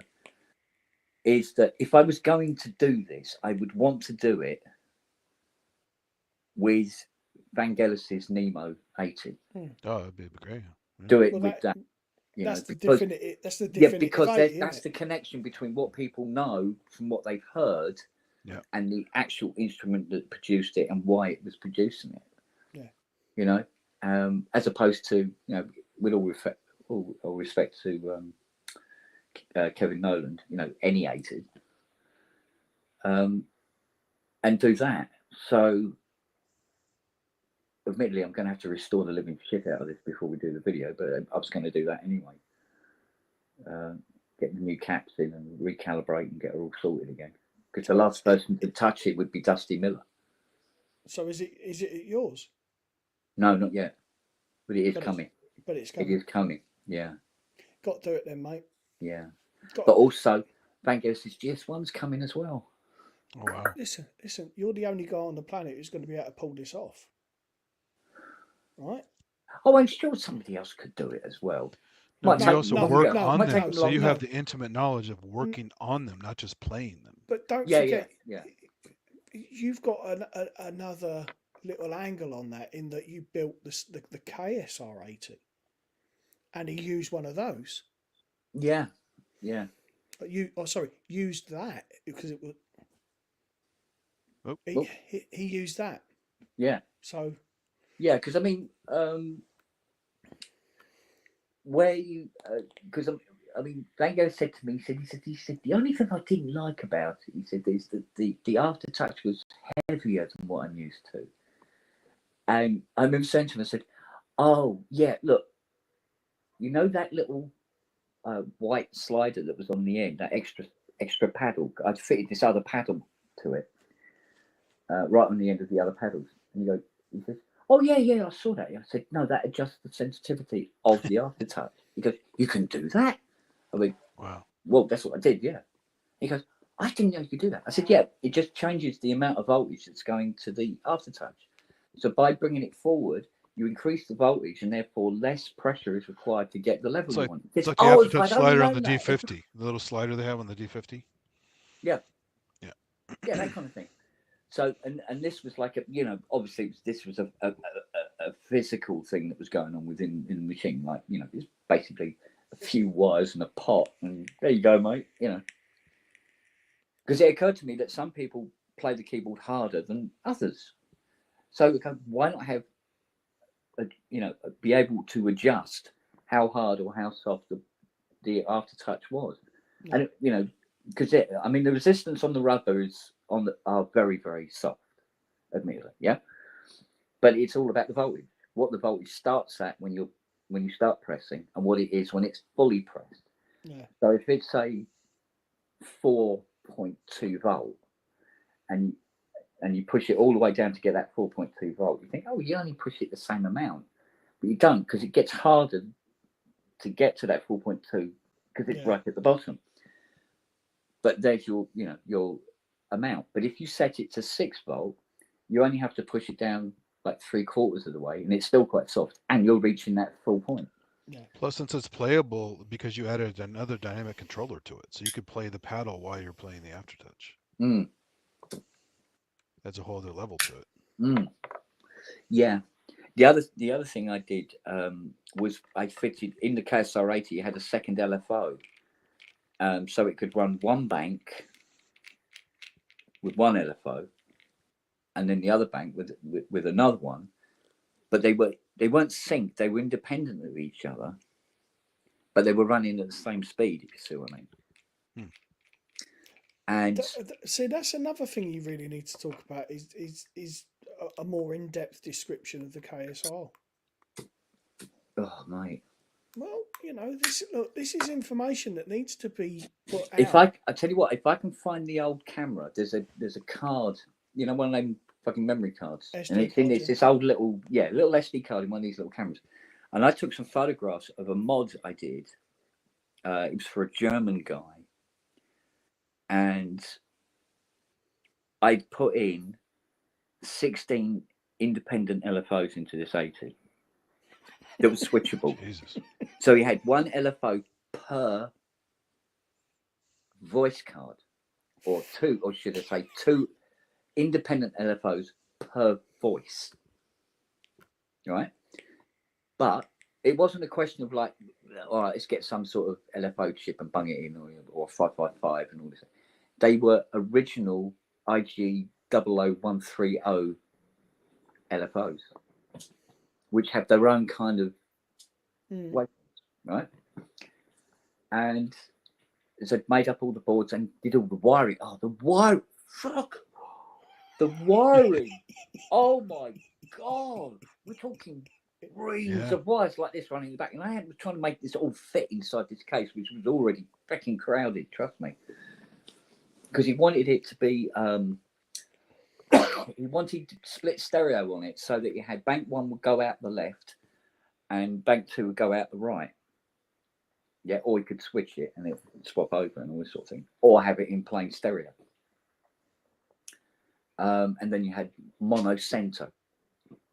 So you could have reverbs on the outside and like no reverb in the center type thing, and then blend it all together. Right? Fucking hell. Yeah. And I'm cramming all this electronics into this thing.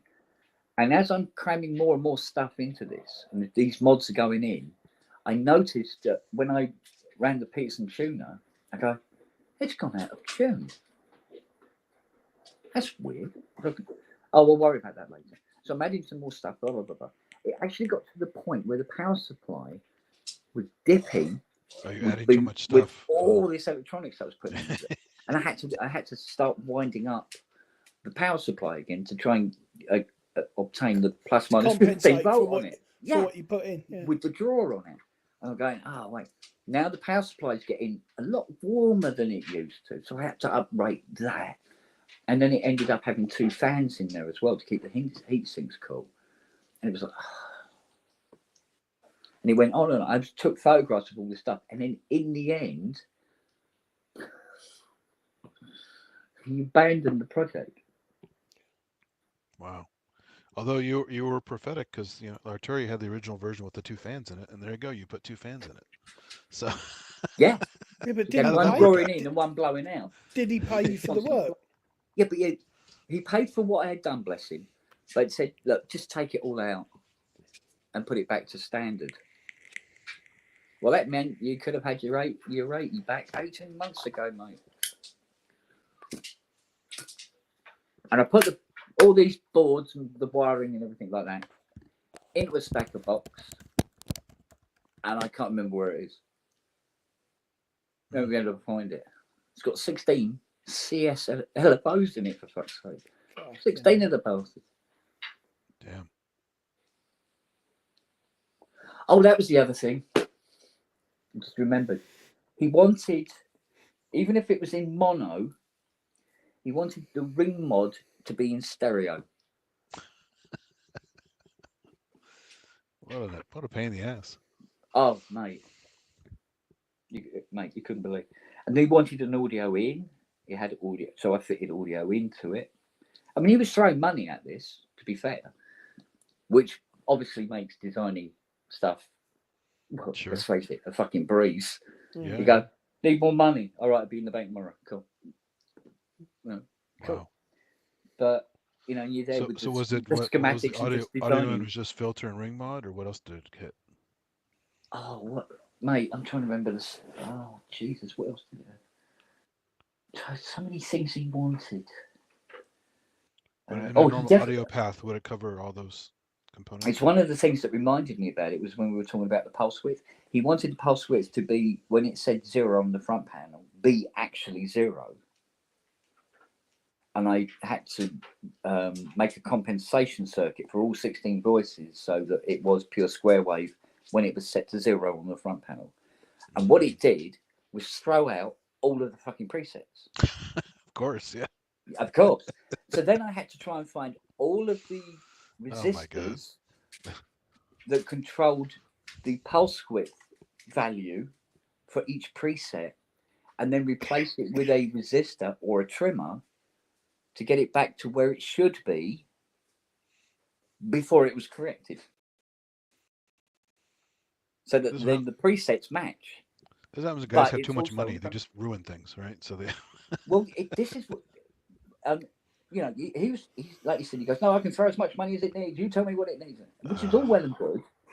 But I was fighting with limited space. Yeah. I'll tell you how bad it was. I had to take the keyboard out of it take all the keys off, obviously, the metal framework and everything like that. So I just had the wood, right, of the key bed, which was that 1.5 inch deep, the wood key bed for the keyboard. Now on the underside, I had to put it up onto the CNC machine, and I was cutting out, like taking out big lumps of the bottom of the key bed to use as for mounting circuit boards that would be upside down. So when the keyboard's closed, these boards could exist without touching the boards underneath and all this sort of thing. So there's boards everywhere in the weirdest fucking places. And or I'd make the boards in very, very weird shapes so I could put them up the side of the end cheeks and stuff like that. And they're just everywhere. And it's just wires. Oh, wires and only 9 colours. That's crazy. Yeah, it was mad. It was mad. But my God. Yeah, do you know what? I would say it was at least 80 pound heavier when it was nearly done. And that was the problem. It was nearly done. And he just said, no, just to leave it. So in the end, he just wanted the KSR mod, or what did he want in the end? He wanted, initially, he just wanted me to re-Tolex it and do the KSR on it. So that's what, a week. Back then, it only took me a week because I didn't have many other keyboards to deal with at the same time. So I could concentrate on one keyboard at a time, literally. So that would be done in a week. And then he goes, oh, I was wondering whether I could have. And then, I'm wondering whether I could have. And then I got this email with a list of about 30 things that he wanted to have done to it. He's obviously thought about this at some point. And he said, if I gave you the money, could you do it? I went, well, yeah, okay, then give it a go. And that was it. And then it was just this long road. But I learned a lot about the AT and how it reacts to certain things that you do to it that you wouldn't otherwise know. Do you know what I mean? So, yeah, my favorite is he wanted you to do all those changes that would ruin all the presets. That's just too funny. But the one he did ask me for, and I think he asked me too early, but he asked me, is it possible to be able to assign every control on the front panel to a CC? Oh my goodness. So it could be controlled remotely via MIDI. And if he'd waited another 3 years, I could have said, yeah. So the Kenton normal one you added to it, how many CCs did you get out of that? It's actually, there's not a lot it does. Not much, right? Not much, no. You could turn on or off poly aftertouch. And little things like that. You could change, I think you could change, you could assign the CC number for the filter amount, the filter cutoff. But that was on the paddle, not on the front panel. Isn't that 74? 74, yeah, exactly. Yeah. A couple of little things like that, but not much else. And then obviously, playing the keyboard. Whereas what he wanted was CC control or programmable CC control of every single control on the synth. And you know that CC board that you got in that touch digital controller? Yeah. Yeah, whack one of them in it. You can remote a CS80 completely. Wow. That's the beautiful thing about that board. It'll go into anything. That's cool. You can use it to CC anything at all. Go over there. Okay. Yeah, anything at all. It's like, was it ASO?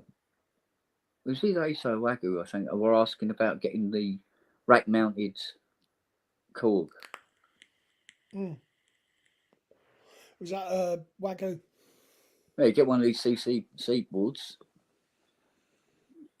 Just whack it. Do you know what? The reason, if you look at that monopoly, for instance, can you imagine that as a rack unit? All those controls on the front. I've not seen it yet, to be fair. Oh, there's a lot of controls on the front. Yeah. So it'd either be serious menu diving or a rather large 19-inch rack.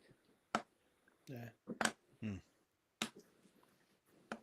Even with tiny controls, you're looking at something bigger than an Akai S6000, isn't it? To get all those controls on. Yeah, exactly. No menu diving. Yeah, I hear that, mate. It's just one thing I can't fucking stand. I hate menu diving. I like immediacy. Admittedly, an analog gives you immediacy. Well, that's why on the that rack, the kind of fake Jupiter 8 rack, NKS 80, you had to have that extra module for it. That was also big for all the controls on it. Yeah. Yeah, this is it.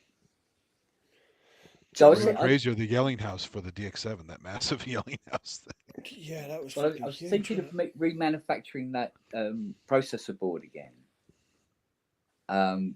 but obviously update the CPU on it to something a little bit more, shall we say, readily available. What was on it? Okay. I honestly can't remember. It was it had a master on, so what was it? Actually, Andy, you got more chance of telling us what it is than I have at the moment. I haven't opened it. Haven't I sent you those? Oh no, I haven't sent you those other boards yet, have I? Oh, not yet. But I was when you get time. I know you're busy, so.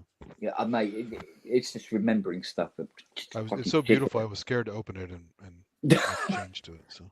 Yeah, it'll take you about a month to open it. I think there's a lot of screws on the bottom, if I remember rightly. I remember it taking a damn sight real long time putting them together. I remember that. But yeah, so tank too. I mean, this board has. I tell you, one of the reasons why I wanted to do this board again is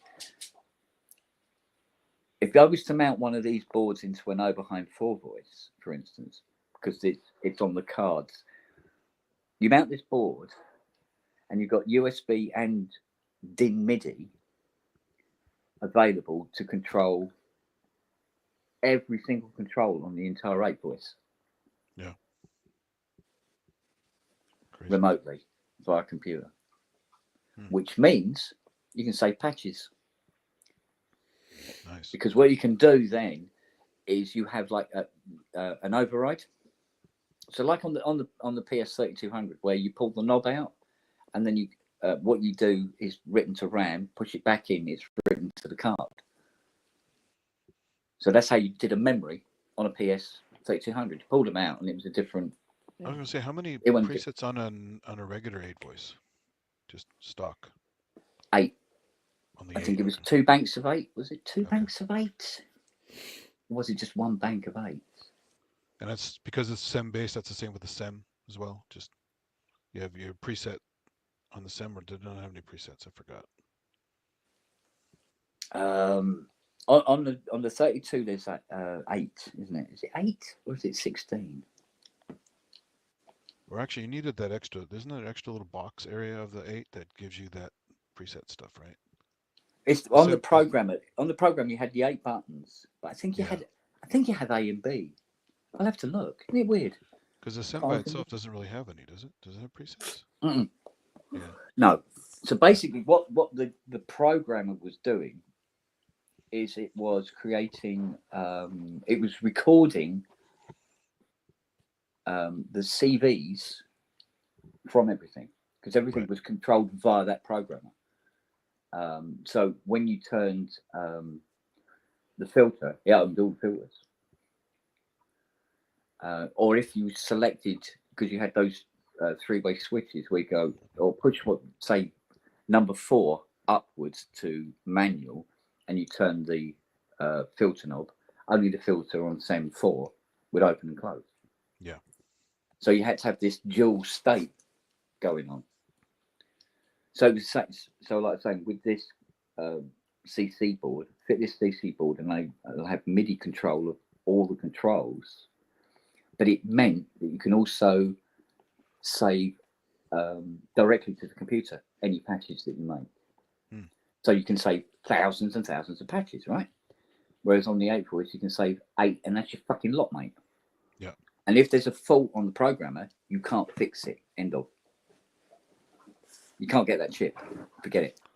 So they're saved as sysx on the computer. Exactly. Yeah. Right.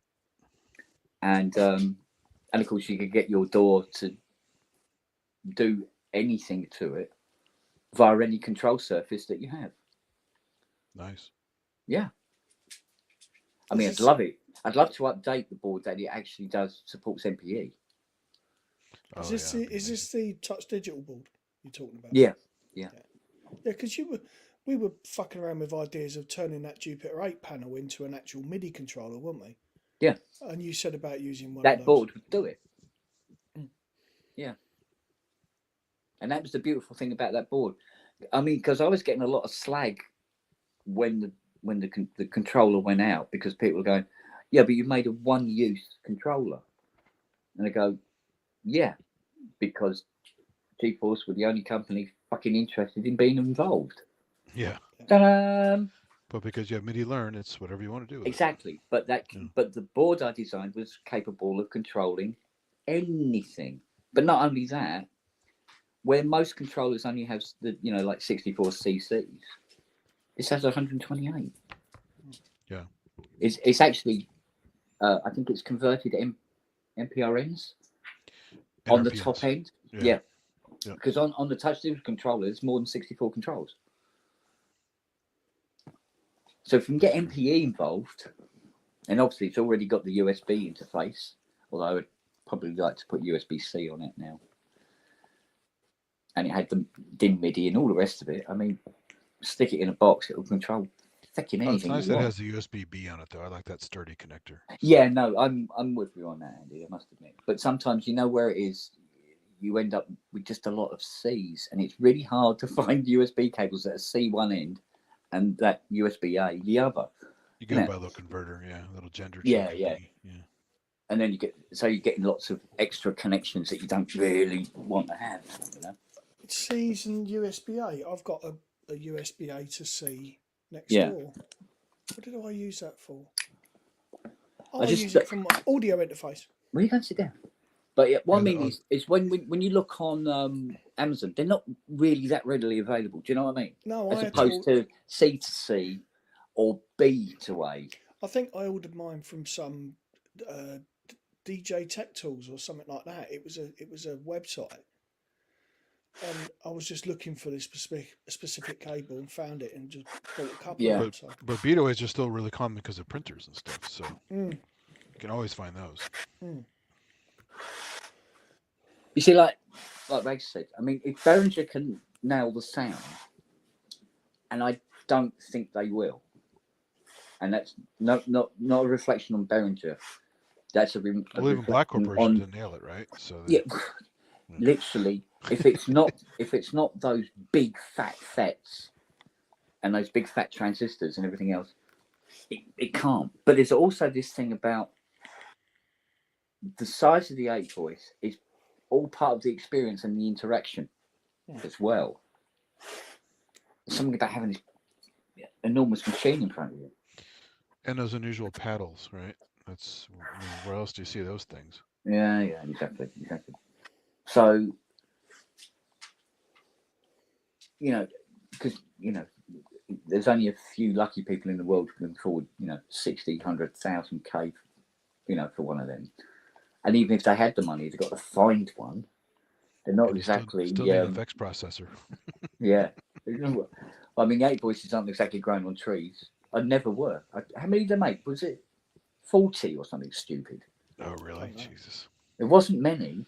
I've only touched one of them. That was Marcus Riles at the Synthplex event. That's cool. Well, remember that dual manual one I had here? Richard found out from Tom Abraham. They made 5 of them. Wow. 5. That's it. And that's crazy.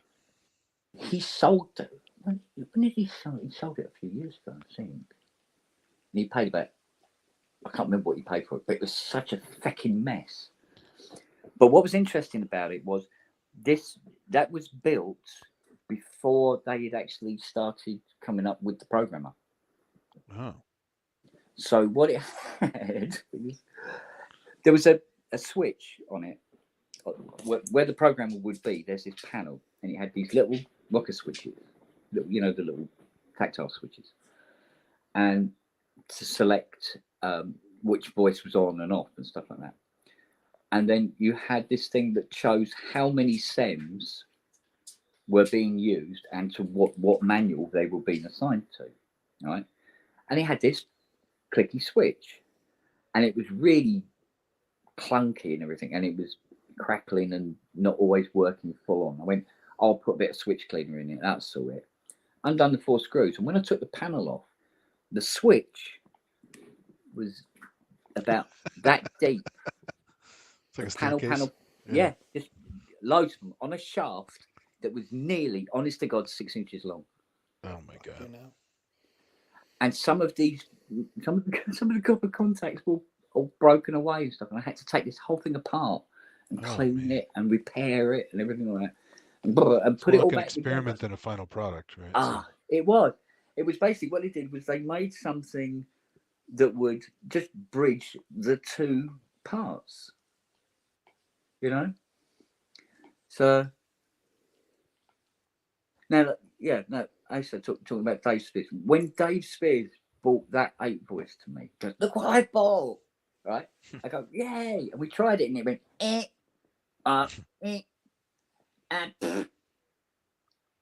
right, okay, this has got a long way to go.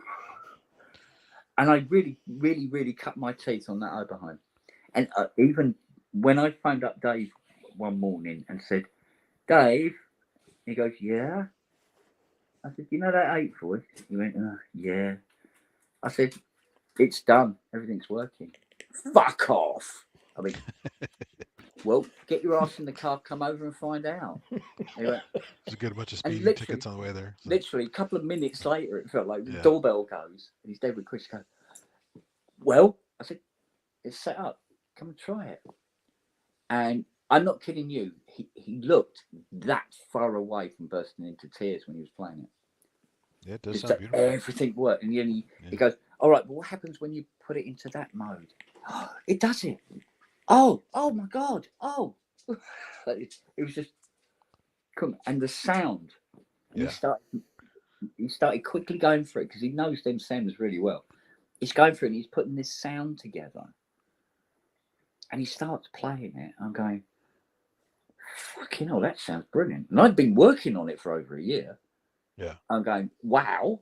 I mean, I tried doing some sounds on it and stuff, but you know, he's just really natural at it, I suppose. And it sounded cool. But when I heard it on that video he did, I've watched it at least 10 times. That's a great video. I'm there doing this. Yeah.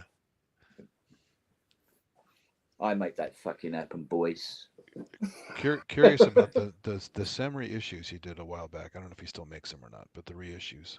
If you got enough of them together, could you cobble together an 8 voice now, or is it too complicated? Hang on a sec. Excuse me. No, stop it. Sorry, what did you say? Okay. The 8, if you wanted to recreate the 8 voice with the SEM reissue modules, could you do it without? You have to make a programmer, I guess, for it, right? So. Yes, although the reissues, they came in a player case, didn't they, that had a certain degree of digital attached to it, didn't it? Oh, I'm not sure. I didn't follow it that closely. I think if you could, they if you looked very similar, but put the 4 into the player case, you know, like the Go case thing with the keyboard. Yeah, there was a certain degree of automation and all that junk already available to you if you want. I mean, if you wanted it. But if you opened them up and put them in series or you could, or whatever. Yeah, I mean, you know, theoretically, if you got even for the, you know, of the reissues, put them in a box, throw in that CC board, mate, and off you go. Yeah, but don't you need that custom other board that makes them all work together nicely? The programmer or whatever you called it, or the yeah. Well, that thing's from the 70s. God. So you have to cobble together like a software version of that or something. Yeah, I mean, see what that board that's in the Touch Digital is partly what that programmer was doing anyway. It is, okay.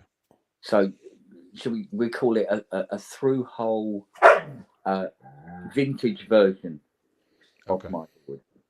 That's cool. Yeah, but as in terms of the memory programming was not included into the board. I was going to rely on the computer to do that job because I mean, you know, having them on the laptop or whatever made sense. But then I was thinking, you know, if the money's available, if you know, redeveloping that board, having the MPE, and I go, well, why not have, you know, Bluetooth communication as well while you're at it? Yeah. You know, so you can get and talk to an iPad. You can have all your presets on the iPad or whatever. Definitely, yeah. And you can just that sound and there you go. And it's Anything on. but having to play the sounds into the modem sounds into it. Yeah, exactly. Yeah. So, but you know, I thought because I was thinking about if I did the cut down version of the programmer, you could put it inside a mini mode as well. Hmm. And then yeah, it's a lot of fecking around, but you could get it so it was all CC controlled as well if you wanted it to be. Is there a lot of airspace in a mini Moog? No, So it really is packed. it really is packed. Hence, Because it it always has looked been chunky quite to a me. cut down board. But now, Yeah. you see, now we're into the era of the surface mount board. You can make a very, very complex board with a lot of facility that's a tiny little fucking thing. Yeah. The only thing that really would be taking up the room is all the you know, the multi-way plugs to connect to all the original parts of the synth. That would be the only thing that take up a lot of room. Oh, So you'd have to find somewhere to Molex stick connectors that. or whatever they're. Yeah. Yeah. And they tend to not make them small. So it might end up having to be a box. So you'd have like a special plug on the back that went to the, or possibly a USB that goes to a breakout box, as it were. Do those get pretty brittle from the heat over the years? Those connectors? No, if anything, it's the connectors get contaminated. Okay. But if you take them off and put them on, like, and do that about 12 times, yeah, that normally metal cleans them up on again. metal. That'd be good for 20 years, you know. Yeah. Unless something's been, you know, been properly contaminated with something and it's actually affected the surface of the pen, yeah, or the receipt, you know. It's like the stuff that happened to the Juno 6 that I got from that guy. It was in storage for 20 years. Yeah. And it looked beautiful, sounded beautiful, but it started having some issues with the jacks. And so I just put that contact cleaner on there and basically in and out with the plug 100 times, and then it was fine. Yeah. Yeah. Gentlemen, I'm going to bugger off. Oh, he's getting on, isn't it?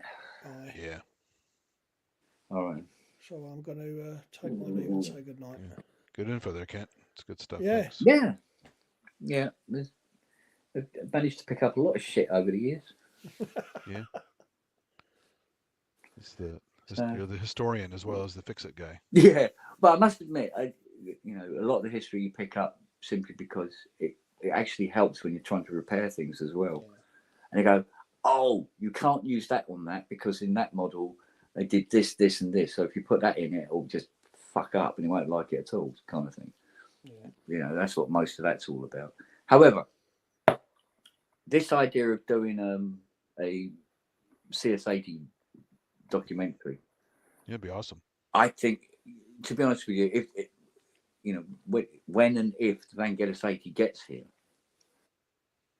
yes, it's too good an opportunity to miss out on, isn't it? Very much so. With the big girl. Yeah. And just wait for how many views you get on that. It's gonna be a lot more than 4,000. So.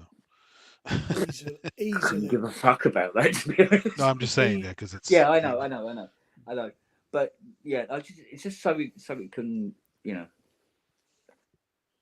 Because you're not going to be just talking to synth heads with that. You're going to be talking to people interested in Vangelis as well. Well, yeah. I mean, you know, a lot of people would say, "Oh, no. When it comes to CS8, it's all about Steve Porcaro and stuff like that."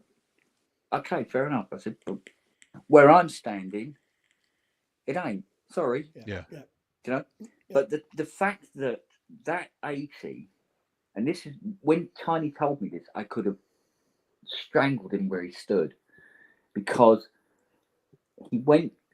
Tiny, he goes, I remember it like it was yesterday. He says, I go up to Nemo, and we've already prearranged with Van Gogh. So I'm going to be taking this 80. He was moving somewhere, wherever it was he went to, France or wherever he ended up going, and he wasn't going to take the 80 with him.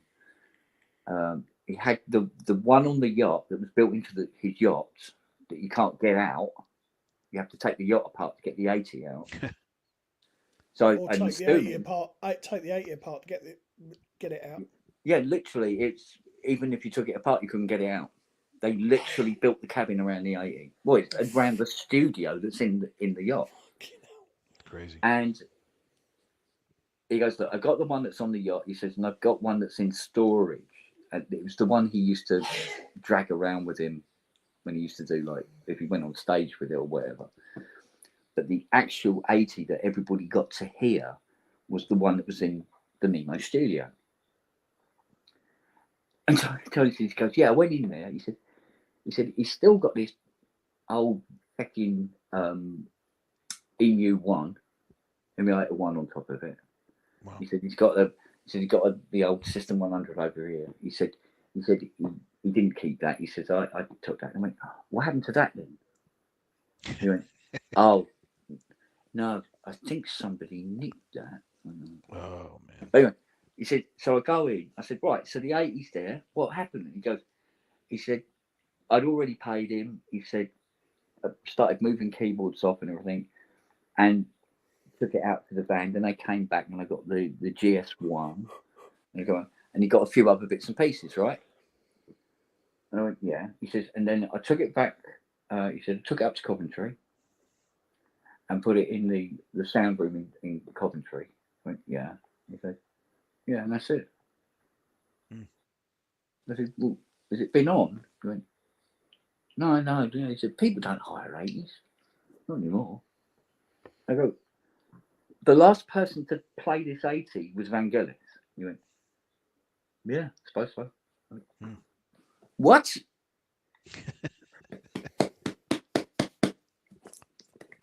His little face. Are you fucking kidding me? You know Ty with the TC5000? Yeah. Little dance. I'm going, so this is China, Albedo 0.39, Blade Runner, fucking, this is the girl. I had a question about that, though. So if he had one on the yacht, and he had another one somewhere else, and then this one, and he was reportedly had like 6 or 7 of them, right? He had about 8, apparently, all 8, over. yeah.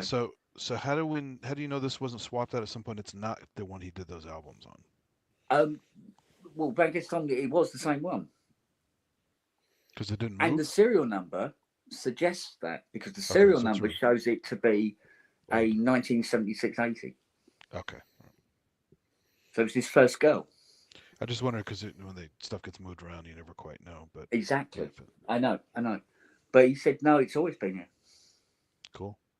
But we were able to back it up because both me and Tiny, we know Dusty, who was his studio tech right from the beginning. And he said to me, he goes, that 80? He goes, yes, that's the original one, yeah. He goes, that's the girl. He said, that's why it had all the gear on top of it. So all those old Nemo pictures we can look up online, that's in those pictures, basically. That'll be her. Yeah. Yeah. That would actually be her. That famous film where he's playing it in the studio. That's it as well. Yeah, another one he does like the thing. Well, funny enough, it's the one where he's got the ENU one up the top and he's doing bish bash bosh and all this sort of. That's her. Wow, that's cool. He said, but there was 2 more 80s at Nemo, and they were out in the corridor. And when what he called his main 80, when she went squiffy, they'd wheel in one.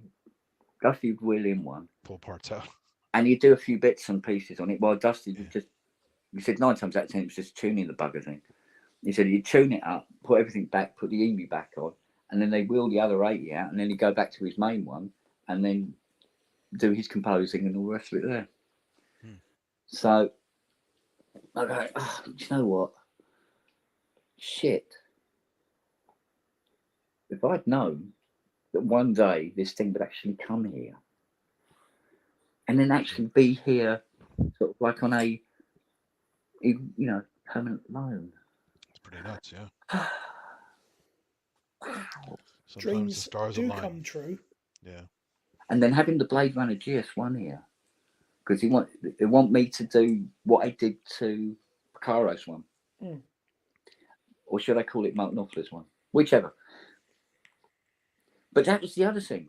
Like I said to Robbie, I said I was playing it to him over Skype, not Skype, Messenger. And I went, Robbie, I go, yeah, listen to this. He goes, I've just learned it, right? And this was when I got all the patches thing to work. So now all the library is now on the synth permanently. Mm. And you don't have to use the magnetic strips anymore. And I've bypassed it. And they're on permanent EPROMs on the CPU board. So when you turn it on, the entire GS1 library is presented to you. That's Instead of crazy. just having 16 presets, you have, I think it's like 250 something. So anyway, I said, yeah, I found this patch.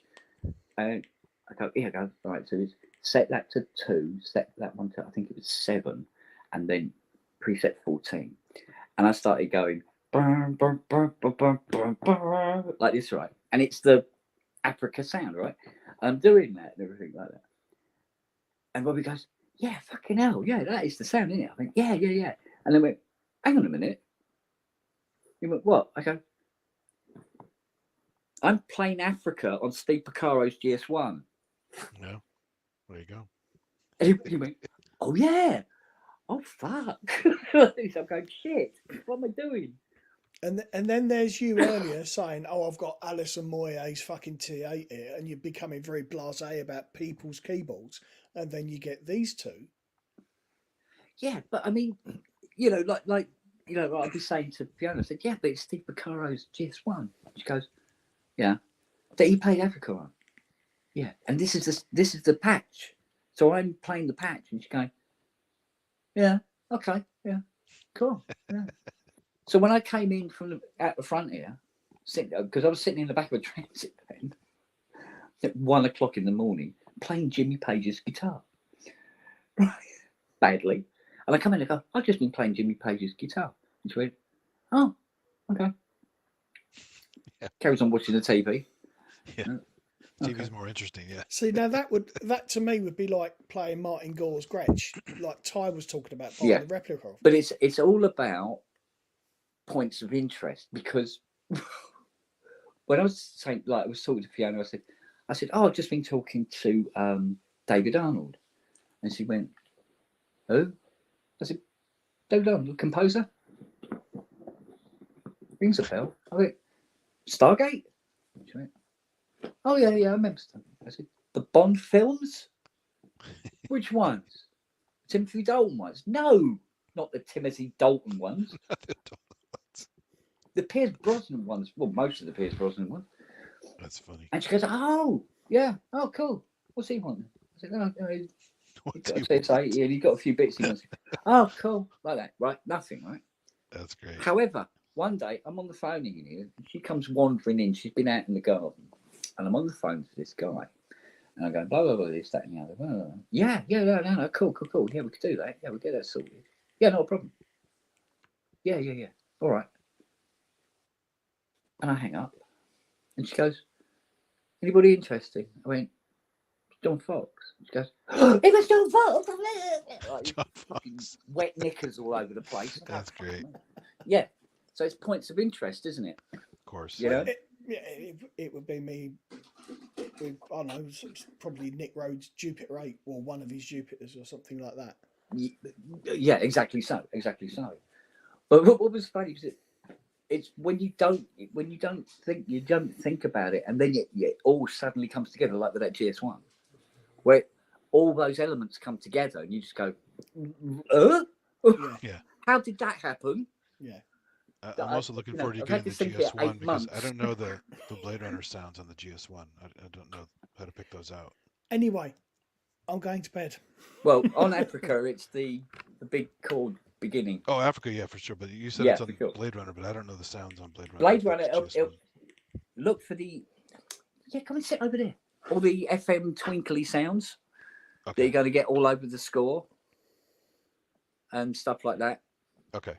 Anything that sounds remotely. Wind chimey stuff and all that. And, yeah, anything that sounds Alright. remotely like it wasn't an 80, so it would sound Okay. a bit more digital-like.